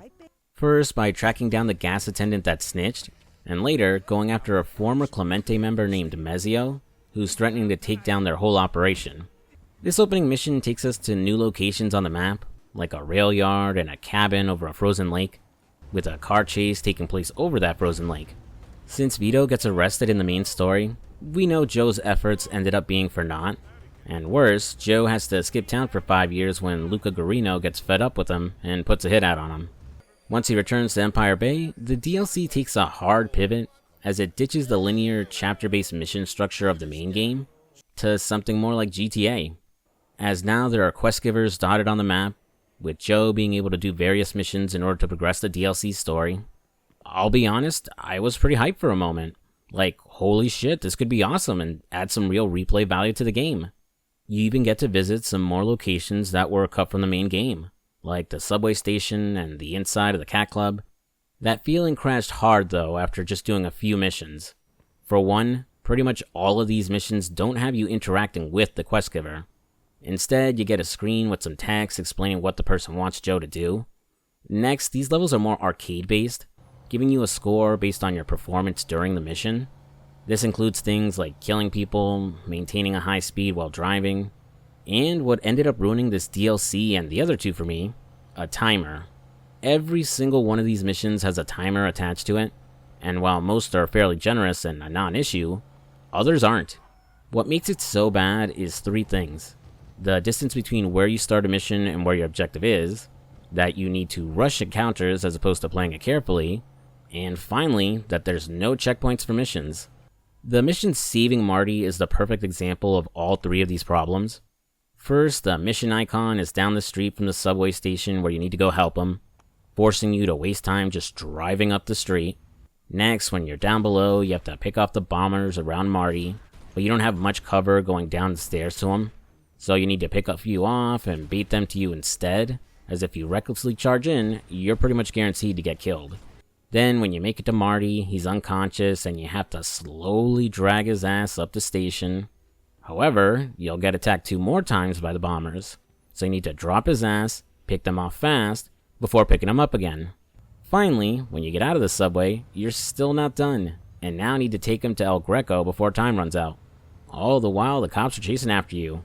It's a horribly designed mission that conflicts way too hard with how you are playing Mafia 2 during the main campaign. While not all the missions are this crushingly hard, you do still need to do most of these in order to unlock the real story missions that have actual cutscenes and progress the plot. I'll be honest, after the frustration of the Marty mission, I got bored of doing all this filler content and decided it wasn't worth finishing the DLC. The same applies to the other DLC, The Betrayal of Jimmy and Jimmy's Vendetta, which stars a hitman by the name of Jimmy, taking place in an alternate version of Empire Bay that has no ties to the main plot. Jimmy is tasked with taking down the operations of the bombers and the triads, before he ends up betrayed by his friends and sent to jail at the end of the first DLC. Then the second DLC has him bust out of jail and seeking revenge. I'll be honest, while the premise was interesting, I just really couldn't get into either DLC with Jimmy, and didn't bother to finish it. Doesn't help, it follows the same mission structure as Joe's Adventures. Overall, there is some good in the DLC, but the simplicity and arcade nature of the missions make it a mixed bag of quality. Returning to the main game, I've had a hard time trying to find the right words to describe my experience with Mafia 2. I really enjoyed my time with the game, and overall, I think it's a good game. But it's a very inconsistent and incomplete experience. The game doesn't seem to know where it wants to go with Vito. It doesn't feel like a traditional rise and fall from power type of story, mainly because Vito never gets to enjoy the fruits of his labor for long before something in the story takes it all away again. Its Mafia story isn't the romanticized one we saw in the first game, instead focusing on the darker elements of mob life, which, while great on paper, fails in execution if only because the writers constantly have to beat us over the head that being a criminal is bad and crime doesn't pay. It's the kind of thing that doesn't translate well towards the gameplay, as the player ends up punished for all the work they did, and like it was ultimately all pointless. The plot introduces characters and ideas only to dump them just as fast. Things like Henry being a rat don't have enough setup in the plot or evidence supporting it, so it feels forced that Vito and Joe screwed up by taking revenge for Henry's death on the triads. Honestly, if Falcone had Henry killed for dealing drugs under his nose, that would have sufficed, and justified the two screwing up. They got greedy, broke the Mafia code by not kicking up to their boss, and are therefore paying the consequences of it. Didn't need Henry to be a rat for that to work. That said, I do like how the game ends, with Vito and Joe going in different directions and towards unknown fates. The real core of this story has been their friendship, how they always have each other's back, how they're willing to do anything for each other. So to see that even despite their loyalty and all they survived, they don't end up walking into the sunset together. It cuts deep. Can Vito really enjoy any type of life, knowing his best friend is probably dead? It's a sad and ambiguous ending that, while not perfect, suits Mafia 2. And before anyone says it, I'm aware that Mafia 3 ends up answering the lingering questions about these two, but I'll leave that alone for now and bring it up whenever I get to Mafia 3. I mentioned it earlier, but this game really couldn't commit to being an older action-adventure game or a newer open-world crime game, so its gameplay mechanics end up clashing hard with its open-world elements, with gun shops, diners, gas stations, and the 2 side missions feeling pointless, and like ideas just dropped into the map for the sake of having it and not actually needing it. To sum up my thoughts, Mafia 2 is a good but very inconsistent game. For every one thing the game does right, there's 2 more it does bad. I think if it had more time to flesh out its open world, Bring in the cut content that only pops up in the DLC, and the story was more focused, it would have knocked it out of the park, and been the de facto best game in the trilogy. Honestly, I wish this game had gotten a full remake as opposed to a remaster, as it would have been a great way to fix all of its issues. While that's probably never going to happen, there's enough here where I wouldn't mind booting up Mafia 2 again in the future.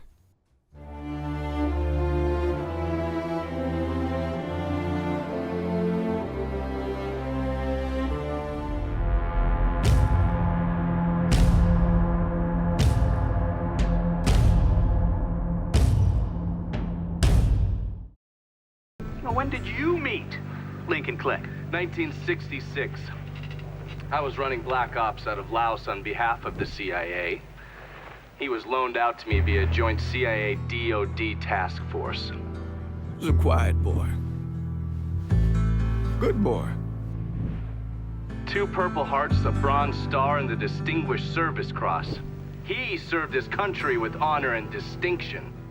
In Mafia 3, our new protagonist is Lincoln Clay, a Vietnam vet returning to his hometown of New Bordeaux, Louisiana, after being discharged from the army. He isn't planning on sticking around and just wanted to see his adopted family one last time before moving on. But a brutal betrayal forces him to stay and face off against those responsible, the Marcano crime family, and their patriarch Sal Marcano. In the previous 2 Mafia games, the protagonists would narrate their stories, recounting their time in the mob. Mafia 3 takes a different approach, with the story unfolding through a documentary that details Lincoln's war against Sal Marcano. The documentary blends interviews with key people from Lincoln's life, details from the FBI investigation, and clips from a Senate hearing about the case. And I really dig this direction. It's a fresh take that you don't often see in games. Rather than just being a simple framing device, the documentary dives deeper into Lincoln's character, exploring him through the perspectives of those who knew him best: Father James, his pastor and surrogate father figure, and John Donovan, his war buddy and CIA contact, each who offer their own insights into who Lincoln is during the game's intro. Unlike Tommy Angelo, who was forced into the mob to survive, or Vito Scaletta, who joined in order to try and live the glorious life of a mafioso, Lincoln is a little more complex. Abandoned by his birth parents and raised in an orphanage, he always struggled to find where he truly belongs. When the orphanage closed while he was still young, Lincoln was taken in by Sammy Robinson, leader of the Black Mob in New Bordeaux. Raised alongside Sammy's biological son Ellis, Lincoln finally had a place to call home. But despite the love he felt for his new family, his internal struggle with identity continued. This led him to enlist in the military and eventually fight in Vietnam. War being, war. Despite winning accolades for his service, he didn't come back feeling like a hero. Instead, he came back scarred by the carnage and brutal violence of the campaign against the Viet Cong. Though he proved himself a skilled soldier and even joined a CIA covert operation, the experience left him haunted, often tormented in his sleep by what he saw and did. It's not immediately obvious though, since Lincoln buries that part of himself. The version his friends and family see is calm, personable, and outgoing. Someone who easily makes friends regardless of their background or their race. But when that darkness inside him begins to surface, Lincoln becomes cold, calculated, and relentless in his desire to ruin the lives of those who took everything from him.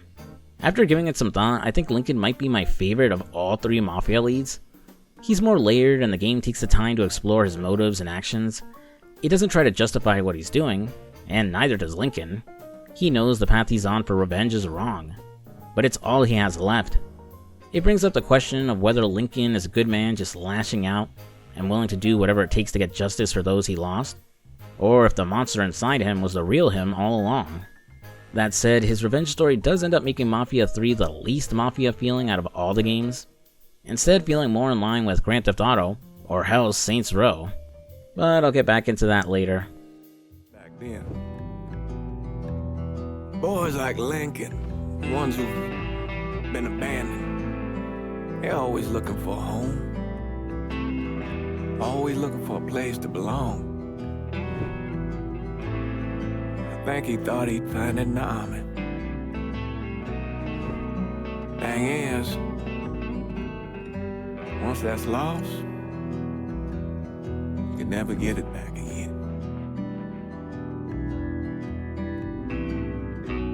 When he returned from the war, Lincoln ended back up over at Sammy's. Now Sammy owed the Italian mob a whole lot of money, and he needed Lincoln's help. It's a damn shame what happened. It breaks my heart. After the game's introduction, Mafia 3 properly kicks off when we cut to New Bordeaux in 1968 during Mardi Gras. Lincoln and his friend Georgie Marcano, son of Sal Marcano, are finishing up preparations to rob the Federal Reserve. The Reserve is collecting millions of dollars of money that are leaving circulation and are meant to be destroyed. Using bags of cash fronted by one of Sal Marcano's underbosses, they plan to sneak down to the Reserve's burn room and loot their safe holding all the cash that isn't going to be destroyed.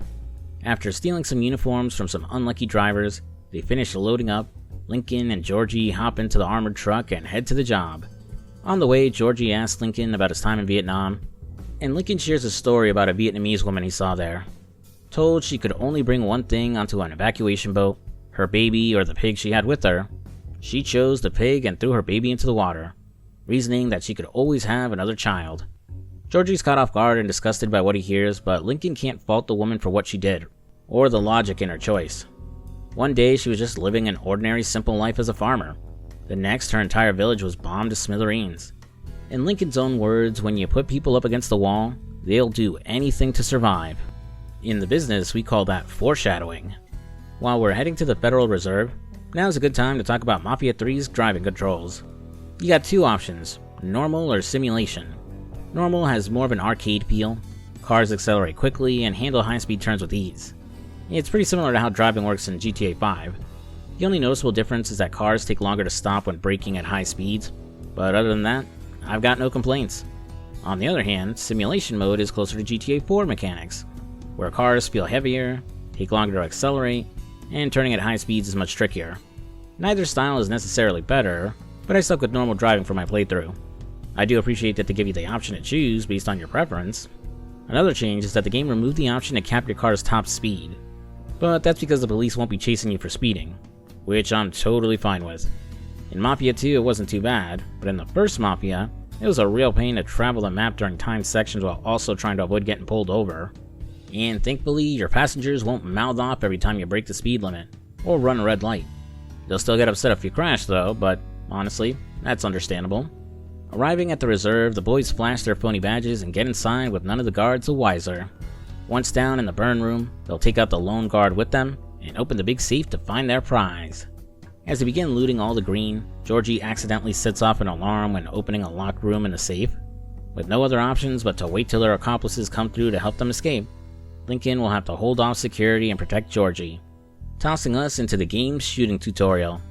Mafia 3 has some of the most satisfying gunplay I've ever experienced in a game. There's a real weight to the guns that adds a sense of realism to the shooting. From the recoil, to the sound of your bullets hitting an enemy, to how enemies react when they're shot, it all just feels incredibly satisfying. Each gun type feels distinct and is suited for different situations. Even the limitations like only being able to carry one heavy weapon and one sidearm, or the longer reload times and smaller starting ammo count, actually enhance the experience. Shootouts feel engaging and challenging without making enemies feel overwhelming or too easy to take down. Plus, Lincoln isn't some bullet sponge. He's actually fairly squishy. He starts with 2 segments on his health bar, which can be upgraded later, but even with regenerating health, only one segment will refill on its own. To get Lincoln back to full health, you'll need health packs, which can either be bought and stocked beforehand or found during missions. And I really love this system. It strikes a perfect balance between old school and modern healing mechanics in shooters. You can't just sit behind cover and wait for your health to regenerate. If you don't have a health pack to heal or find armor to buff yourself, you're at serious risk of getting dropped in 1 or 2 shots as soon as you peek from cover.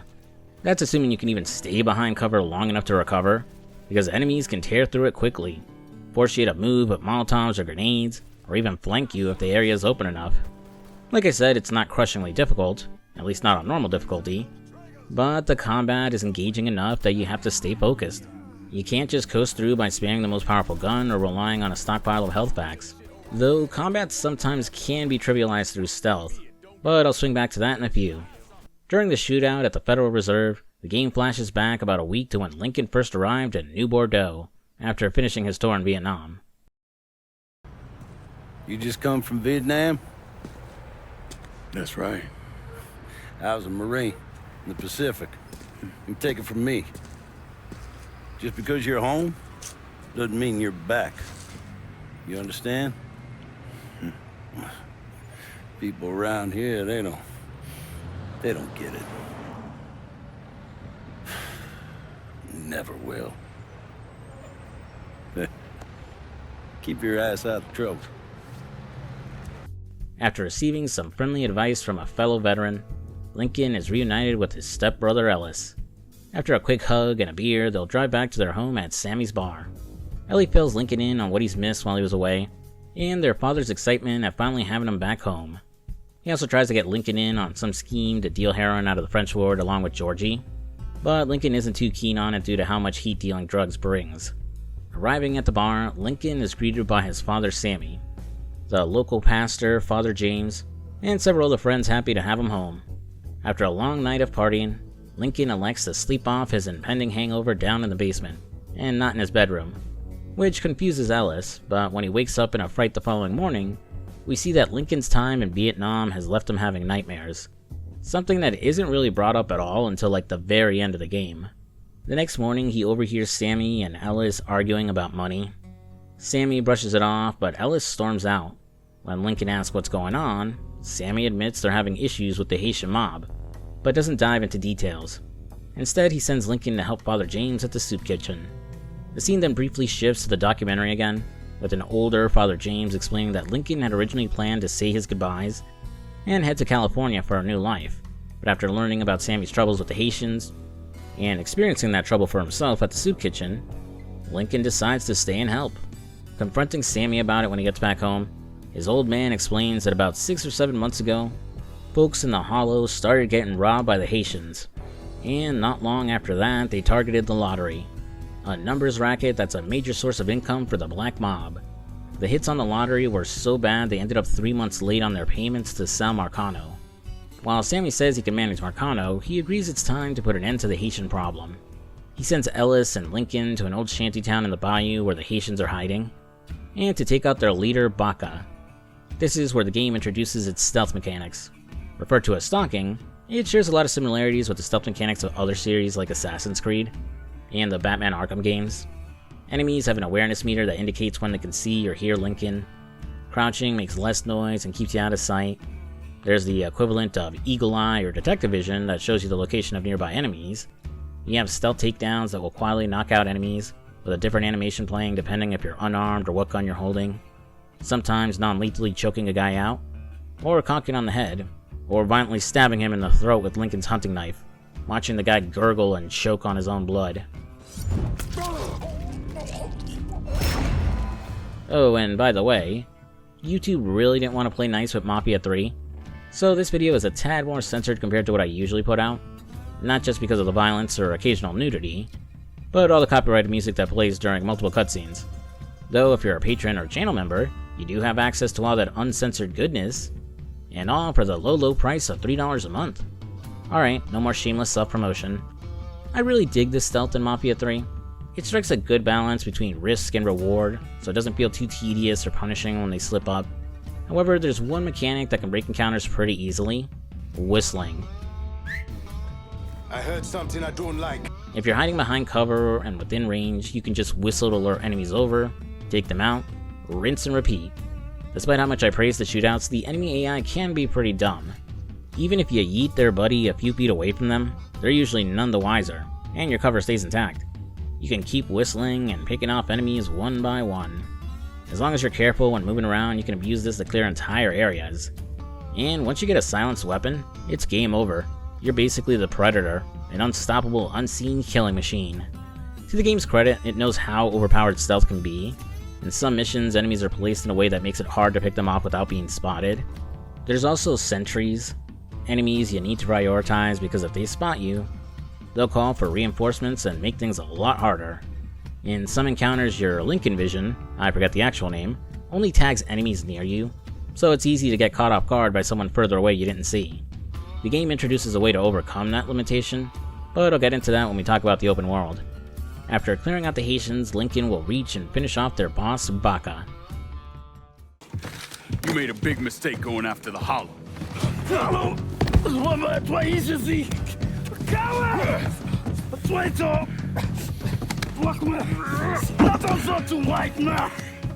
The man you're talking about took me in when I had nowhere else to go. You are no better than him.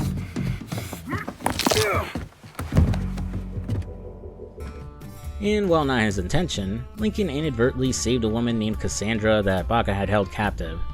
Poor girl, but she's free now, and hopefully she can find a new life for herself away from all this gang violence.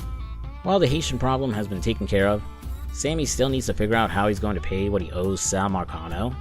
Luckily for him, Sal is willing to forgive the debt if Lincoln helps him for a job he's cooking up, the Federal Reserve heist. Heading to the country club, Lincoln is reunited with Sal's son Georgie before sitting with the man himself to hash out the details of the plan. And, wait a minute. I know that ain't who I think it is. Vito fucking Scaletta.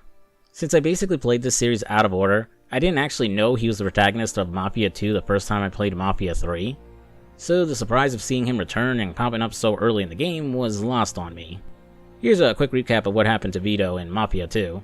After getting arrested as a kid, he was shipped off to fight in World War II. He came back to Empire Bay after being injured, and reunites with his best friend, Joe Barbaro. Joe helped him get discharged from the military, and got him started working for the mob. After a shitload of events that involved Vito getting thrown in jail for a few years, serving various mafia families, and eventually becoming a made man, things would all come crashing down.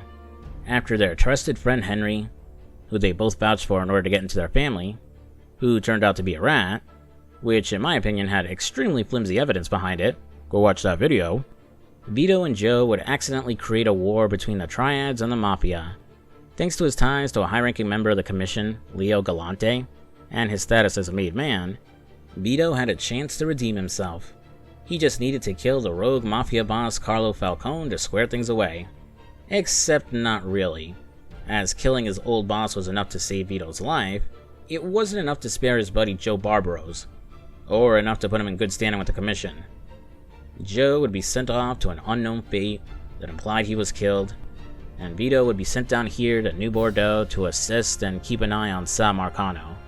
I skipped a lot regarding Vito's story, but go watch my Mafia 2 video if you want to know more.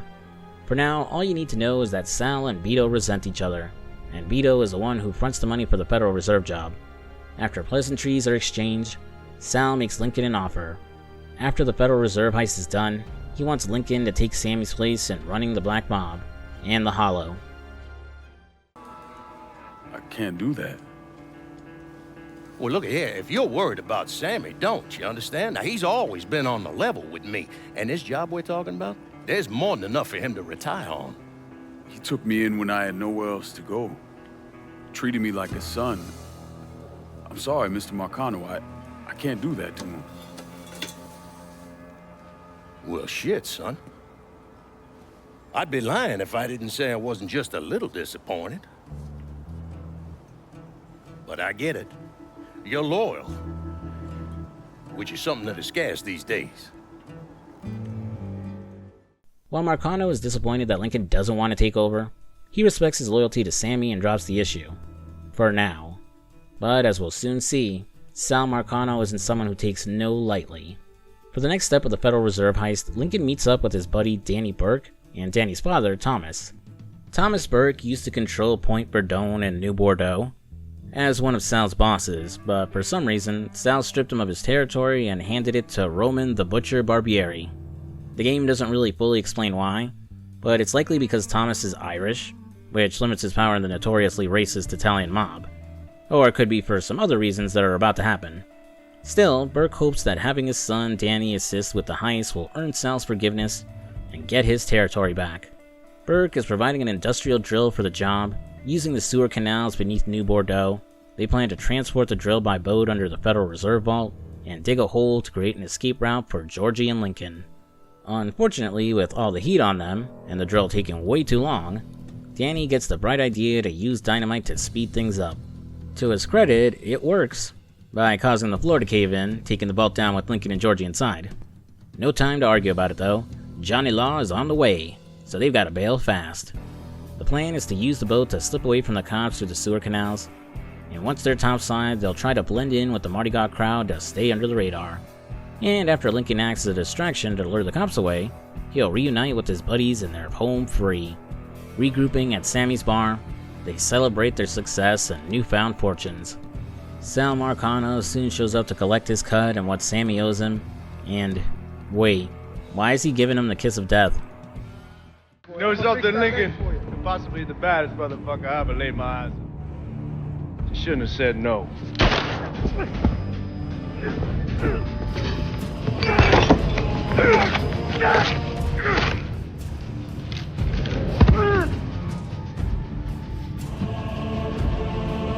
Where the fuck you think you're going?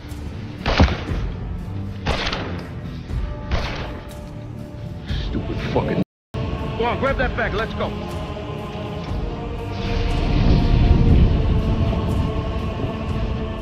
When I got to Sammy's, the whole place was buzzing. I still don't know what brought me there that night. Luck?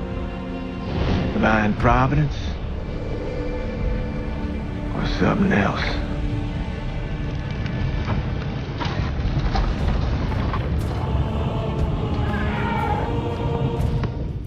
Holy shit, that scene at Sammy's bar. Despite still dropping the game during my first playthrough, the betrayal by Sal and Georgie is what really hooked me on Mafia 3's story. Despite the fact the game already gave it away and set it up, the way it sneaks up on you and the sheer brutality of the scene hits hard. The brutal massacre of Lincoln and his family is beautifully scored by Paint It Black by the Rolling Stones too. Though because of copyright I had to substitute the music with Final Fantasy VII's Those Chosen by the Planet, which fits stupidly well considering this is basically Mafia's equivalent to the Nibelheim incident. Thanks to Georgie's poor aim and Father James showing up just in time, Lincoln survived the massacre. Several months pass as Lincoln recovers, during which major events unfold, including the assassinations of Martin Luther King Jr. and Bobby Kennedy. Despite being set during the height of the civil rights movement, these events mostly serve as background and don't have much impact on the game's story. It kinda feels like a missed opportunity. While the game touches on racial tensions in the South, and you occasionally hear about world events on the radio or in NPC dialogue, it takes a backseat to Lincoln's revenge story. Sure, balancing those themes with the plot might have been tricky, but if it had been explored a bit more before Sal Marcano's betrayal, it could have added more depth to the game. Now that Lincoln is back on his feet, he's completely fixated on revenge. As he tells Father James, killing Sal Marcano isn't enough. He wants to take everything from him. Lincoln plans to destroy everything Sal built in New Bordeaux, and once his empire is in ruins, only then will Sal face death. To facilitate his plan, Lincoln has reached out to his fellow Vietnam buddy and CIA operative, John Donovan. And I'm going to go ahead and get this out of the way now, but Donovan is easily the best goddamn character in this game, maybe even the best in all of the Mafia Trilogy. Contrasting Father James, who serves as the angel on Lincoln's shoulder, who tries his best to stop him from going too far and becoming what he seeks to destroy, Donovan plays the role of the devil, all on board for his buddy's plan and pushing him to be more brutal in his actions. A charismatic and eccentric CIA operative, the dude's got this larger-than-life personality. Donovan's witty and a bit of a smartass, always ready with a sarcastic remark, weirdly serving as the comedic relief in this dark story. Due to being part of the CIA, he unsurprisingly has no problem breaking the rules and bending the law to get what he wants. Despite his shady nature, Donovan is fiercely loyal to Lincoln, happily jumping into the role of his buddy's wartime consigliere. He's also surprisingly more complex than you would expect. While Donovan is feverishly patriotic and loyal to the United States, he's still deeply skeptical of authority and the institutions that run this country. Something that started when JFK was assassinated while he was still in Vietnam, which I don't want to spoil right now, but it comes back in a huge way at the end of the game. With Donovan's vast CIA resources and spy equipment, he's the guy on the radio providing real-time intel on enemies, their weaknesses, and how to dismantle their operations. Meanwhile, Lincoln returns to Sammy's bar, which is now in ruins, where the memories of his family and the traumatic night they were killed come flooding back, triggering some intense PTSD moments for him. After a fresh shave and a haircut, Lincoln steels himself for his war against Sal Marcano. As Lincoln gears up, you'll get his combat knife for brutal takedowns, though you can toggle it off for non-lethal takedowns if you prefer. The game also introduces the stash mechanic, where Lincoln can store money he earns in a safe in Sammy's basement. It's crucial to stash your earnings early on, as getting killed will cost you a significant amount of money in your wallet. While it can be annoying to run back to the stash, the game later gives you the option to have someone deposit the money for you, making it less of a hassle. Finally, we'll now be able to change Lincoln's appearance and wardrobe, with various costumes you unlock throughout the game. I personally like sticking with his Wanderer outfit, because it gave him that classic John Rambo First Blood look.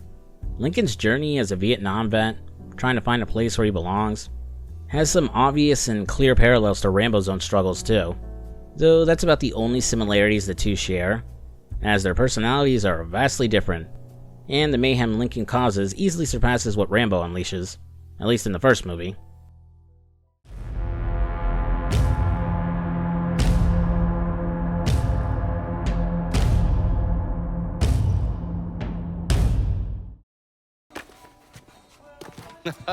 You weren't lying about setting up a tax center. Key to running a successful black bag operation is plausible deniability, which is why I stole all this shit from the FBI.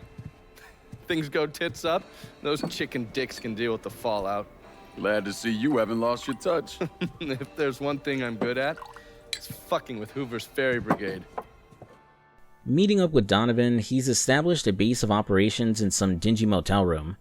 He's been digging around and found some groups that Lincoln could recruit and exploit to help him in his mission.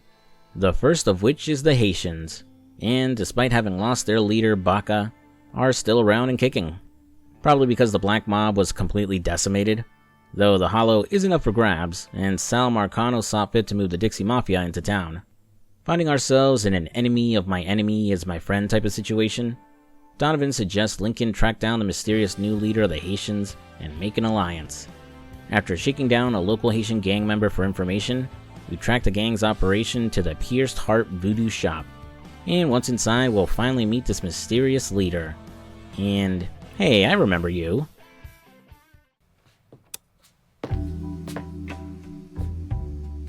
Coffee?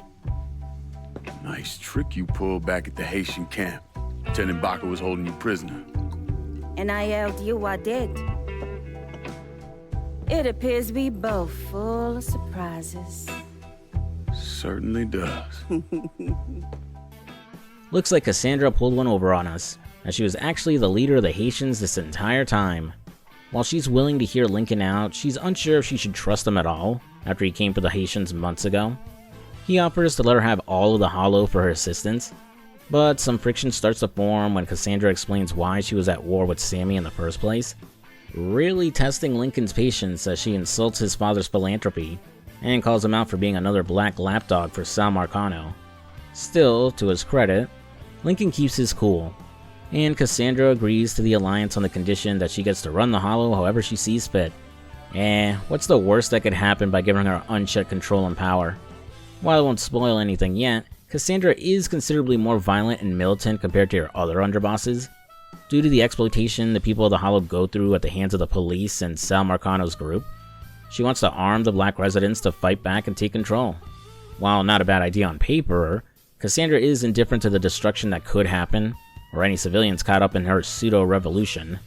It's not really explored outside of some optional side missions and a potential ending, but the game makes it clear that Cassandra could end up becoming a bigger threat to Lincoln if her power is left unchecked. But we'll worry about that some other time. Cassandra then explains that after Sal killed Sammy, he handed control of the Hollow to Richie Doucette, a monstrous racist who kidnaps and starves young black kids before releasing them in the bayou to hunt them down for sport, a fate that tragically befell her own sister. If Lincoln takes down Doucette, he'll have Cassandra's loyalty. Now that Cassandra's on board, we'll unlock our first associate perk, the Arms Dealer. Using the army radio Donovan gave him, Lincoln can call up an associate of Cassandra's who sells guns and ammo out of his van. It's super convenient since Lincoln can also stock up on adrenaline shots to heal, a bulletproof vest to buff his defense, and later upgrade his guns. You can even unlock perks like carrying more equipment or increasing max health. While I love the convenience of the Arms Dealer, I do have one small nitpick with its UI. The interface looks pretty bland, almost like a streaming service UI, and it lacks a separate tab for gun upgrades. So if you want to upgrade something like the accuracy or ammo count for a shotgun, for example, you have to scroll all the way to the right, past every single gun, just to get to the upgrades. It's annoyingly clunky, and makes it easy to miss that weapon upgrades are even an option. I accidentally overlooked them for a third of the game. But otherwise, yeah, I dig the convenience. And the cost of the better guns versus what you'll be making at first means you really can't just grind for cash to buy the most OP weapon in the game. Though I did get handed the silent pistol for free, and like I mentioned before, it really comes in clutch during stealth. Like during this upcoming story mission, for example. I'll skim over the finer details for now, but after Lincoln takes over the prostitution and drug rackets in the Hollow, Richie Doucette ends up on Georgie's shit list and goes into hiding. Thanks to some intel from a random Dixie mob guy that Cassandra kidnaps, we learn that Doucette's holed up at the abandoned Baron Saturday's amusement park, a racist and wildly inaccurate voodoo theme park some white guys built to profit off the black community of the Hollow. Spoiler alert, it didn't work, and the park quickly went under. As a set piece though, it's pretty awesome. Navigating through an abandoned amusement park at night immediately gave me Left 4 Dead 2 vibes. As Lincoln slowly works his way through the park, taking out Doucette's men one by one, they have no clue who he is or what he's after. At first they assume he's been hired by Georgie to take out Doucette, which causes Doucette to panic and flee into the park's funhouse in a desperate attempt to escape. After methodically hunting him down and eliminating the last of his men, Lincoln finally gets his hands on Richie Doucette. The guy pleads for his life when he realizes who's really after him, but Lincoln shows no mercy. Not only was Doucette involved in helping Sal betray the Black Mob, he was the one Lincoln saw stab Ellis to death. Oh, God damn it! None of that was my idea, you hear? It was all Georgie, him and his old man. They wanted y'all gone, not me. What was I supposed to do? Say no? Either that or make sure that I was dead. Oh, no. No, please. Listen. Just decent thing would be to let a man get in a prayer before you kill him. You can pray on the way up.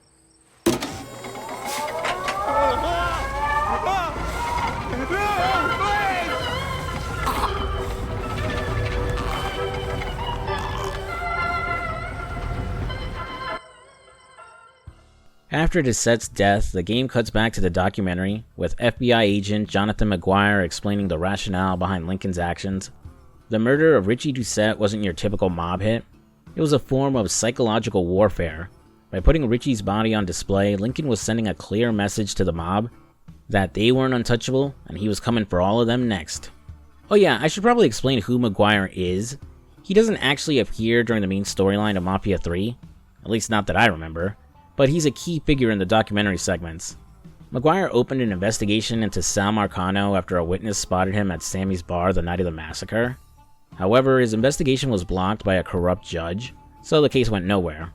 When Lincoln started his war against Sal, McGuire monitored everything trying to build a case against Lincoln for his actions. Even after the department closed the case after the events of the game, McGuire kept a close eye, hoping to find enough to implicate Lincoln. He essentially functions as the game's narrator in a way. McGuire's role in the story feels a bit weird, honestly. He has this vendetta against Lincoln for all the chaos he's caused, but Lincoln probably doesn't even know he exists. It almost feels like there were supposed to be confrontations between McGuire and Lincoln, or Donovan, that got cut during development. McGuire kinda reminds me of characters like Ellen Yindel, or any other high-ranking police officer in Gotham City, who hates Batman for being a vigilante and producing better results by stopping more criminals outside of the law. After Lincoln sends his message and declares war on Sal Marcano, he returns to Cassandra and officially hands over control of the Hollow. While she's willing to work with Lincoln, she doesn't think her men share her feelings, given that Lincoln killed so many of them. To start building trust, she suggests working with one of her underlings, Emmanuel, but I'll wait till we fully assembled our crew before getting into that. The next person Donovan suggests allying with is Thomas Burke, leader of the Irish mob. He still holds a grudge against Sal for giving his territory to Roman the Butcher Barbieri, especially since the Butcher permanently injured one of his legs. Oh, and for his son being killed at Sammy's bar. Lincoln doesn't like Burke much, but he feels like he owes it to Danny's memory to give his old man a shot.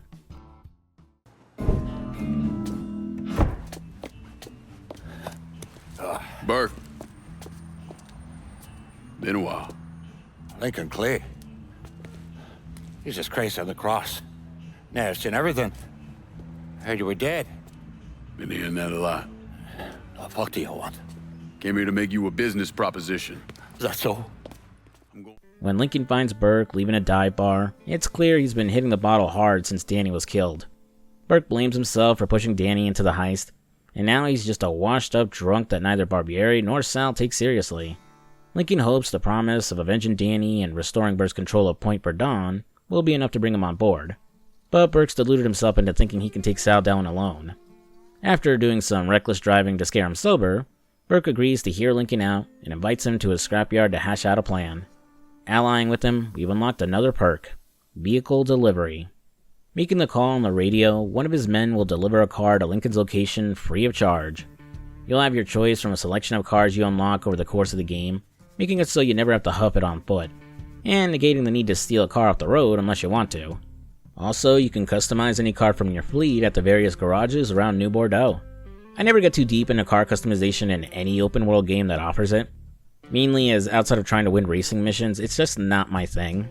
It doesn't help that in most games that offer the option, it's very easy to lose or destroy a car you just sunk a ton of cash into tricking out. I'll give Mafia 3 credit though, as any modifications you do to your cars will be maintained if something happens to it. Like with Cassandra, in order to take out Barbieri and steal control of Point Verdun from him, we need to disrupt and take over his rackets first. In this case, it's Barbieri's protection and moonshine rackets, with Danny's sister Nikki helping out with the moonshine side of things. Skipping to the end of our efforts, after we've disrupted his operations enough to piss him off, we don't even need to track Barbieri down, as he comes to us instead. Butcher and his boys are right behind me. You sure? If there's one benefit to being your miserable dot, it's I know what a posse of Dago assholes out for blood looks like. I'll call them out with a spotlight on the water tower. We'll load up some barrels with a special petrol mixer cooked up. Scatter them across the yard. A bullet will take them out. So don't be close to them when they blow. I'm gonna snipe those guinea fucks from the crane. You should head up to the roof. Nothing too crazy, we just gotta hold the line and pick off waves and waves of Barbieri's goons until he shows up. The explosive barrels Burke set up around the scrapyard really helped him whittling them down faster, and came in clutch and instantly taking out Barbieri when he finally showed up. You and him working together. Fuck me. I never thought I'd live to see the day. What can I say? Brave new world. Still alive then. I see the legs still giving you fits, huh, fucko? Ah, fuck you. You won't be so cocky once I take the acetylene to you. Fuck you! What do you think happens next, huh?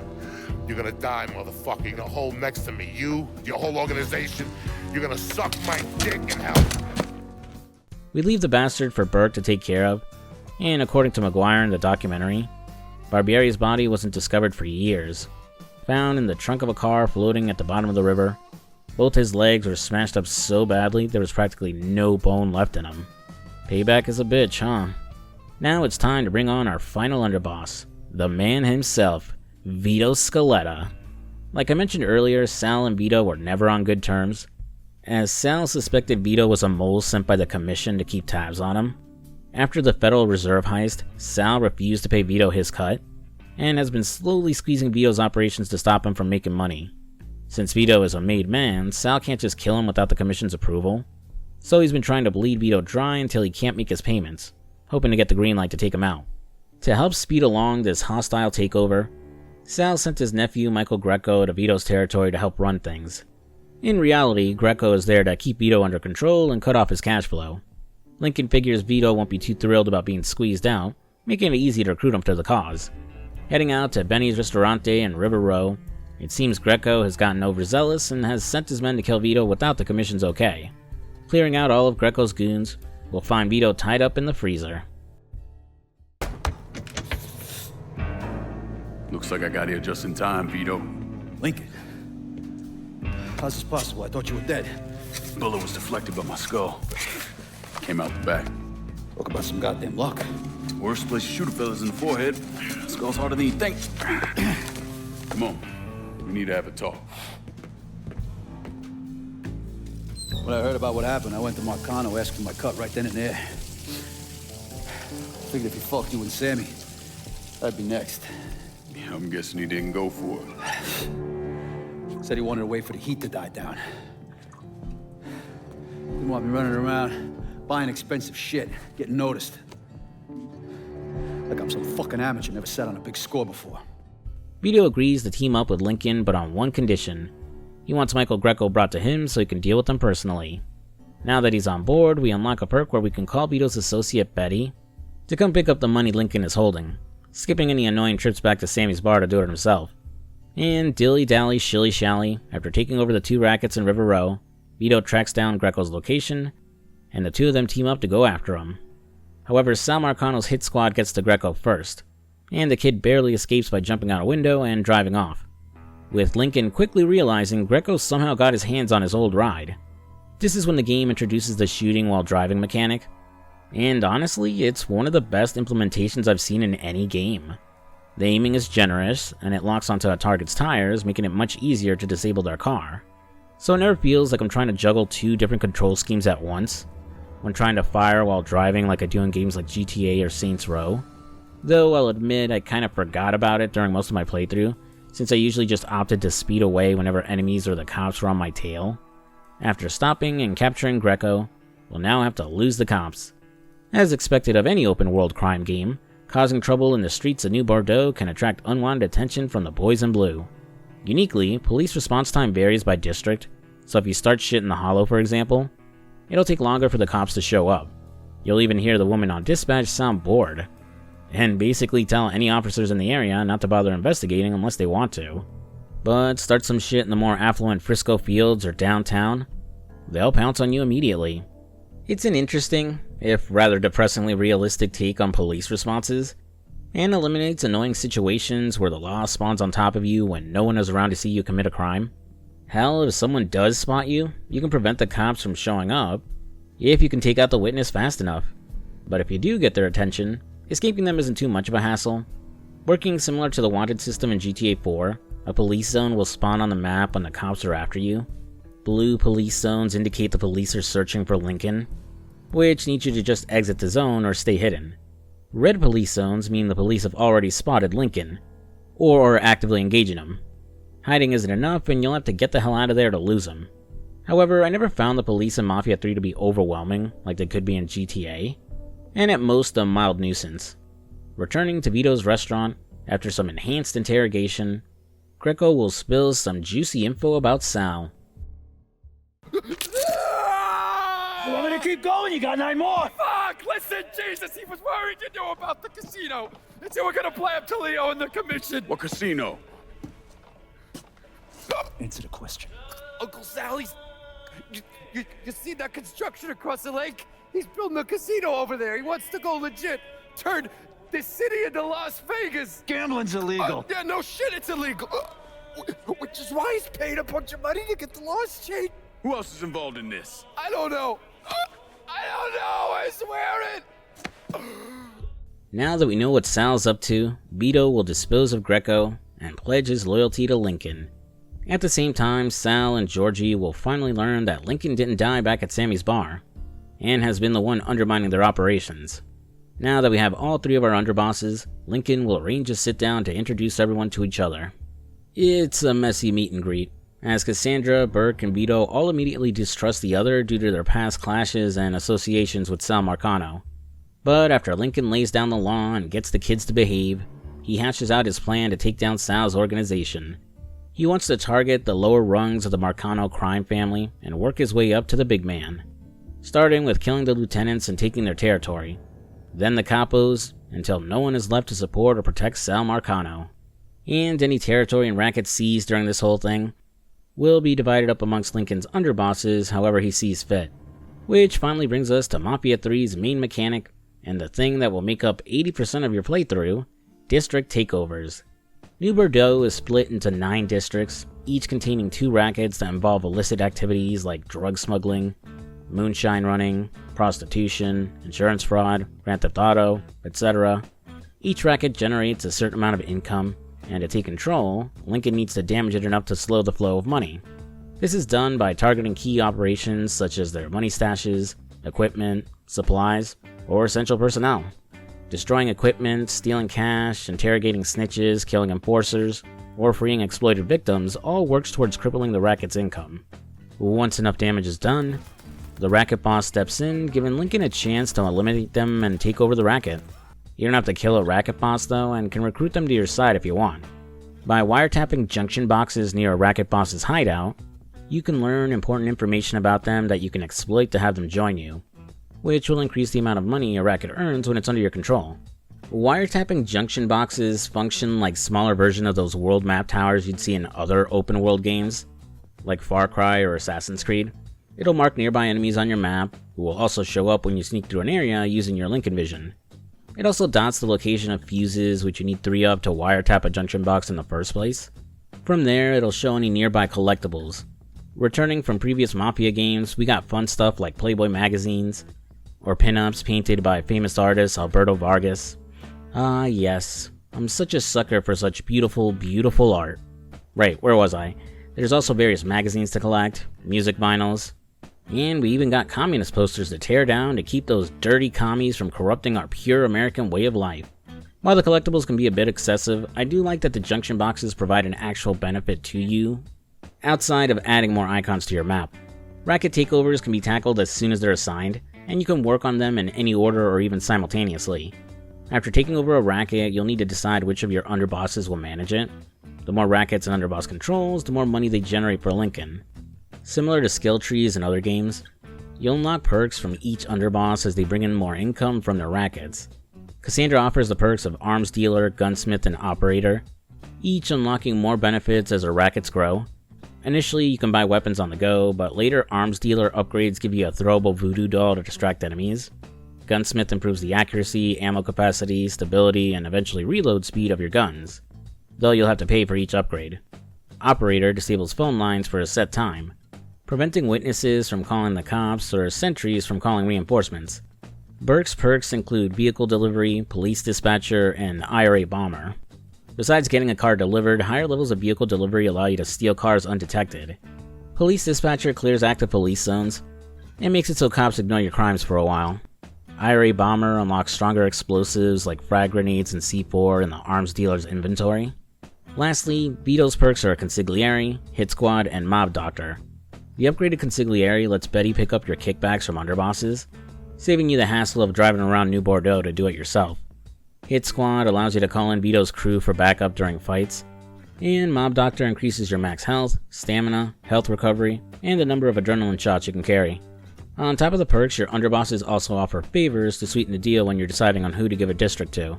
These favors alternate between unique weapons and car upgrades.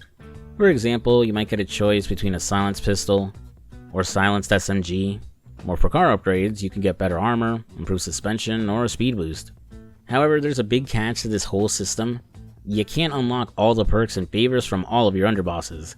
Even though there are 9 districts to divide evenly between the 3 of them, not all districts are created equal.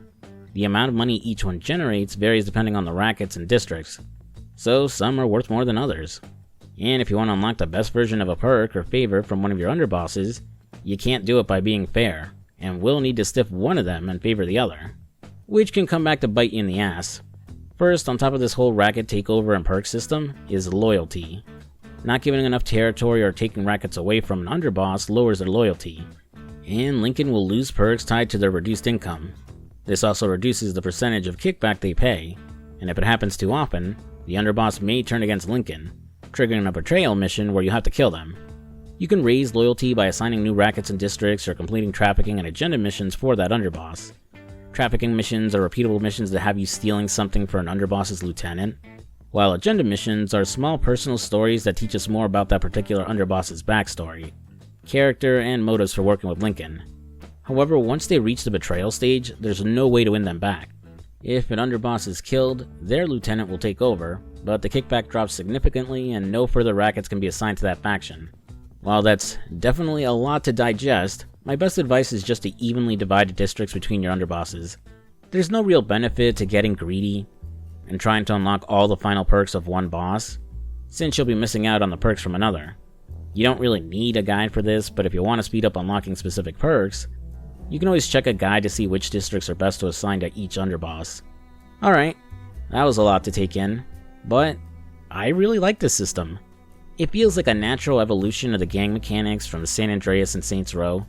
There's more thought put into taking over territory than just the money. It's about the perks and favors from Cassandra, Burke, and Vito, which really make you think about who to assign each district or racket to. Thankfully, you don't have to worry about defending your territory either. Sal Marcano will sometimes send hit squads after you, and I won't lie, the first time they came after me I had to scramble since I was already low on health and ammo from a mission, so I barely survived, but it's not overly intrusive, and if you lure them to one of your strongholds, your crew will jump in to help you out. And now to address the elephant in the room. If you know anything about Mafia 3, it's the huge criticism that the racket and district takeover system is too repetitive and bogs down the game. And while I do agree it kinda messes with the pacing of the story, especially in comparison to how tight it was in the first few hours with the Federal Reserve heist, I disagree that the racket takeovers are repetitive. While rackets do share elements like taking out enforcers or interrogating informants, their main objectives are considerably different from each other. For example, the prostitution racket, the first racket we do for Cassandra, has Lincoln sneaking into the Perla Theater, once a respectable club owned by Sammy and named after his late wife. The Dixie Mob has converted it into a brothel, so in order to do the most damage to the business, you'll have to free all the strung-out girls forced into prostitution. In Point Verdun, taking over the protection racket involves Lincoln trashing liquor stores under the racket boss's protection. For the Moonshine racket, you first have to infiltrate a brewery to find a map of where they're making their supply, then head out to the bayou to destroy it, with an optional objective to rob a cop bar that's in on the moonshine smuggling. Other rackets offer variety too. The construction racket has you blow up a crane. The blackmail racket has you tail a guy to a gay bathhouse. The garbage racket involves blowing up a dump and barges. And car theft has you destroying a shipment of exotic cars. So there's enough variety between rackets to keep things from feeling too repetitive. Plus, you don't need to complete every task to make the racket boss appear. You can speedrun it by focusing on the objectives that do the most damage. Even the optional tasks like taking out enforcers are worth doing, since it weakens the boss's defenses when you take over their base. That said, the trafficking missions are extremely repetitive, as you end up doing the exact same thing each time for your underbosses number 2s. And while the racket boss encounters are longer and tougher than the usual objectives, it's disappointing that they don't have unique locations. You always return to some location you've been before. Still, the game didn't feel as repetitive as others claimed. Would I have preferred they cut down on the number of rackets to improve pacing? Absolutely. I probably would have preferred a more linear mission structure like in the first 2 Mafia games, to be honest, but I didn't hate the racket and district takeovers, and that's mainly because of how damn good the story missions tend to be, which I wish your underbosses were participants in more often. Outside the first time you meet and recruit them, along with their loyalty missions, they don't really do much. Shit, you barely see them outside of the sit-downs when you're handing out turf. Since the player decides who gets each racket and district, the developers would have had to create multiple versions of the story cutscenes to include the underbosses, so I kinda get why they took this approach. But I still think they could have been more involved. For example, maybe you assign the entire district to one of your underbosses before taking out the district boss, and that underboss provides extra help during the mission. Cassandra could make stealth easier, Vito could tag along like when you took down Greco, or Burke could use explosives or his car to help with the getaway. Shit, I'd even take something like Saints Row where you can call them in for backup during missions or have them hang out around town. It feels like the premise of a ragtag group of people from different backgrounds joining forces to take down a common enemy isn't fully realized. It would have been great to see their perspectives on Lincoln's actions, whether they agree with Father James that he's going too far, or they're more like Donovan and think he should be even more brutal. At the very least, the underbosses are fleshed out thanks to their loyalty missions, even if they're not active participants in Lincoln's revenge plot. I've already talked about Cassandra, but Burke's loyalty mission has you stealing specific cars and boats for him. When you ask why, he claims it's for the IRA, to be fitted with explosives for their cause. But after getting him all the vehicles, Burke admits he has terminal liver cancer, and only about a year left to live. The thefts weren't for the IRA, he just wanted to sell the vehicles to leave something behind for his daughter Nikki. Burke feels like he failed as a father after what happened to Danny, and for ostracizing Nikki because she's a lesbian. Now he's determined to make things right with her, even though she'll never forgive him and blames him for her brother's death. Meanwhile, Vito's loyalty mission has him enlist Lincoln's help in taking out guys he believes were responsible for killing Joe Barbaro. 4 or 5 years after Vito was sent to New Bordeaux, he got word that one of the guys he saw driving off with Joe was running his mouth. The guy had too much to drink and was overheard talking about a loudmouth Leo Galante wanted him to take out. That loudmouth had knocked out his front teeth and cracked his eye socket. Vito knew Joe Barbaro wouldn't go down without a fight, so that had to be him. Joe had managed to escape Empire Bay and headed to Chicago, thinking a couple of guys there could help him. Instead, they turned on him.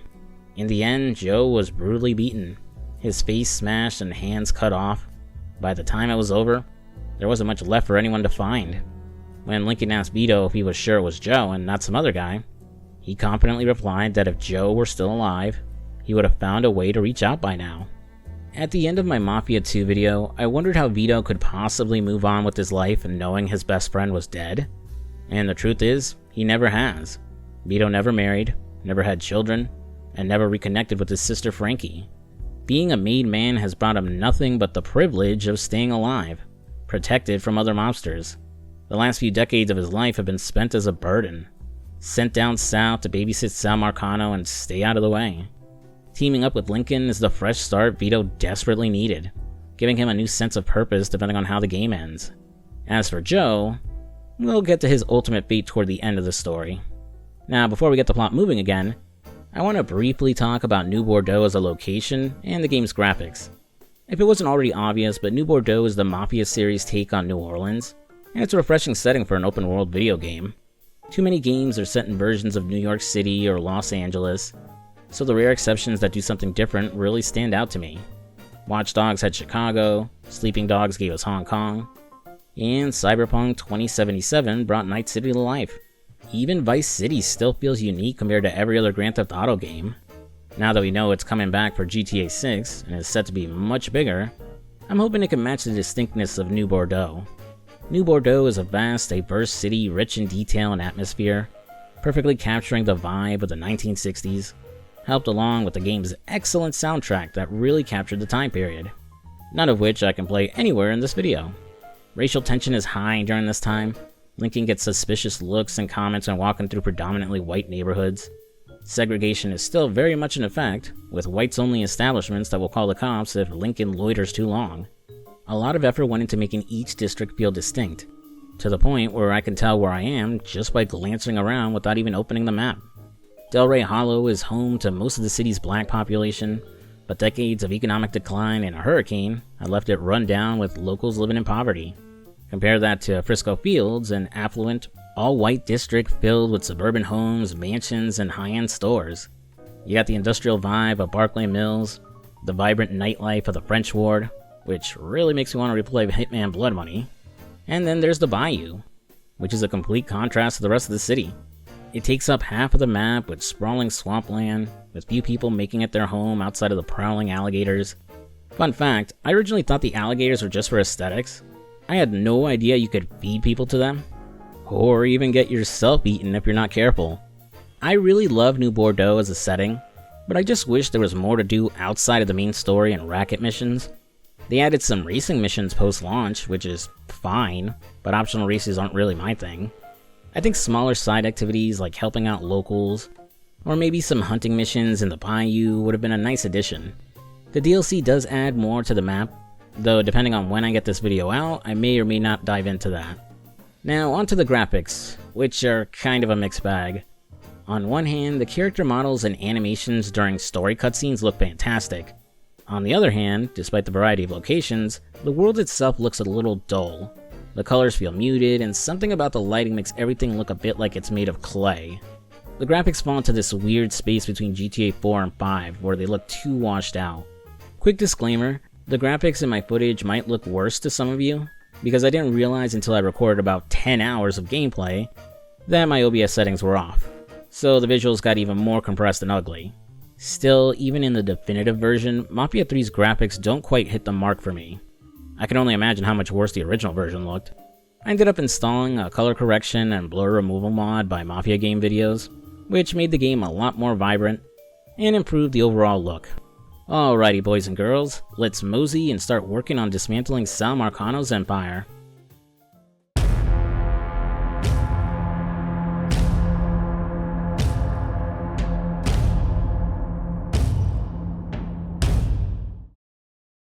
Since you can take over districts in any order, I'll tell the rest of the story based on the order in which I took them over.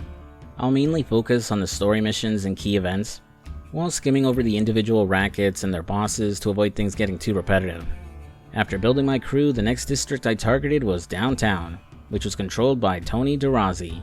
DeRozzi runs all the extortion, blackmail, and money laundering for the Marcano crime family, and is Lou Marcano's lieutenant. He operates out of the penthouse at the top of the Royal Hotel in downtown, overseeing all the criminal rackets in the district. A careful and meticulous man, DeRozzi rarely leaves his penthouse, which can only be reached through a private elevator. After Lincoln takes over the 2 rackets in his district, DeRozzi decides to make a show of force by killing one of his incompetent men, Joe, and promoting a guy named Dominic to handle the money collections. DeRozzi demands that Dominic personally deliver the money to him at the Royal Hotel, and gives him the passcode to his private elevator. Thanks to all the wiretaps Donovan set up, Lincoln now has a way to reach DeRozzi. You have the option to either storm through the lobby guns blazing, or take a more subtle approach by killing Dominic, stealing his car, and sneaking in through the parking garage. I opted for the stealthy route, making it to the penthouse elevator without any trouble. On the way up, we get a quick scene of DeRozzi talking to Lou Marcano. Lou's worried they're going to miss their payments to Judge Holden, a corrupt, racist judge who's protecting Sal's operations, and pushing to get gambling legalized in the state. DeRozzi reassures Lou that the attacks on the rackets are just a minor setback, and that he's got it totally under control. This conversation conveniently distracts DeRozzi, so he doesn't notice Lincoln coming up. Blasting through the penthouse, Lincoln will burst into DeRozzi's office, narrowly avoiding getting blasted to bits when the guy fires a rocket at him. Cutting him down, DeRozzi doesn't beg for his life, and smugly tells Lincoln just to finish him off. Sal's operation is too powerful, and he can easily be replaced without notice. Lincoln disagrees. You're wrong. Everyone will notice.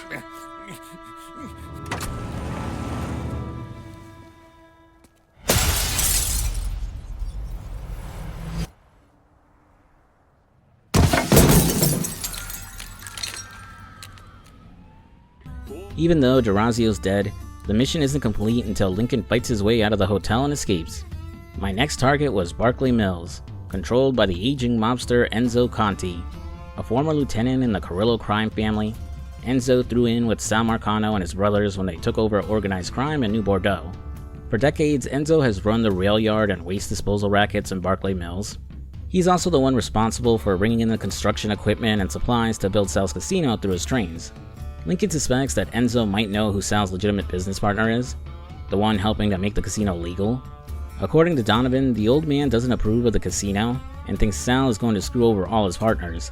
Seeing a chance to flip him, Lincoln will go about disrupting the old man's operations, then return to Donovan to make the call and try to turn Enzo against Sal.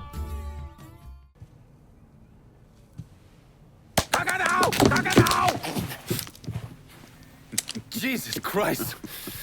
I'm gonna shot you in the goddamn face. Now we're even. Fucking asshole. Time to call Enzo. I just love the dynamic between Lincoln and Donovan. Despite what he said about Donovan being like the devil on his shoulder, you can really see how genuine their friendship is. And even though Lincoln is laser focused on taking down Sal Marcano, he hasn't completely lost himself. The friendly, personable guy from the start of the game is still in there. When Lincoln speaks with Enzo, the old man doesn't appreciate the threats, but realizes he's backed into a corner. Sal is definitely going to kill him for losing his rackets. Enzo asks to meet Lincoln alone at the quarry, and when Lincoln arrives, Enzo immediately recognizes him as Sammy's adopted son. As they share a drink, Enzo offers his condolences, saying Sammy didn't deserve to die like that.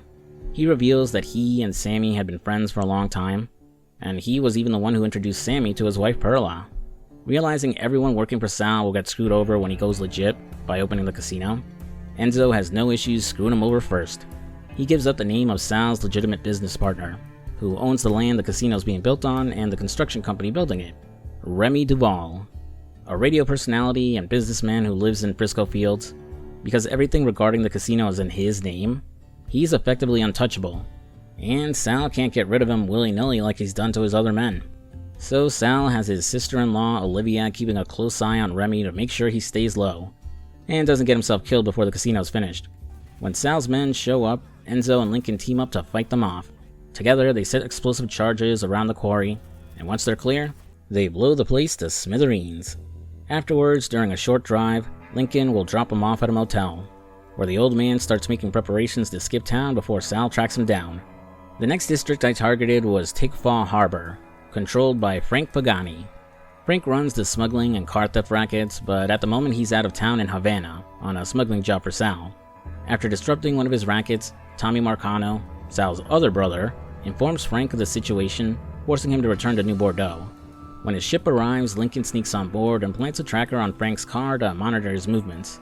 And once the second racket is dismantled, we track down and confront Frank. Ambushing him and preventing his escape, Lincoln gets a heavily injured Frank to spill the beans on what he's been doing for Sal. In order to shore up the funds for the casino, Sal's been running a counterfeit operation. However, it hasn't been going well, and so he sent Frank to Cuba to bring back an expert counterfeiter by the name of Alvarez to assist. The old man also reveals that the plates they're using to print the money were grabbed by Georgie during the Federal Reserve heist. That's what the real goal of the heist was, and what we saw Georgie hide in his bag when he set off the alarms at the reserve. Before Lincoln can learn where Alvarez is, Frank succumbs to his injuries. His final moments spent calling out for his little girls. While Frank wasn't a saint, he wasn't involved in what happened to Sammy and Ellis, and in his last moments, his mind was only on his family. Lincoln, realizing he may have gotten overzealous, takes pity on Frank, closing his eyes and giving his body a more dignified look.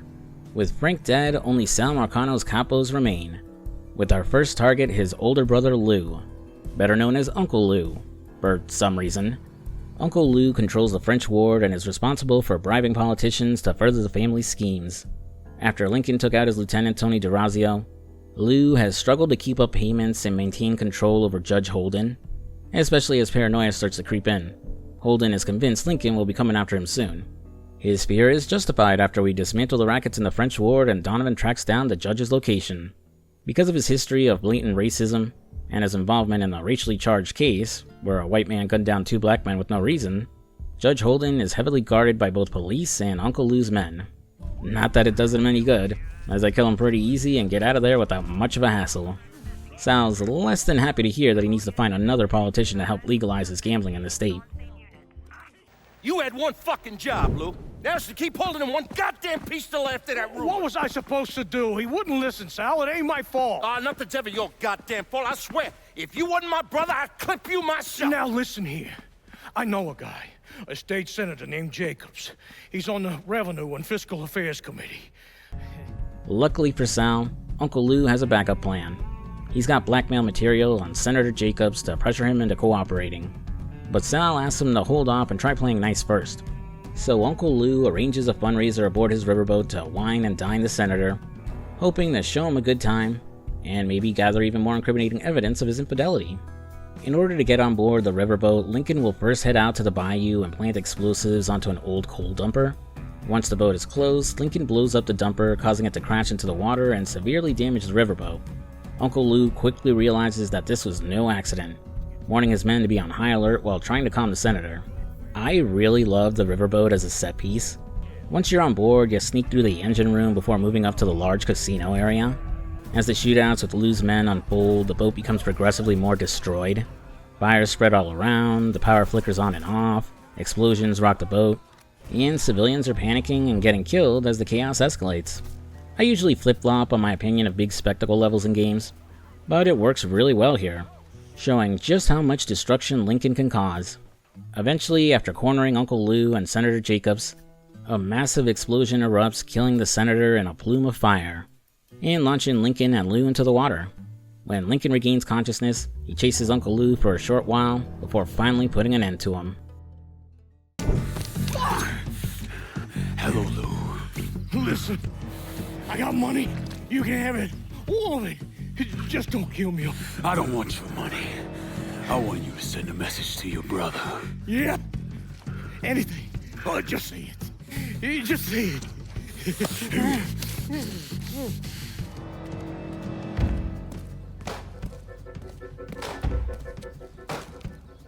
Lord Almighty.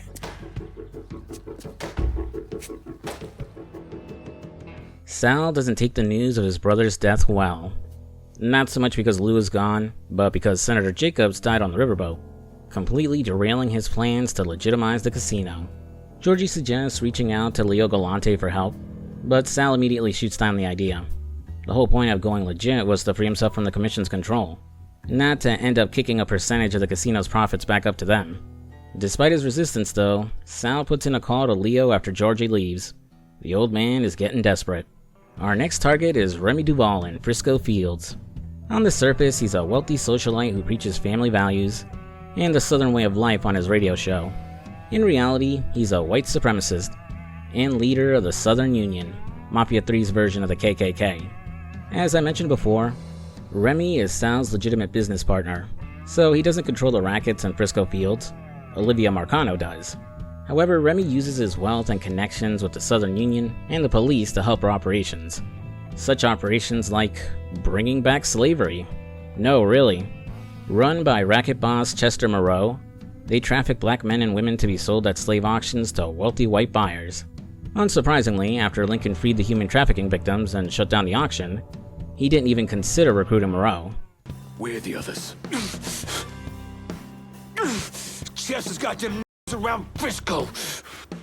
Just make it fucking quick, motherfucker. Can't have you talking.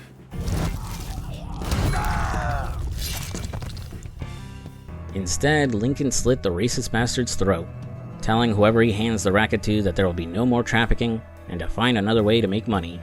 The chaos Lincoln stirs up in the normally quiet Frisco Fields sends the locals into an uproar, which pushes Remy Duval to strike back. Despite Olivia Marcano's advice to let Sal's men handle Lincoln, Remy insists on taking matters into his own hands. Determined to defend his people and their privileged way of life, Remy mobilizes the Southern Union to hunt Lincoln down, risking their entire operation in the process, which is exactly what Lincoln wanted, as after confronting a group of the hooded assholes, he gets one of them to spill where Remy is.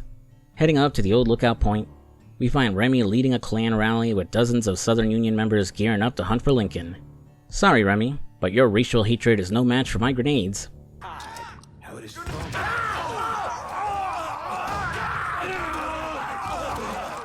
After taking out the rest of Remy's men, Lincoln decides not to gut him like he did with Richie Doucette and Uncle Lou. Instead, he chooses a far more ironic punishment, burning Remy alive on a cross. Next up, Olivia Marcano, a rich socialite whose wealth eclipses Sal Marcano's. She was married to his younger brother Lucho before his death, though according to information Donovan dug up, Olivia had her husband killed so she could take over his ventures. Shifting scenes, Sal is pissed to find out that Remy didn't name him or Olivia in his will, and is leaving all his assets, including the land for the casino, to his nephew Steven. However, according to Olivia, while Remy had his will changed, he never executed it before dying. And since she and him shared several business ventures, with the casino listed as an asset of one of her companies, Olivia believes they have grounds to contest the will. Still, that isn't enough for Sal, as he doesn't have the money to fight a big legal case to win the land. So Olivia moves to Plan B. Steven will be at Remy's funeral, so they plan to coerce him into giving up ownership of the land in exchange for a cut of the casino's profits. And once he signs on the dotted line, they'll just kill him. Remy's wake is set to be held at the Frisco Fields Country Club, so Lincoln will need to find a way to get inside undetected in order to take out Olivia. Lincoln infiltrates the country club disguised as a waiter, because as Donovan puts it, everyone there is either a rich asshole or part of the Southern Union. To them, a black man in a uniform is practically invisible, but that alone won't get him past Olivia's bodyguards, especially since Lincoln has to go in unarmed. So Donovan gives him some LSD to spike the wine being served to the guests, and after a quick smoke break, the fun begins. I wish I could show you. It's all connected. You see? We, you, me, him. We're all connected.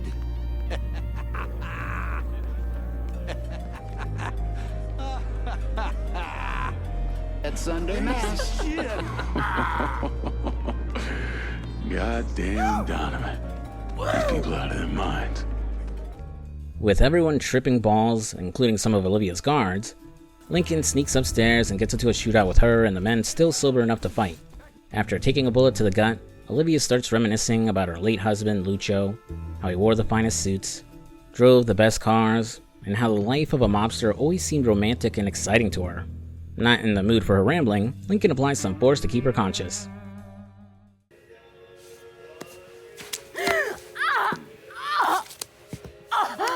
Where's DeGarmo? Come. have me out in a building. Down by the water.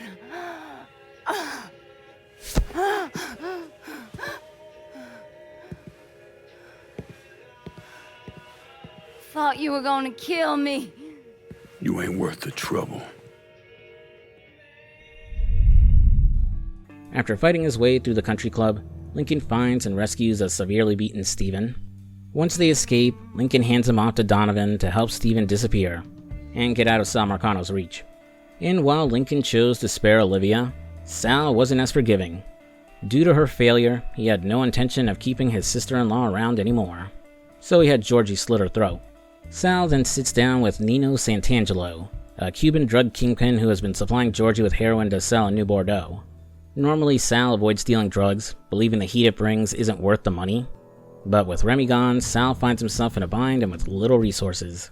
Swallowing his pride, he asks Santangelo for a loan to help fund the casino, and agrees to let him deal in New Bordeaux. Santangelo, enjoying the sight of Sal begging for his help, has one extra request. He wants to be the one to kill Lincoln Clay. Though, despite all the build-up this cutscene with him has, Santangelo can't back up the shit he talks, and goes down like a little bitch. Santangelo comes after Lincoln pretty much exactly the same way Sal's hit squads do, but he's not particularly tough or unique in terms of gameplay, aside from a cutscene when you take him out. Well, whatever. We got one capo left to deal with, Tommy Marcano. Tommy is Sal's youngest brother, and controls the South Downs district, where he runs lucrative gambling and black market rackets. He's also in charge of the counterfeiting operation, using his Cuban connections to bring in a counterfeiter named Alvarez in order to assist. After Lincoln dismantles the rackets in South Downs, Donovan informs him of a call he intercepted. I don't understand a word of that. You mind translating? Alvarez finally surfaced and, fearing Lincoln would come after him, reached out to his uncle Zaraga in Cuba for help, in order to get out of New Bordeaux. Zaraga, however, has no intention of helping. Instead, he sold out Alvarez's location to Sal Marcano and set a trap, telling his nephew to meet his men at the lighthouse in the bayou. With Alvarez as his only lead to Tommy's counterfeit operation, Lincoln heads to the lighthouse and takes out the Marcano goons searching for him. After a brief standoff, Lincoln reveals that Alvarez's uncle sold him out, and that his only chance of escaping Sal Marcano is by cooperating with Lincoln. Alvarez agrees and reveals that the counterfeit operation is set up underneath the boxing ring at the Acadia Gym. Similar to how Lincoln saved Steven earlier when he really didn't need to, this encounter with Alvarez really works to humanize him. While Lincoln's methods are often brutal and destructive as he dismantles Sal's empire, he avoids being needlessly cruel to those caught in Sal's manipulations. Having gone through the same thing himself, losing Sammy and Ellis in the process, Lincoln understands what it's like to be a pawn in someone else's game. Because of this, he shows compassion to the victims of Sal's schemes, offering them the chance his own family never had. This adds a bit more weight to Lincoln's motivations, showing that his actions aren't just about revenge, but also about ensuring others don't suffer the same fate. It strengthens the idea that Lincoln's destruction of Sal's empire is more than just personal, it's about giving others a chance at a better life. That said, Lincoln is far from a saint. While he's self-aware enough to avoid killing those who have been exploited by Sal, he's largely indifferent to the collateral damage caused by his war against the Marcano Empire. Innocent people are often caught in the crossfire of the chaos he creates, like during the riverboat mission to take down Uncle Lou. Lincoln almost certainly killed dozens of innocent civilians as the boat went up in flames. And earlier in the game, Cassandra makes it clear that Lincoln's escalating actions will bring harsher retaliation from the police, many of whom are in Sal's pocket. While Lincoln's military training allows him to handle himself in these situations, the same can't be said for the innocent black men who will be swept up and brutalized as the police crack down in their search for him. This is part of the reason Cassandra is so adamant about arming the people of Delray Hollow. She knows that Lincoln's actions, though well-intentioned, are putting others at risk. Sorry if this seems like it's coming out of nowhere, but I'm bringing up Lincoln's character now because it's important for understanding my thoughts on Mafia 3's various endings, especially why one ending, in particular, feels like the most fitting conclusion to Lincoln's story. After shooting his way through a small army of Sal's men, Lincoln escapes the bayou with Alvarez, bringing him to the doorstep of Father James. With no one else to turn to, I guess Donovan can't hide Alvarez like he did Steven for some reason. Lincoln asks the father if he has any means of getting Alvarez out of town. Father James, though hesitant at first, agrees to get Alvarez out of New Bordeaux, mentioning that he knows a Jesuit in New Mexico who specializes in helping people in situations like this. Pasa, por favor. Aquí estás a salvo. Gracias.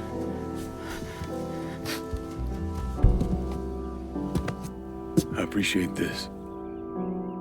I didn't notice this when I was first recording, but there's a subtle tension between Father James and Lincoln. In the cutscene, the way Father James stares silently at Lincoln has a tinge of resentment behind it, as if he's frustrated with being dragged into this mess. While his duty as a preacher is to help those in need, he made it clear early on that he wanted no part in Lincoln's war against Sal. Outside of what I said earlier about him playing the role of the angel on Lincoln's shoulder, I haven't really discussed Father James' character much. He pops up frequently during the documentary segments, but we only get a true understanding of the man through optional conversations with him that unlock over the course of the game. Father James served in World War II as a medic in an all-black unit in the US Army. During his first optional conversation with Lincoln, Father James admits he previously lied about why he became a priest after the war. It wasn't because of what he saw, it was because of what he did, and what it turned him into. All the pain and rage he had built up over his life came boiling to the surface. He reflects on the men he killed during the war. Their deaths should have meant something to him. They should have weighed on him. But they didn't. That glimpse into the darker part of himself was too much to bear. Now, Father James is terrified that Lincoln doesn't feel the weight of his actions either. In the second conversation, after filling him in that he got Alvarez out of the city, Father James asks Lincoln if he knows how Sal Marcano came to power. Sal betrayed his own father, watched him die, and then ruthlessly killed anyone who stood in his way, whether they were a real threat or not. Father James accepted that Sammy and Lincoln were criminals, but insists there's a difference between being a criminal and, well, being someone like Sal Marcano. He's afraid of what Lincoln will become once Sal is gone, and there's no one left standing in his way. Father James tells him not to let his quest for revenge change the good man he knows Lincoln can be. Again, I bring this stuff up now for the sake of understanding the different endings better. After leaving Alvarez with Father James, the scene shifts to Sal and Tommy bickering and discussing their next move now that Alvarez is gone. Sal reasons that Lincoln must know about the plates now, and tells his little brother to get his ass to the gym to protect him, and to prepare for Lincoln's arrival. Similar to the approach with Olivia, Lincoln doesn't go in guns blazing. Instead, he chooses a more subtle method. After hearing about the cage fights Tommy sets up between black fighters, Lincoln, with the help of Sammy's former associate Alcee, plans to sneak into the gym by participating in the fights. Successfully passing himself off as a new up-and-coming fighter, Lincoln will step into the ring for 3 back-to-back fights. Oh yeah, the game has melee combat by the way, but it's nothing special. Mostly just spamming punches and occasionally countering enemies. Aside from this one mission, the game rarely forces you to fight hand-to-hand, especially since stealth takedowns are way more effective. While successfully proving himself as a fighter, Lincoln wasn't able to pull the wool over Tommy's eyes like he did with Olivia. You must think I'm some kind of goddamn moron coming in here like you did. I've never been one to shy away from a calculated risk. Maybe you should have.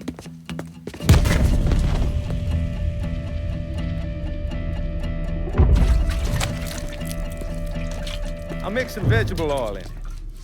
Makes the gasoline thick, sticky. Well, well, well. If it isn't the consequences of my actions. Soaked in gasoline and seconds away from being burned alive, looks like this is the end for Lincoln. Or it would be if Tommy Marcano didn't insist on monologuing first, giving our boy just enough time to break out of his bindings. After killing Tommy's goons and gunning them down, Lincoln turns the tables by burning down the counterfeit operation, leaving Tommy to burn along with it. To avoid suffering a similar fate, Lincoln has to hightail it out of there, fighting Tommy's remaining goons along the way. Huh, you'd think Lincoln would have caught on fire after a few minutes in this place? He's still soaked in gasoline after all. Or maybe he took a quick shower in between the cutscenes of shooting Tommy and blowing up the printing presses. Who knows? Escaping the scene, now that Tommy Marcano is dead, Lincoln has claimed complete control of New Bordeaux. That leaves only 2 loose ends, Georgie and Sal Marcano.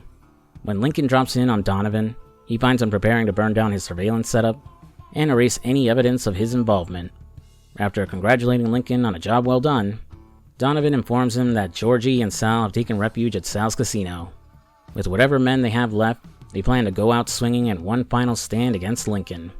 Well, it would be rude to keep them waiting. Let's go crash in on our old pals.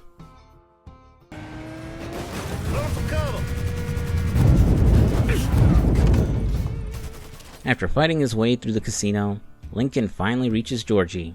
Lincoln tells him he always thought they were friends, that Georgie had his and Ellis's back, but it was all a lie. Georgie didn't try to kill him because he said no. He did it because he thought he owned them, that they were his property to use and get rid of. Georgie explains it was never about them. It was about his father. He'd do anything Sal asked, just like Lincoln would do anything for Sammy. Lincoln replies that Georgie will understand why he has to do what he has to do, before driving his combat knife into him and killing him. Unlike some other characters, Georgie isn't very fleshed out, only making sporadic appearances after the federal heist. While he willingly did everything his father asked, I can't help but feel a little pity for him. There's a hint of regret in his voice before he dies, and maybe Lincoln was wrong. Maybe Georgie really did consider him and Ellis friends. It might be why he fumbled shooting Lincoln. He was conflicted about having to execute his friend. Granted, nothing outside of his last moments really hints at this, but maybe whatever plan the devs had for Georgie had to be cut during development. Finding a key in Georgie's vest, Lincoln uses it to call the elevator to the penthouse above for the final confrontation with Sal Marcano. Hell of a sight, ain't it? When I first come to this town, it was nothing more than a backwater shithole. Now look at it. Let me see your hands. Whatever was between us is over, you understand? It ended the second it was you coming up them stairs instead of my son. You want a drink? All right. Knowing he has nothing left, Sal accepts his fate. Instead of fighting or bargaining for his life, he instead opts to sit down and have a drink with Lincoln before he dies. And man, do I love how this scene plays out. Despite their hatred for each other, what they've done to each other's families, there's a mutual respect between Lincoln and Sal. Their final conversation highlights just how similar the two of them are, and even manages to humanize Sal a little. He's still an irredeemable piece of shit, but Sal's desperation to leave the criminal life at any cost is what set him up for his downfall. As the two of them sit and drink, Sal opens up that he's been having nightmares after the death of his brother Lucho. Of the various nightmares he'd have, the worst one was of Georgie's funeral. He's laid out in a cheap casket, his neck cut like Lucho's. It haunts Sal every few days. Lincoln shares one of his own, where he's back in Vietnam, tied up in a foxhole, gagged and unable to warn the men next to him, as he's forced to watch them be slaughtered. Sal says he doesn't imagine that nightmare will go away, and Lincoln agrees. Sal explains that everything he did was to prevent his worst fear, but it didn't work out. He's buried countless people, but the one person he never wanted to lose was Georgie. And now here they are. Georgie is dead, and Sal's having a drink with the man who killed him. Sal admits he never had it in him to apologize, and even if he did, it would be a lie. He doesn't feel shame for what he's done. He never has. He also knows Lincoln isn't there for an apology. He was right about Lincoln from the moment they met at the country club. Men like them are wired wrong. They only know one thing, and are only good at one thing. Finishing his last drink, Sal is ready to meet his maker. I'm gonna be waiting for you, Lincoln Clay. This won't be the last time we see each other. I know.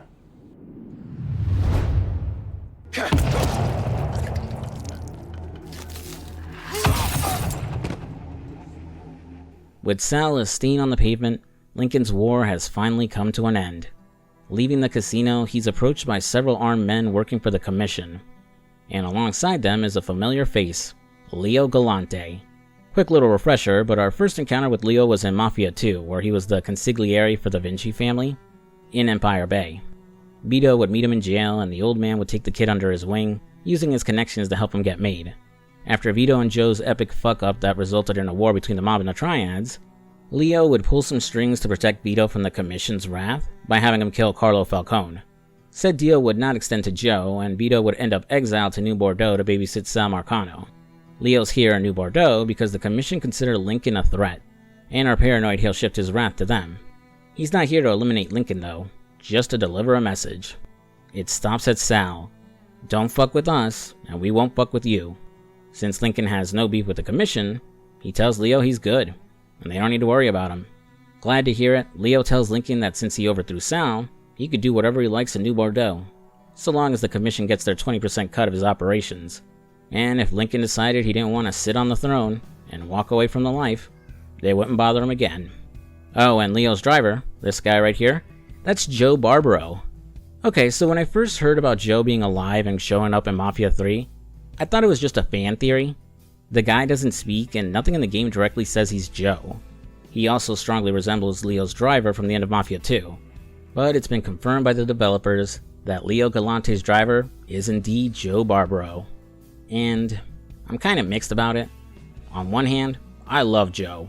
He's the ultimate bro and Vito's ride or die. Vito and Joe's friendship was the highlight of Mafia 2 for me, so I'm glad his story didn't end up with him being betrayed, tortured, murdered, having his hands cut off and his face caved in. On the other hand, it kinda undermines the tragedy of Mafia 2's ending. In Vito's reckless pursuit of the mob life, he ended up losing everything once he got it. His family, his freedom, his status, and his best friend. Plus, if you finish Vito's optional mission where Lincoln kills the guys who betrayed Joe, Vito says that if Joe were alive, he would have found a way to let him know. The fact that Joe never did is what helped Vito come to terms with his death, and feel partially responsible for it. And since it's well known that Vito was basically exiled to New Bordeaux, it feels out of character that Joe never reached out to ease Vito's mind and let him know he's still alive. Like, Joe being alive at all isn't too unreasonable, considering Leo has a soft spot for Vito, and treats him like a son. I could see the old man finding a way to save Joe. What doesn't make sense is that Vito never found out, or Joe never told him. I don't know if the developers ever explained it, but the best theory I have is that part of Joe's deal for staying alive was that he could never contact Vito. And since Joe's absolutely the kind of guy who'd break that deal for his bro, it wouldn't be him getting killed, it'd be Vito. Actually, now that I think about it, that kinda works for me, as it still maintains the tragic ending of Mafia 2. Arguably makes it worse. Despite surviving, they can never contact each other again. Vito spends the rest of his life carrying the guilt of thinking he got Joe killed, while Joe lives out his days as a lowly driver for Leo Galante, burdened by the knowledge that Vito is alone and suffering, and that he can't do a damn thing to help him. Though I prefer that something in-game confirmed that was the case, and I didn't have to come up with an explanation on my own. Well, whatever. My boy Joe Barbaro is alive, and I can't be mad about that. With New Bordeaux under his control, Lincoln will head to Father James's church to make a tough decision. To sit on the throne as the new kingpin of the city, or to walk away to start a new life for himself.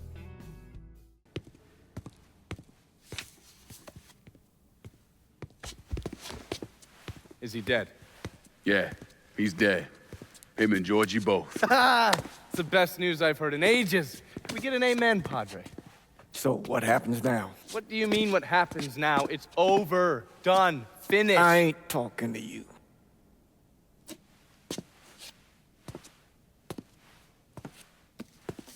Just cause Sal Marcano's dead, Lincoln, doesn't mean it's over. Now, what you did and the size of it all, you created a storm in this here city, and it's gonna take a long time for it to dissipate, if it ever does. With Marcano dead, New Bordeaux belongs to me. Ain't nobody left to stand in my way. Shocked to hear Lincoln intends to rule New Bordeaux, Father James argues Lincoln's plan was to remove Sal, not replace him. Fighting for his soul, he wants Lincoln to reconsider, to return to his plan of abandoning the criminal life for the new life he was going to begin in California. Donovan, on the other hand, argues that the city being the shithole that it is, another Sal Marcano will inevitably take over. Lincoln agrees. If he doesn't take control, someone worse probably will. Donovan will leave, but advises his buddy to kill his underbosses. It's only a matter of time till they get greedy and want Lincoln's crown for themselves. Father James tries one last time to fight for Lincoln's soul, telling him to leave for that new life he always wanted, as if he makes any other choice, their relationship's over. Father James has his limits, and he can't carry the burden of Lincoln becoming another Sal, and especially because he'd be partially responsible. Lincoln's fate left in our hands, we have 3 different ways for Mafia 3 to end. First, the bad ending. If Lincoln decides to stay but also takes Donovan's advice, he'll betray and kill all his underbosses. He doesn't get to relish in his unchallenged power for long though, as Father James decides that Lincoln truly is beyond saving, and will kill Lincoln with a car bomb. Next is the okay/good ending, I guess. Lincoln decides to stay but doesn't kill any of his underbosses, ruling together with them and expanding his criminal empire throughout the state. With his newfound wealth, Lincoln becomes a benevolent boss, spreading the wealth around by rebuilding the city, donating to charities, building schools, hospitals, and working to improve the lives of those who lived in New Bordeaux. Unfortunately, as the saying goes, power corrupts, but absolute power corrupts absolutely. He would abandon his morals and stoop to any means to make money. Drugs, prostitution, alcohol, whatever. More importantly, his choice to stay came at the cost of losing the one person who truly cared for him, Father James, the only real family he has left. And finally, the best ending, and what I chose, Lincoln gets in his car and drives out of New Bordeaux, finally putting the criminal life behind him in search of something better for himself. Without him there, one of his 3 lieutenants would end up taking over. I'm not sure what determines who takes over. I read in a guide it's whoever happened to have the highest loyalty at the end. But I guess if all 3 have their loyalty maxed out, the game chooses at random? If there's a different criteria for who ends up ruling, feel free to correct me in the comments. If Cassandra takes control of the city, New Bordeaux ends up worse off than it was under Sal. Violence erupts as every criminal group in the south rejects her claim and tries to take over. Cassandra manages to kill anyone who comes her way, but her brutal ways leads the governor to declare martial law and send in the National Guard. So she kills him too. In response, the government tries to turn the citizens against her by cutting funding for schools, city maintenance, and public services. Cassandra's reign over New Bordeaux ends when a hurricane devastates the city, with the survivors fleeing and leaving it a ghost town. Cassandra is never seen again, with most speculating that she was killed during the storm, or is a ghost. Well, damn, that's pretty fucking bleak. Things are slightly better if Thomas Burke takes control of the city. Although he had liver cancer and only had like 6 months to live, Burke used the money Lincoln left him to get him a black market transplant in Mexico, which gave him another 16 years. Huh, that's handy. He flooded the city with booze and expanded into dealing drugs. Within a year, most of the country's cocaine came through New Bordeaux. Burke became one of the wealthiest men in the South, bought a seat on the city council, and even got the city's name changed to Bourbon City. But the influx of drugs attracted other criminals, leading to a war with a Cuban gang. When the Cubans called him out, Burke showed up with an M60 and grenades, killing 8 men before they put him down in 1984. Since then, no one has held control for more than a few months, and New Bordeaux remains a lawless mess. And finally, arguably the best outcome for New Bordeaux, if Vito takes control of the city, he succeeds where Marcano failed, completing the Paradiso Hotel and Casino. Later on, he opens another casino, builds hotels and other high-class developments, turning New Bordeaux into the Las Vegas of the South. Vito overlooking his new empire from Sal's old casino penthouse. After all the suffering and loss he experienced over the decades, he finally made it big. It's just too bad Vito can't share his fortunes with Joe.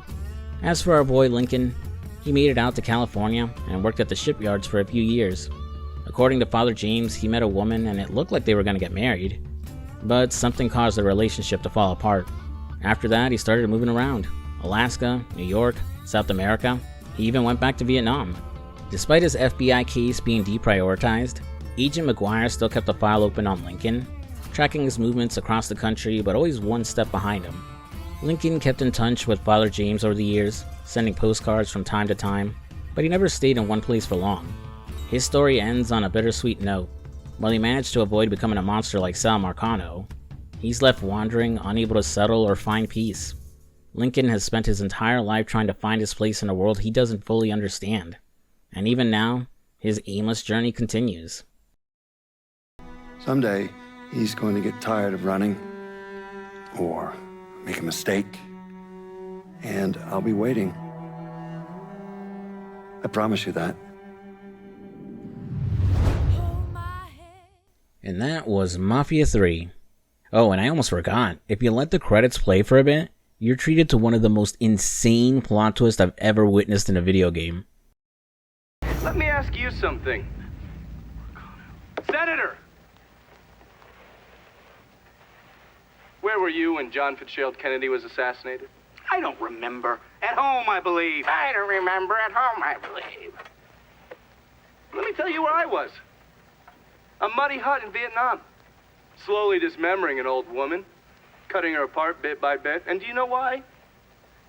Because her son was an NVA officer. And hurting her was the only way to make him talk. I don't understand what this has to do What he with told us saved the lives of an entire platoon.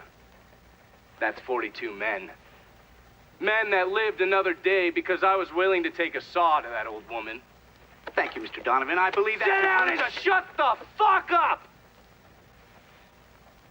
I did a lot of terrible shit over there. In the name of this country. Shit that will haunt me for the rest of my life. But I did it because I believed in the fight. I believed what this nation stood for. So, To be sitting there ass deep in mud with that old woman scattered all around me, and hearing that the President of the United States had just been fucking murdered? Well, I knew right then and there that I couldn't let that stand. That I would find a way to make it right no matter how long it took. What are you saying? I'm saying that Sal Marcano and a group of conspirators murdered Jack Kennedy. Oh, that is the most absurd thing I have ever heard. I assumed you would say that. Don't fucking move! You're out of your mind. If you... Oh, I don't hold anyone's ambitions against them, Senator. And you certainly were ambitious, weren't you? You went to law school, and then you became a district attorney, and then United States Senate. After Sal Marcano died, I went through his files. Imagine my surprise when I saw your name over and over and over and over again. The mob wanted Jack Kennedy dead, and you were more than willing to help. There are cameras everywhere. There's witnesses. No, I want You'll them never to get see away this, with you this. stupid asshole, because then they will know that I am not finishing with you. I am starting with you.